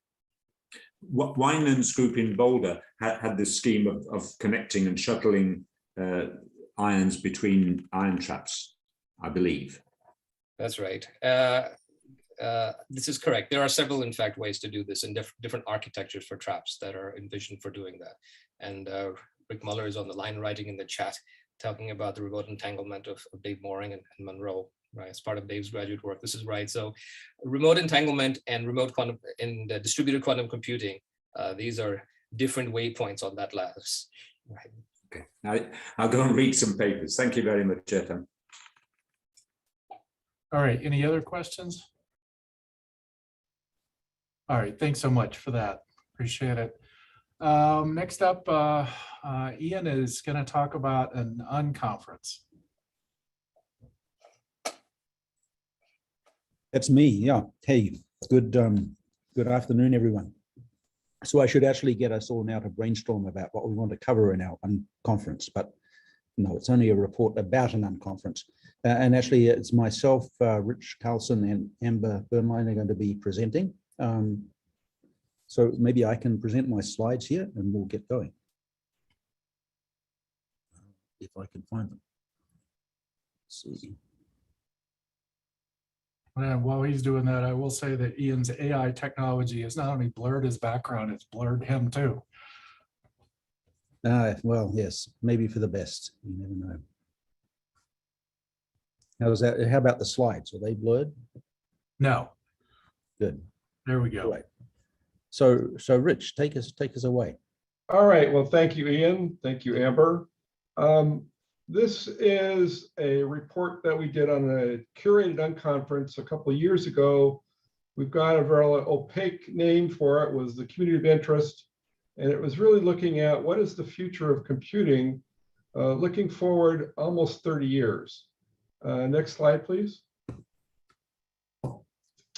So in March of 2020, Barb came to me and said she wants me to run a workshop in May of 2020 on what's the future of computing for the DOE complex. I quickly grabbed Ian and Amber and made them co-chairs, and they put together a very elegant and informative coordinating committee. And then COVID hit, and we kept pushing back the dates until in November of 2020, we did a 3-day virtual meeting that was 3 non-consecutive days. And the challenge was really to get the community to speculate about possible futures while grounding them in today's reality. We're looking at 30 years in the future, and that's a really long time. Next slide, please. And we met with this idea that, it's really tough to make predictions, especially about the future, as a really interesting quote from Yogi Berra. And so instead of saying, how do we predict the future, we wanted to say, how do we get people to start to speculate about possible futures? And speculation, as Oxford Dictionary calls it, is forming these theories or conjectures without firm evidence. We cannot firmly identify what's going to happen in 30 years, but being very thoughtful and intelligent people, we can form a theory and make conjectures, and that's what we tried to do. The unconference format was chosen by the group because we really wanted the community to think outside the box, and we gave them the opportunity, instead of doing a very rigid, structured conference, the unconference format says, let's throw out an idea for an agenda and let the group figure out what the agenda really is. In order to do that with the time frame we had, we went to the curated form of an unconference, where we did allowing the community to identify the agenda pre-meeting using other tools like webs, formats, emails, and structures. And then when they showed up at the virtual meeting, everything was set to start. And then the last thing we looked at here was vignettes. We tried to get people to really think broadly about things, and we came up with this idea of using a vignette to describe a potential future, to be able to speculate, and then allow the community and the workshop to expand on that, put flesh on those bones. So Ian, one more. And this led us to decide we really needed to give the community an idea of what our vignettes were going to look like. And so we came up with this one as a group. It says, imagine it's 1900 and you're invited to a major national conference that discusses the future of transportation in the United States. And you show up, and of course, all the presentations are focused on trains and steam engines and the need to coordinate time. And near the end of the conference, you stand up, bang your fist on the table and go, no, the future of transportation in the United States will be the airplane. In 1900, that's a really bold statement, but that's what we wanted people to think of, a really bold statement about what computing is going to look like 30 years from now. So we motivated the group, and I'm going to turn this podium over to Amber or Ian to go on with the next slide. Yeah, okay. I think we decided that I would present and then Amber would answer the hard questions. Excellent. So good division of labor. So so as you heard from Rich, our goal was to get people thinking in creative manners with with the hope that this would produce ideas and insights that could inform DOE Office of Science. This notion of vignettes was one crucial one, and I'll push just a little bit further on this airplane notion.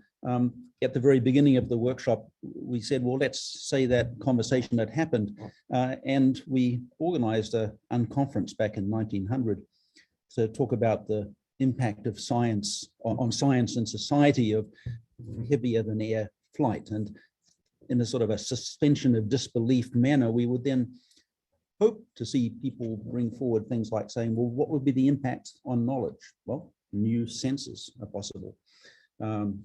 How might research labs change in nature, when people could move around rapidly from country to country? What would be the impacts on society?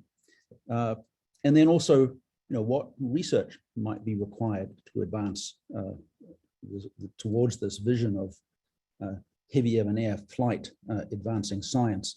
And as we were proceeding along those research paths, what signposts might we look for? For example, in the case of airplanes, availability of lightweight engines, advances in fluid dynamics, and so forth. So that was what we wanted people to do during our 3 days. Of course, not talking about heavier than air flight, but about other perhaps equally radical ideas in the context of 2020. So we put the meeting together, originally planned for in-person, as was noted. We pivoted to Zoom. We thought that was quite nerve-wracking. We engaged a very nice small group called Better Meetings, who to help us organize the meeting. They provided professional facilitation, advice, some training for us and our own lab facilitators. ORISE provided some logistical support. We put in place a pre-meeting process to come up with ideas for the group. That seemed particularly important, given that we were running this all virtually. And then, as was said, we held the meeting over 3 days. We had roughly 150 participants from across the lab system, some industry people, some university people, very active participation by everyone in all groups. We thought we might lose some over time, but we really didn't. People seem to really enjoy it, actually. 150 participants divided into roughly 15 groups, with those groups each focusing on some idea that either came out of the pre-meeting process or emerged during their discussions. As you might expect, some groups were more followed instructions better than others. And I don't actually know I haven't looked at whether there was a correlation between the interestingness of the ideas they came up with and the degree to which they followed instructions. And then, so working with Better Meetings, we put together this process. There was each session, a brainstorming activity. People collected ideas, information. They voted on ideas, then went forward and developed those ideas in more detail, with the goal of coming up with sort of a fairly detailed vignette that would capture some possible future and what that future might mean for science, what signposts might be looked out for, and so on and so forth. We started off by asking people, as I said, to come up with ideas that they'd like to see discussed, and in an attempt to sort of manage that process, we put together, we said we're looking for ideas in particular in 5 areas, 5, if you like, curated topics, not very circumscribing, I think. So people, I don't think participants felt that they were missing, not allowed to put ideas forward that they wanted, but here they are, technological advances that could cause a dramatic shift in how science is conducted, new ways in which scientists and computer-based agents might interact with each other, for example, self-driving laboratories, computing facilities of the future, new computational technologies, how those technologies might be used, entirely new ways of working, future scientific methodologies, and then also future missions, new demands that might emerge over the next 30 years with placing new demands on what DOE had to do. And we got a large number of ideas in all of those areas, and via this sort of voting process, people ended up focusing on a fairly a modest number. Oh yes, and so we provided some illustrative vignettes for each of those in each of those areas, and I won't go through those in detail here, but you'll just see these were put together by the organizers, but just trying to get people to think big. If we could produce fingernail size sensors costing pennies and consuming milliwatts, how would that transform the approach taken by the DOE system to environmental science? That's one of them. The interfaces of the future one sought to get people thinking about AI-driven self-driving for facilities, and so on and so forth. The final report lists all of these. Okay, so Better Meetings, who have a fine mastery of icons, put together this session roadmap for moderators to help people think through the process of running the meetings. We had, as I'll say show in a minute, a fine set of moderators from across the lab system, each of whom engaged in a training session with Better Meetings, and then followed this process during the 3 days of the meeting. And as was mentioned earlier, there were some breaks, multi-day breaks between day 1 and day 2, and day 2 and day 3, and that seemed to help people think and come better prepared for each successive meeting. This is the team we put together, mostly lab people, to actually invite people, plan the sessions, discuss the format. We had a series of meetings about this over a multi-month period. And then the facilitators either shanghaied or volunteered from primarily the labs, I think actually entirely the labs.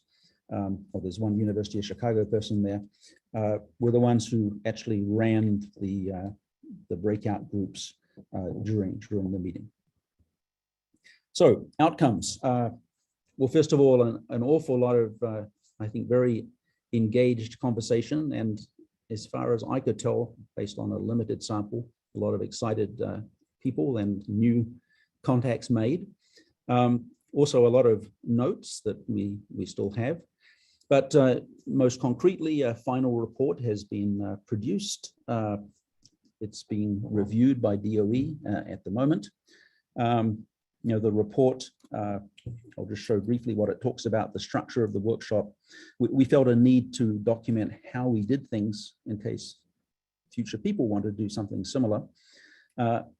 A small discussion of identified near-term needs. So we didn't go off and talk about the fact that we need better edge computing, for example, because we know that's a near-term need, and we just wanted to note it and then move on.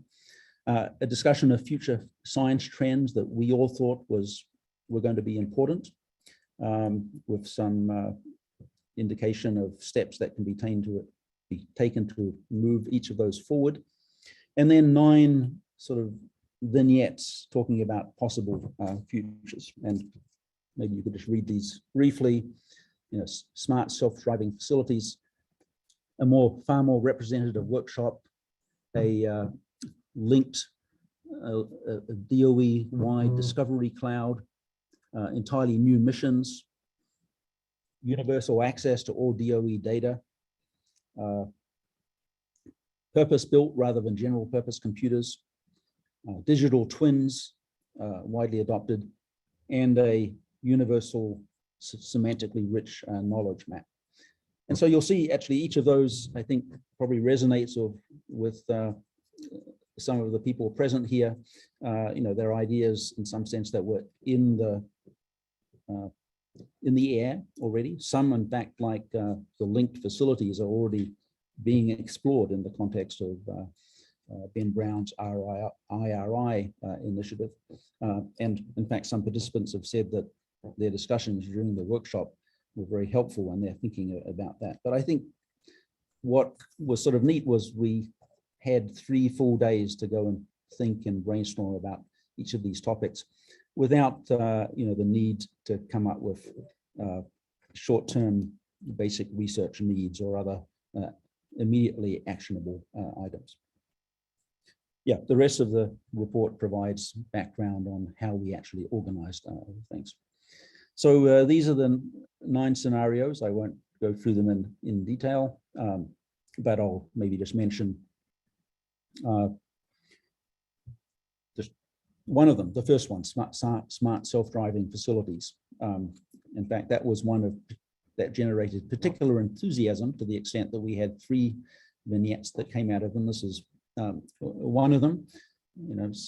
People were imagining in a fair bit of detail what would be required to create a facility that would be able to take high-level science goals, for example, evaluation of a new nanomaterial design, and dispatch it to a facility smart enough to work out how to fabricate the material and choose the right experiments to characterize it in ways that would meet the scientists' goals.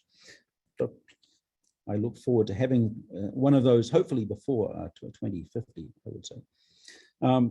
The self-driving facility group also, in fact, put together a fairly detailed timeline of signposts, which actually cover a pretty wide range of topics. This was a particularly imaginative group, so it ranges from workforce transformation and physics to AI mapping to new techniques for understanding how people conceive of problems and map them into realizable goals, and then encompassing, and I'm not sure the timing here is necessarily quite right, but explainable methods for defining and optimizing campaigns and so forth. So I just have a couple more slides here. So the report will be out in a couple of weeks. One thing I'd like to sort of emphasize is, as Rich said at the beginning, we asked our unconference participants to speculate, to think about things that could be, and that process, that unconstrained process, or I guess loosely constrained process, created a lot of creative thinking. Certainly the outcomes are not at the level of detail that we would want if we were going to define research programs, but I think the materials we captured could easily form the basis for more focused, basic research need activities, the activities that conventionally are followed to define new DOE research programs. So if there is interest, I think we have laid some groundwork that could be followed as we start looking at things like, well, the things I just discussed, building a discovery cloud, self-driving facilities, digital twins, and so on. A few lessons learned. It was a very difficult process, I say, partly a nerve-wracking process because we didn't know how people would engage, but a lot of preparatory work was taken, and I think the outcome, fortunately, seemed to be very good. People seem to really enjoy this opportunity. You could argue that's just because this happened early in the pandemic, and so people were desperate for something to do. Probably there could be some truth in that, but no, I think that people really enjoyed this opportunity to engage in these forward-looking conversations. And as I've just said, not all the conversations proved productive. We had 15 groups. We ended up with 9 vignettes. But in every area where we produce some output, I think there's some intellectual meat there that could be pursued further if there was interest. So that's all, I believe. Thank you very much. All right, thank you both, and I hope Amber is not stuck with all of the hard questions, unlike what you said. Oh, well, yes. Susan. Not a question, just a clap. It looks like it was a pretty hard lift, and I'm really looking forward to the report. Thank you. Thank you, Susan. Questions? Rick? Yeah, I'm curious how you documented and then, I guess, tracked assumptions and their consistencies across the predictions or likelihood relative to the scenarios.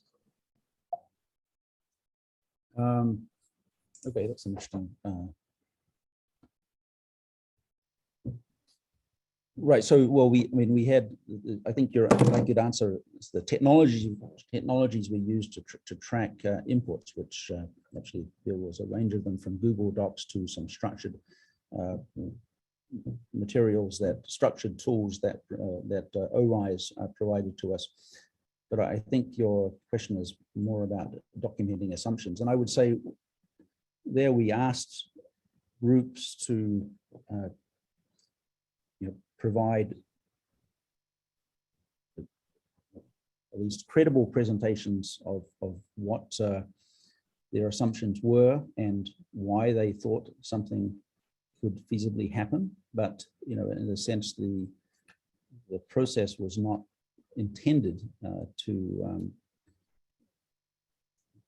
be able to cross every T and dot every I, just like someone thinking about heavy of an air flight in 1900, where I think people didn't know that it was possible, but they were encouraged to think about what would happen if it was possible. Ian, if you go back to slide 9. Yeah. Yeah. I think the thing I was going to add was that unlike a typical unconference, we did do a lot of framing in advance. And so that set a certain level of expectations. We did have a couple of processes to refine the different starting points. And then we did keep the notes that they took during the sessions, and we did check them for some degree of a ground strap. So then I'll let Rich talk. And then if you note on the slide at the bottom, it says day 1, day 2, day 3. We worked through from identifying some brand new idea or technology all the way up to how would you measure that was going to be successful or not. So we gave that structure to keep building on this idea all the way through its birth to its conception. And that seemed to help people ground themselves in reality, even though they were thinking 30 years in the future. So I'm curious, and then I'll turn to David and then Sandy, how to use a matrix quote. How much trouble did you have getting people to free their minds and think about the future unencumbered by current constraints? Who wants to speak to that? It was difficult, right? I mean, this was one of the things that we were grateful, and Rich can say a bit more about this, as can Ian. We were grateful for the break of a couple of days, because it gave us a chance to say, okay, let's try this, to reframe this again, because people are so accustomed to showing up and saying, okay, here's my input for your basic research needs, done, see you later. And this idea of getting them to engage in a different way, it was challenging. It was challenging for the facilitators, although they had a bit more training and a bit more interaction to help with that. But I'll let the others speak as well. Yeah, we didn't have the conventional fallback of retreating to the bar at the end of the day to lubricate people's thinking. But it was, well, I mean, a fun thing was that it was such a diverse group of people, and that I think in a way helped, because it wasn't a bunch of people from the same discipline arguing with each other. And we did have quite a few prompting questions that were intended to encourage broad thinking. Yeah. So I'd say from my perspective, the glass was half full. Maybe Amber's was half empty, and which is of course describing the same thing. So many people were creative, many less so. And I'll add one thing here, is that we did a very different structure. We threw out all the opening plenaries. We had one opening plenary on day one, and the only plenaries on day 2 and 3 was basically to say, here's your task, go into groups. We threw out the report outs at the end of every day, so we didn't spend an hour listening to each group tell us what they had talked about. We created small groups, thanks to Better Meetings folks. They created small groups at the end of the day and put 2 or 3 people into a room and let them decide what they wanted to talk about, whether what they discussed in the meeting or something else that was going on in their lives that they thought they would share. And the groups were relatively small. And that was, again, the Better Meetings folks kept telling us, put 5 or 6 people in a room, not 10 or 15. And that allowed people to really start to open up and talk about this speculation on the future, rather than what's my current research project doing and how it's going to fit in. All right, David, Sandy, and Tony. Just wondering if this meeting didn't benefit from the COVID imposed remote participation format, because it allowed, it seems, a chance for people to have a break of a few days between the different sessions, which would have been very difficult to do if you were all there in person, because nobody's going to pay for essentially a group of people to go for 2 weeks for 3 days of discussion. Yes, and indeed it would be also difficult to organize things into so many small breakouts and then move people fluidly from one to another. Yeah, so that was certainly an advantage. And as I sort of hinted earlier, perhaps people were, it was a perfect timing in terms of COVID. Maybe they'd been at home for 6 months and eager to talk to people. Thank you. Sandy? Sure. So in DoD, we did a cyber tech futures study, which went looking out 25 years. And I'm kind of curious about the approach you took with this unconference. We did kind of a combination of doing surveys to industry, academia, government labs. We supplemented, we got the surveys back, and then we supplemented it with interviews to like 45, 50 people, but we had a team of interviewers talking to futurists. And we just weren't looking at cyber. We'd interview people in AI, microelectronics, but even people working in with the human brain aspects, because we wanted them to think outside the box. Like, what are the interactions between cyber and microelectronics, cyber and the human brain? So I was just curious how, I think we probably took a more traditional approach. What you thought of the unconference and where you think it's best applicable. Well, I would say, I'll say something and then hopefully Amber will, I think this counts as a hard question, so it's really your number. So we did talk about engaging a group that followed a similar process. And I think ultimately we didn't, and I'm not sure if I can recall exactly why, except I think, we weren't, our goal was not so much to say what the future will be, but to say, well, here are some possible futures that would be good for us to be thinking about. And perhaps that's a slightly different goal, and that one that led to this different process. Yeah, the only thing I would add to that is that the kind of thing you're describing, Sandy, it would be complementary to what we did. And one of the things Ian mentioned was we're encouraging people now to kind of follow up now that the report is out. There may be places where it would be good to, touch bases with other people and then do something that might be a little bit more traditional. It's an interesting idea. I'd like to do what we did and almost do an unconference on what we did to see how it'd come out. Thank you. Yeah. All right, Tony, you get the last question. Yeah, it's a very quick question. Hiroaki Kitano was the guy who developed the ABO robots for Sony, and he also developed the RoboCup competition. And his goals to 2050 were that robots could beat a professional World Cup soccer team. That was one of his goals, and he's now working with people like Yolanda Gill to see if you can build what are the steps you need to have an AI system which would win a Nobel Prize by 2050, which are rather different from your goals, but interesting. Yep. I mean, personally, I hope it will be a human and robots working together that may be even more productive. They can do it by 2045. Me too. Yeah. All right, thank you all three for a really interesting presentation and conversation.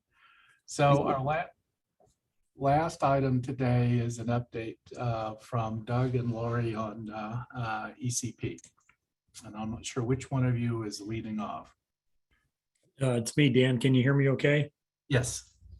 Okay, I'm going to share slides and drive, and Lori and I are going to tag team this. Let me make sure that, do you have the right view? No, we do not. No, Okay. we don't. How about that one? Better. Okay. Well, this is a tough act to follow because instead of 30 years, we're going to be talking 30 days, maybe 30 weeks. So hope you don't find it too boring. And you have the talking heads here with Lori and I. We're going to give you a quick ECP update and probably focus more on verification of our results. We're really entering the time where we're going to show what we can do. So that said, just as a reminder, deployment in ECP is very important. We've been working 5 years. Frontier is here. We're getting ready to get on the system. We're building 24 applications, and that's probably about 50 to 60 separate codes. We have 6 co-design centers, 70 products, and that number is growing in our software stack. And we just completed this past year, our Path Forward program, which I'll briefly mention. We have lots of technical sub-projects or R&D teams, about I think 88 in total. And so as a reminder, it's a large project, and we've been working for a good 5 years for this moment that's upon us. To look back, at least in the time of our baseline in fiscal year 20, the grayed out bullets are key deliverables for ECP, kind of in the past, I'll call it. And then we just concluded what we call an independent project review just 2 weeks ago, in fact. So we'll say a little bit about how that review went. The check marks are key milestones that we've delivered in the past year. So Dan, this committee's heard about some of those deliverables, but this is admittedly a slide from our last review. We have our reviews annually. You see in blue key system access dates for Frontier Test and Development System, Frontier Full Access, similarly for Aurora, and El Capitan Early Hardware, and full system access. So you see the key system dates for access dates for us, and a project completion early date a year from this September. And so we're really excited to be at this point where we're ready to rock and roll and show what we can do. So the review questions are listed here. They're always formulated in a way where we want yes for the answer, okay? And fortunately, we did receive yeses from the review team. The review team has been with us for a while, so there's a good sense of continuity. We're going to focus for this brief presentation a little more on question 2, which was just how are we going to deliver and demonstrate and verify that our key performance parameters are indeed shown on Frontier as our first target. So just, good news for us, work hard for a review, we prepared, and we're able to get good answers. I did want to say a little bit about the 2021 recommendations that was formulated part of our one of our questions, and they were very proactive and positive in our view, which was basically, what is your view of long-term options for supporting and evolving the software ecosystem you have developed? And think first and foremost with our E4S stack, but also our applications. And you see there are various checkboxes for our responses. And in particular, we put together what we think is a pretty good decadal or strategic vision and plan for how to carry this work forward. We've interacted with Barb's task force. I think she mentioned that. And, thanks to Roscoe, this in part does respond to the ASCAC 2020 report.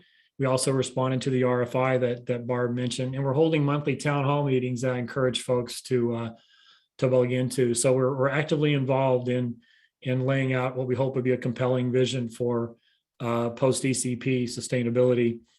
We've also worked to develop a contingency buy-down plan, and basically for the folks here, we believe after we've demonstrated our KPPs, we're going to have time and resources available for staff to continue work to ensure maybe hitting objectives, ensure sustainability. And so we developed a fairly proactive contingency, what we call buy-down plan. And also related, what are we going to do the next 2 years to really work hard on those end of project elements? And I'll have a slide on those. And again, these are very good recommendations and, in our view, very proactive recommendations that we've worked hard to respond to. And I'll say a little bit about these and then defer to Lori on a little more details on the KPPs. So why would we want a contingent management plan? Well, we're proactively assuming we're going to have resources in reserve that we can apply for our apps and software teams after they've demonstrated their KPPs, which Lori will speak to.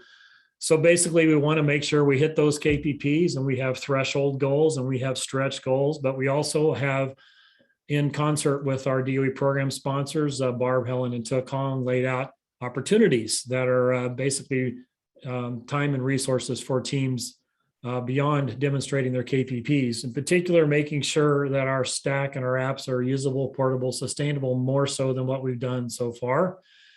Investing where possible into further outreach and transition of technologies, in particular to US agencies and industry. Ready for emerging technologies. We've certainly done more than thought about quantum, and we've been doing more than dabbling in AI, but I think there's more we can do there should the opportunity arise. And increase our stakeholder engagement, particularly for the offices that would be nominally stewards of our applications or stewards of portions of the applications. And these are opportunities that will only arise as certain trigger dates and events occur, obviously being able to show our worth on Frontier and Aurora being key trigger dates. In-depth project management plan. This was another nice recommendation we received, which is basically what might we do between now and the end of ECP to really increase the probability of handoff and smooth transition. And that really has three elements. We want to make sure that we maintain our teams of researchers where possible, as they're demonstrating their challenge problems on exascale platform. So by extending our early finish date, that's more time for the teams. Opportunity-based funding I just mentioned, which I believe we'll be able to engage in here within the next year. And of course, collaborating with our senior leadership, at the institutions that are providing these, these very talented staff. I mentioned the plans for how, what's our view of what sustainability looks like, and how might we, work with our sponsors. These aren't our decisions, but we certainly have ideas and opinions about what this might look like. And then we've spent a lot of time trying to, I think we have tailored the 413 process for formal project management into R&D. And so we've actually written up what we think has worked well, and probably have more lessons learned than best practices. But this was a nice, recommendation to receive, to actually write down some of their thinking before we close out the project.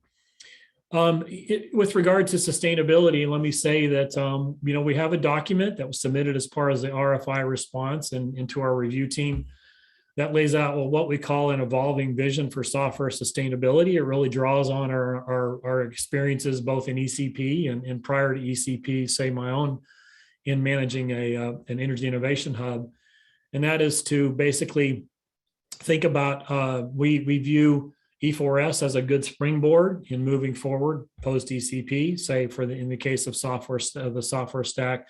And we like the idea of imparting a sense of urgency, well, what I'll call sprint-like campaigns, where you have maybe more formal tracking of certain deliverables and milestones. And you can see over a 10-year period, and this is beyond ECP, so not in our scope, but over a 10-year period, we imagine seeing software development kits that would emerge and be potentially encapsulated in this stack for AI, machine learning, for edge, and even quantum. And so we have a document that we think is really a good start for a vision for sustainability. And it was nice to be able to be asked to write that down as part of our review. Basically, this is an eye chart, but I'll just say we've been very busy. Here are some high-level bullets for each of our focus areas, including project management over the past year. And I think this group has heard a lot of these efforts, but let me just point out a few. Project management, we've worked hard to continue the cash flow for, I think we fund 15 of 17 labs and 50 universities. So it's a large effort to make sure that people are funded in doing the work.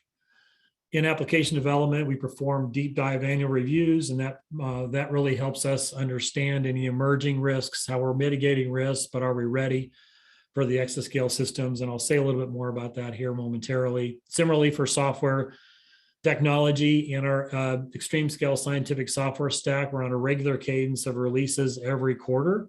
I think we've been releasing now for 3.5 years. We've had 5 releases since this past review. And Lori's going to talk about how we're really formalizing and treating very seriously how we're going to demonstrate our key performance parameters. You're going to hear tomorrow from Al Geist an update on Frontier. And following the Star Trek theme for Frontier, we have, I guess this is Beverly Crusher and her son, but we have a system named Crusher, which is essentially the Frontier hardware. It's dedicated for ECP and Frontier early science use.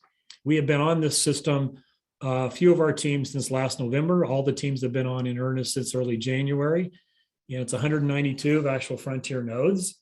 And so we are very busy right now working on making sure we can port and build and test and get the right answer on this hardware, but also beginning to do some performance tests. There was a nice article yesterday in HPC Wire on this system.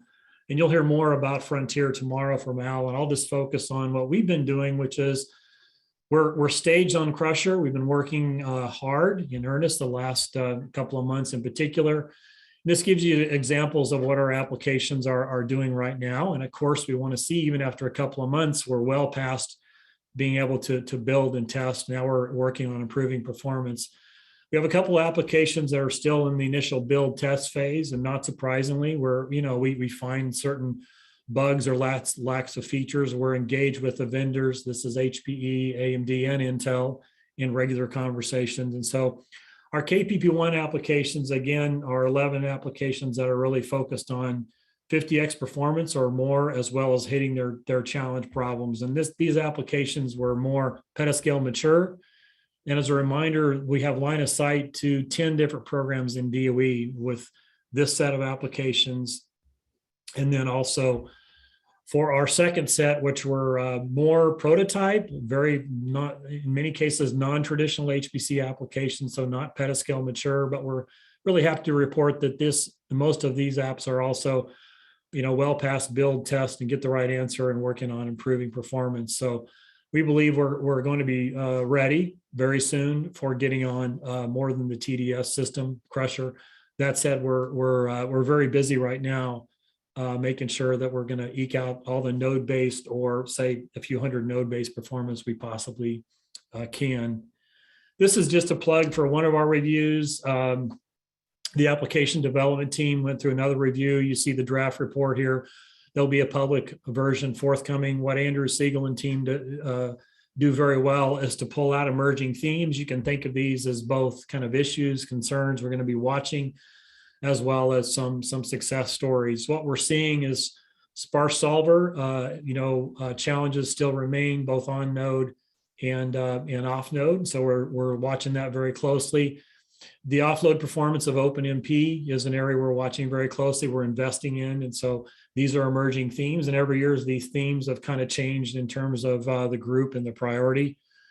Being able to work now we're really focused on our problems, issues, challenges with vendor compilers, and so being able to have those interactions with our vendor colleagues is very important. A lot of really great success stories on integration of the software stack and co-design that Lori will speak to briefly. Performance analysis tools. Now where really rubber meets the road. We're on the actual hardware. We're wanting to know more and more about the details of performance. And so making sure that those performance monitoring tools are up to snuff is important. And finally, as we move to not hundreds, but now thousands of nodes, making sure that things hold together with regard to the network and the Slingshot interconnect, the Dragonfly, et cetera. This is an eye chart that I'm going to go over really quickly so I can go to Lori, but just a note that we're releasing our E4S every quarter, and we're really finding this to provide tremendous value to encapsulate within the software development kits, encapsulate again within E4S. And we think this is just best practice that's going to enable us and is enabling us to really engage the community much more broadly than ECP. That said, I'm going to turn it over now to Lori to talk a little bit about our focus the last 6 months or so, and that is on demonstrating our key performance parameters. Great, thanks, Doug. So yes, so our key performance parameters, or our KPPs, are what will formally define the success or failure of ECP, because we are a 413.3b project. So we set these for each team at the final design review in 2019 and went through many iterations with the project teams, with DOE sponsors, with review teams to set our baseline challenge problems and what the teams were expected, at least at a minimum, to achieve as part of the formal success for ECP. One of the things that we think makes ECP unique and challenging in terms of the KPPs is that it is such a diverse array of application problems that are built on incredibly complex code bases, right? Much more complex than typical acceptance tests for an HPC facility. And they're all expected to run in these very complicated exascale environments, some of which, the teams really hadn't had an opportunity, for example, to explore GPUs before the beginning of the project. Because we're really asking that the teams develop brand new capabilities for the DOE, we really need deep scientific expertise to understand, have the teams successfully done what they set out to do.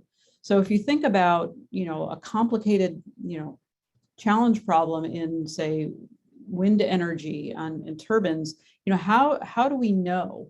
How do we verify that the teams have met the criteria, that their codes are getting good numerical results, that they've achieved what they set out to achieve? And then I think this is, again, further complicated by the fact that a lot of our teams really had no previous experience with 413 requirements and how formal this project can be. So there's a pretty wide variety of expertise spaces with our PIs. And so there's been a lot of back and forth and a lot of education with the teams about what we need to achieve and how much we're going to need to be documenting that. So next slide, please. So as Doug mentioned, these are our KPPs. We have KPP 1, 2, and 3 that we still need to verify, and I'm going to talk a little bit about that in the next couple of minutes. KPP 4 was successfully achieved last year, and we have approval on that from our last IPR. So KPP 1 will be focused around the performance improvement of 50x. So these are the teams that had petascale enabled calculations in 2016 when the problem began, and so they could run a baseline challenge problem to get base performance on a full system, and they will be measured against performing their challenge problem and getting the 50x. And then KPP 2, which are 10 Office of Science applications plus the 4 NNSA applications, did not have those basic capabilities in place in 2016.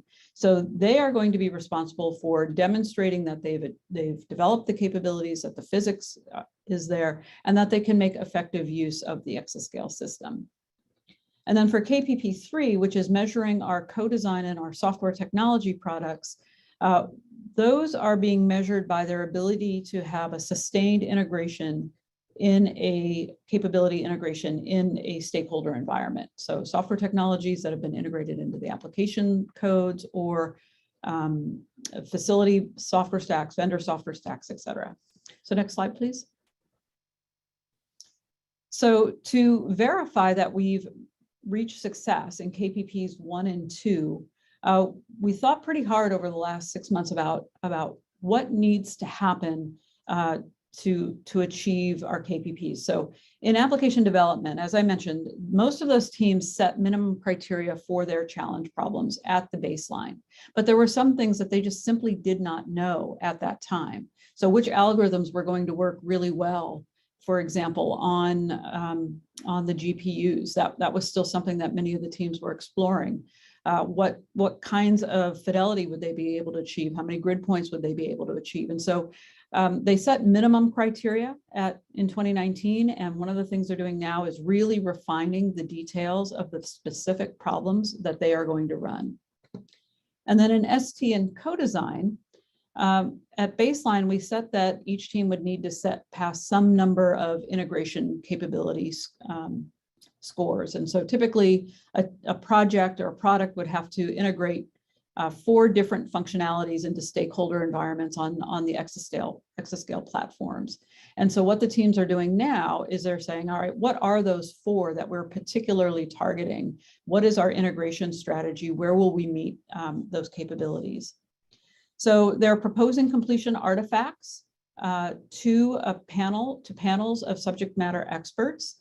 And these more refined problem criteria, along with the proposed artifacts, are being reviewed very carefully by the subject matter experts. So in the last 3 or 4 months, we have assembled teams for each L4 subproject. So an AD, that's a lead reviewer, and at least 2 auxiliary reviewers, so 3 sets of eyes on each project. And in ST, it's also panels of 3 subject matter experts for each project, also including facilities and applications communities because of the integration into those stakeholder environments. And so one of the things that we wanted to achieve with this process was early buy-in from our subject matter review panels. So we wanted them very involved in the definitions, and final refinements of the challenge problems, along with the proposed artifacts. So we don't want there to be any surprises a year from now when a team says, okay, I'm done, here are my artifacts. And the SME panel says, what, this wasn't what I thought I was going to get at all. This doesn't help me understand what you've achieved and what you've accomplished. So we're trying to do all of that negotiation now so that we'll be basically ready to roll when the teams get onto the system. So the results have been in the form of very formal KPP contracts for the AD teams with these refined problems and the artifacts, and the strategies for the co-design centers. So that's the initial problem definition phase, which we are basically completed now. Once we get onto Frontier, we'll roll into the review process, which as teams get onto the system and complete their challenge problems or integrate their capabilities into their stakeholder environments, there will be rolling reviews with the subject matter experts to consider whether or not, yes, they've passed the bar, they're above the bar. So the subject matter experts, they may approve the artifacts, they may request more information, they may request a discussion with the team. Some of these discussions will happen for sure. For example, in ST, Mike and Lois would really like the subject matter expert panels to get together once a quarter to meet with the teams to talk about the capabilities that they've integrated in the last quarter. And so again, it'll be a rolling process that we'll be able to check off progress at least on a quarterly basis, if not more rapidly. So once the subject matter experts have approved the KPPs, there'll be a report that's written by the team that says, here's a challenge problem, here are our artifacts, along with a memo from the review team that is submitted to our federal project director for approval. And once he approves, the KPP score is updated. So basically that's it in a nutshell, what we've talked through. So next slide, please. I've already talked through this already, and so in the interest of time, I'll just skip this one. Next slide. So for verifying KPP 1 and 2, as I said, the contracts give these very complete descriptions of the challenge problems, the input decks, the setup, the resource estimates that we needed in order to manage the exascale resource as we get it, the runtime settings, and then the artifacts.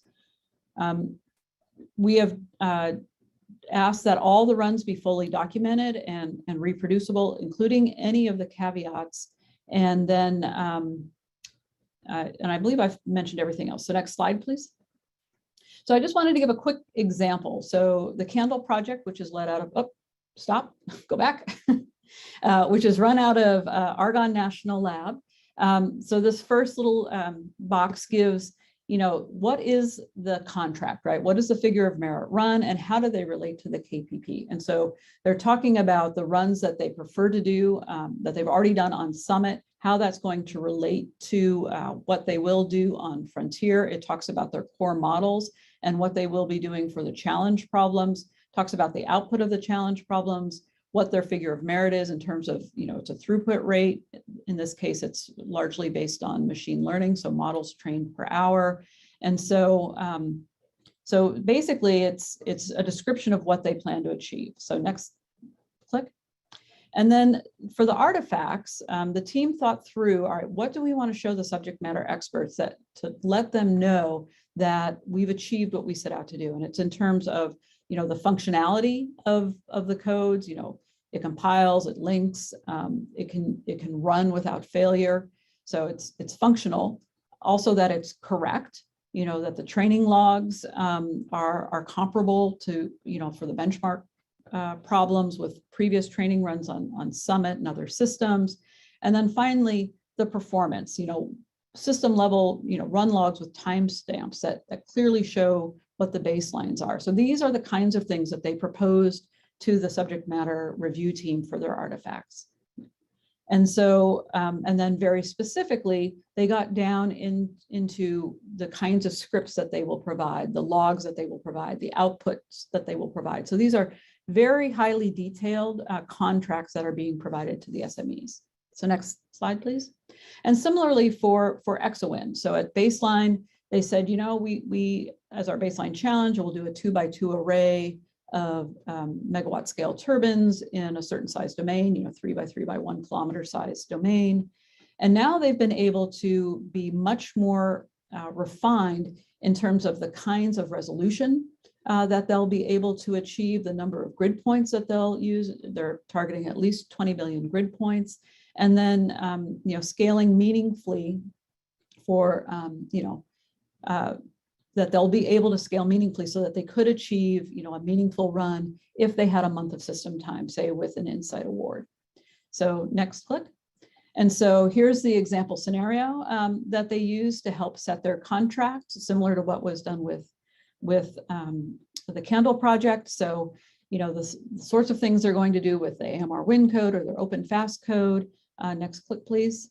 And then finally, what they will provide as confirmation of the simulation. So again, very refined and detailed contracts that have been provided to our SMEs. So next slide.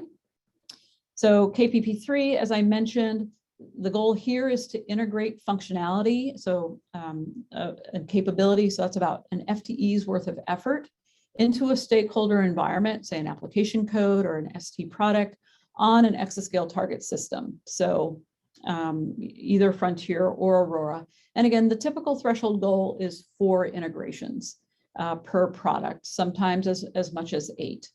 So next slide, please. So this is just a set of examples of the kinds of integration clients that we expect. So integration directly into an AD or an ST code, the kinds of artifacts that you might see there, run logs, output logs, journal papers, memos from the client saying what was done, demonstrations. But in addition to those direct usages, there's also tool usage where artifacts may be merge requests or change logs, performance studies. So like our performance tools would be in this category, facilities deployment, vendor deployment. These are the kinds of integrations that we expect to see and the artifacts that might go along with them. Next slide, please. So again, all teams have defined their KPP strategy, we are keeping track of this in our Confluence site so that we have access to it, where each team has gone through and talked about, what is the integration that they're describing, their goals, the target environment, and the artifacts that they're planning to use. These were also, next slide, please. So as an example, for the Alpine project, there's two major functionalities here, Alpine and then ZFP, which is a compression library. And so what you can see here are the 4 primary integrations that they're targeting, plus 2 backups. So as a strategy, if they don't make one of their primary 4, they have a couple of backups in place. So next slide, please. So all of this is captured, again, in this Confluence database, where the reviewers can go in and take a look. But in addition, the main thing I wanted to point out here as a lead into the next slide is in the upper right-hand corner in the blue, you see the int-825, int-827. These are actual integration descriptions in our integration database where we are actively tracking these integrations. So next slide, please. So for example, and we've talked about the integration dependency database to the ASCAC previously, probably even prior to COVID. I remember doing it in person, but we do update this, and we just recently updated this in the last year as we were getting ready for our KPP contracts and strategies. There's now over 1,100 issues in the database, and they're tracked by whether or not they're can be verified in a KPP 1 or 2 run, or if they're used in porting or debugging or profiling, or if they're used in a science run. So we have that kind of information. We can look at information by the producer. So the graph in the bottom right is looking at different libraries that are part of the integration database. The bars above that show how many codes are critically dependent on that technology, or it's very important to them. You can click on those bars, drill down, and then take a look at the issues. And so it's been a very nice database to answer questions such as who is depending on what particular technologies. And it's really allowed us to motivate some pretty deep dive discussions on our critical high use producers and consumers, in particular programming models and sparse linear solver technologies. So next slide, please. And so again, as an example, there's 5 applications across the top, and this is one of the motivators for why E4S is so important to the broader ecosystem for high performance computing. You can see that if you look at this chart, the applications such as cosmology, denoted with a C, are dependent on a number of different libraries and toolkits across the stack of software technology. So dependent on MPI plus HPC toolkit, plus ArborX and Alpine. And so providing a mechanism, a turnkey mechanism for those applications to access these technologies is really critical in increasing the productivity of our application teams. So next slide. And it's back to you, Doug. Okay, Dan, just 2 more slides here. We do these annual reviews, and one of the things we're finding that really works well is we're able to elicit risks and understand new things. And for the most part, they're known unknowns, not necessarily unknown unknowns, although that is always a possibility. But you can see the kinds of things that emerged in the last 2 or 3 months, which is continually to run down some issues with compilers. That's not surprising. Optimization, library performance, making sure that it's up to snuff. I mentioned performance of OpenMP offload for these newer GPUs. And one thing too is sparse linear solvers is a constant theme. Even direct sparse linear solvers on node is an area that's kind of coming to arise more and more. Maturity of IO, Slingshot 11 is on frontier, making sure that as we scale up, there are no surprises there. Working on sustainability plans and into project plans, extending the life of the project as much as we can to ensure that we can keep staff, funded to continue to work.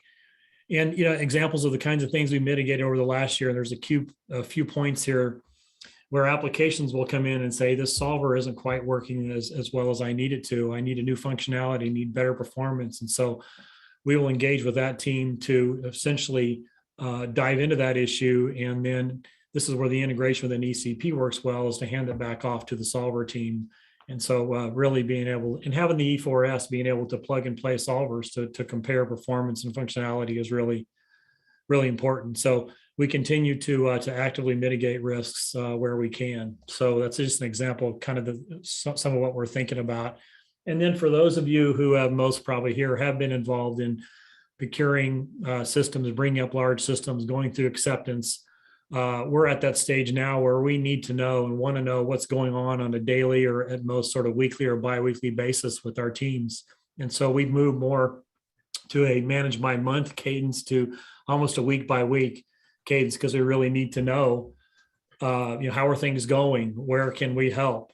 Do we need to engage with with vendors or facilities, et cetera? So, after 5 years, we're really moving to a kind of a quicker cadence with Frontier here. So that said, that's all we have today. Dan and team, we're happy to take any questions should the time permit. All right, questions for either. There's a question about OpenMP offload in there. Looks like Lori, you were answering it in the chat. Yeah, hopefully Doug will say something consistent with what I typed in. So Doug, the question is OpenMP and how important it is for performance portability. And my response was that it's very important for our Fortran codes, but many of our C and C++ codes are using programming abstractions such as Cocos and Raja, along with HIP and CUDA and SYCL directly. Yeah, I would add that the abstractions layers, which have really become very, very popular and important, also have an OpenMP option too that we want to see work as well. Yeah, I mean, So, let me just comment. That's really important because the other options are fine if you're prepared to dive into those different paradigms, but we really want to have codes which you don't have to change. That's the idea of portability, and so that seems to be an issue. And that seems to be an issue with Cocos and OpenMP offload, for example. And so, I mean, it's okay. I mean, as your GPU sort of codes machines are increasingly different and diverse, you need to have a way of not having to go in at the low level and change all this stuff if you can help it. Yeah, you're right, Martin, and we are very, very much focused on OpenMP. That's probably one of our top 2 or 3 areas we're looking at right now. So it is important for, I think, our overall success and sustainability. Roscoe? Yeah, I wanted to thank you very much. That I'm very impressed with the breadth and depth of the work you're doing in this phase. A couple of quick questions. In Lori's presentation about the KPP efforts, it seemed to me across the board that success with the KPPs and the work that's going into that also seems to benefit either stakeholders or some deeper understanding of the systems and what's going on. But I'd love your reflection on that. That is the value of the KPP activity beyond the fact that you just need to meet the KPPs in order to check off the boxes. Yeah. And so that was one question. The other quick one was, do you expect any additional workforce challenges in these, in the what does that workforce picture look like over the next year or so? Those are my I'll take a crack first, Lori. KPP verification is not just about 413 and formality. As a community, I think we need to do better in reproducibility in verification. And so we took it very serious, and Lori really led that effort over the past kind of 6 months, making sure that we're getting the right answers, we're getting good answers, we can reproduce them, we can demonstrate, we can verify them. And so there's a larger issue there, Roscoe, not just the project itself, but we did lay this process out so that, like Lori said, so we would be able to vet it with SMEs upfront before we get on the Frontier. And with regard to sustainability of the workforce, I'm very excited about the opportunity investments we've laid out, and I'm optimistic that we're going to be able to tap into those opportunities. Demonstrate KPP is very important, but tap into those opportunities and really increase the probability of uptake and sustainment beyond just those metrics. So the only thing I would add to that, Roscoe, is that when the challenge problems were defined, there was a lot of iteration, as I mentioned briefly, with the stakeholder offices to ensure that the challenge problems were really meeting mission critical science needs. So the ability to do those, have those new capabilities in place, we believe will have much broader implications for DOE and the nation than just meeting our KPPs, right? They have a direct line of sight to the mission needs statement for ECP and should address science challenges for stakeholder offices. Good, thank you. Any other questions for Lori or Doug? Dan, I see Rich Lethan has a question in the chat, and I'll just say that we have several applications that have really tried every possibility of getting performance out of GPUs. And one in particular is QMCPAC and Paul Kent. Recommend you talk to him, or we can put you in contact. I think there are many applications that have found that the COCOS and Raja abstractions are very competitive with specifically coding in CUDA and HIP. I think it's application dependent though, so I am aware of examples where it's been very, very competitive. Yeah. Thank you. All right, I know we're over time. No one's fault, just a combination of small slippages. Thanks, Doug. Thanks, Lori. Before we adjourn, anyone either from the committee or from the broader public have anything else they want to surface today? Going once, twice, gesticulate wildly. Okay, Vivek. Yeah, I just, I think there's been a general theme about finding synergies in terms of what we do and what's going on outside. There were references to cloud computing and all. I just want to mention a special effort. This pertains directly, Doug and Laurie, to the software sustainability in ECP.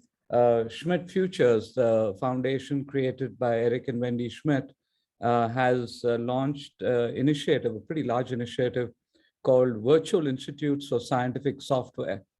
And I think there may be, I don't know how much engagement there is, and I can certainly follow up with Mike and Lois as well. But it seems interesting. So they actually, and they've funded 4 universities. Georgia Tech is one of them, which is why I'm aware of it in more detail.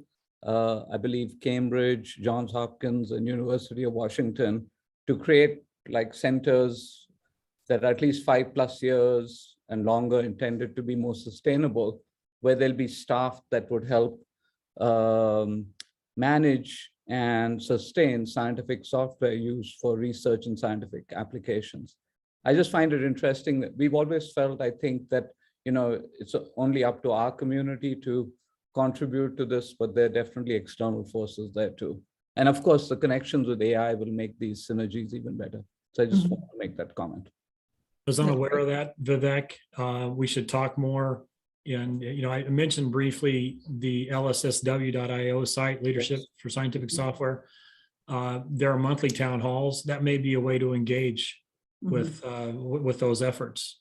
Absolutely. I mean, the more people recognize the value of this, the better. Agreed. Agreed. All right. Well, with that note, not seeing anyone else waving their hands, I'll declare us adjourned. We'll reconvene tomorrow at the same time. See you all then.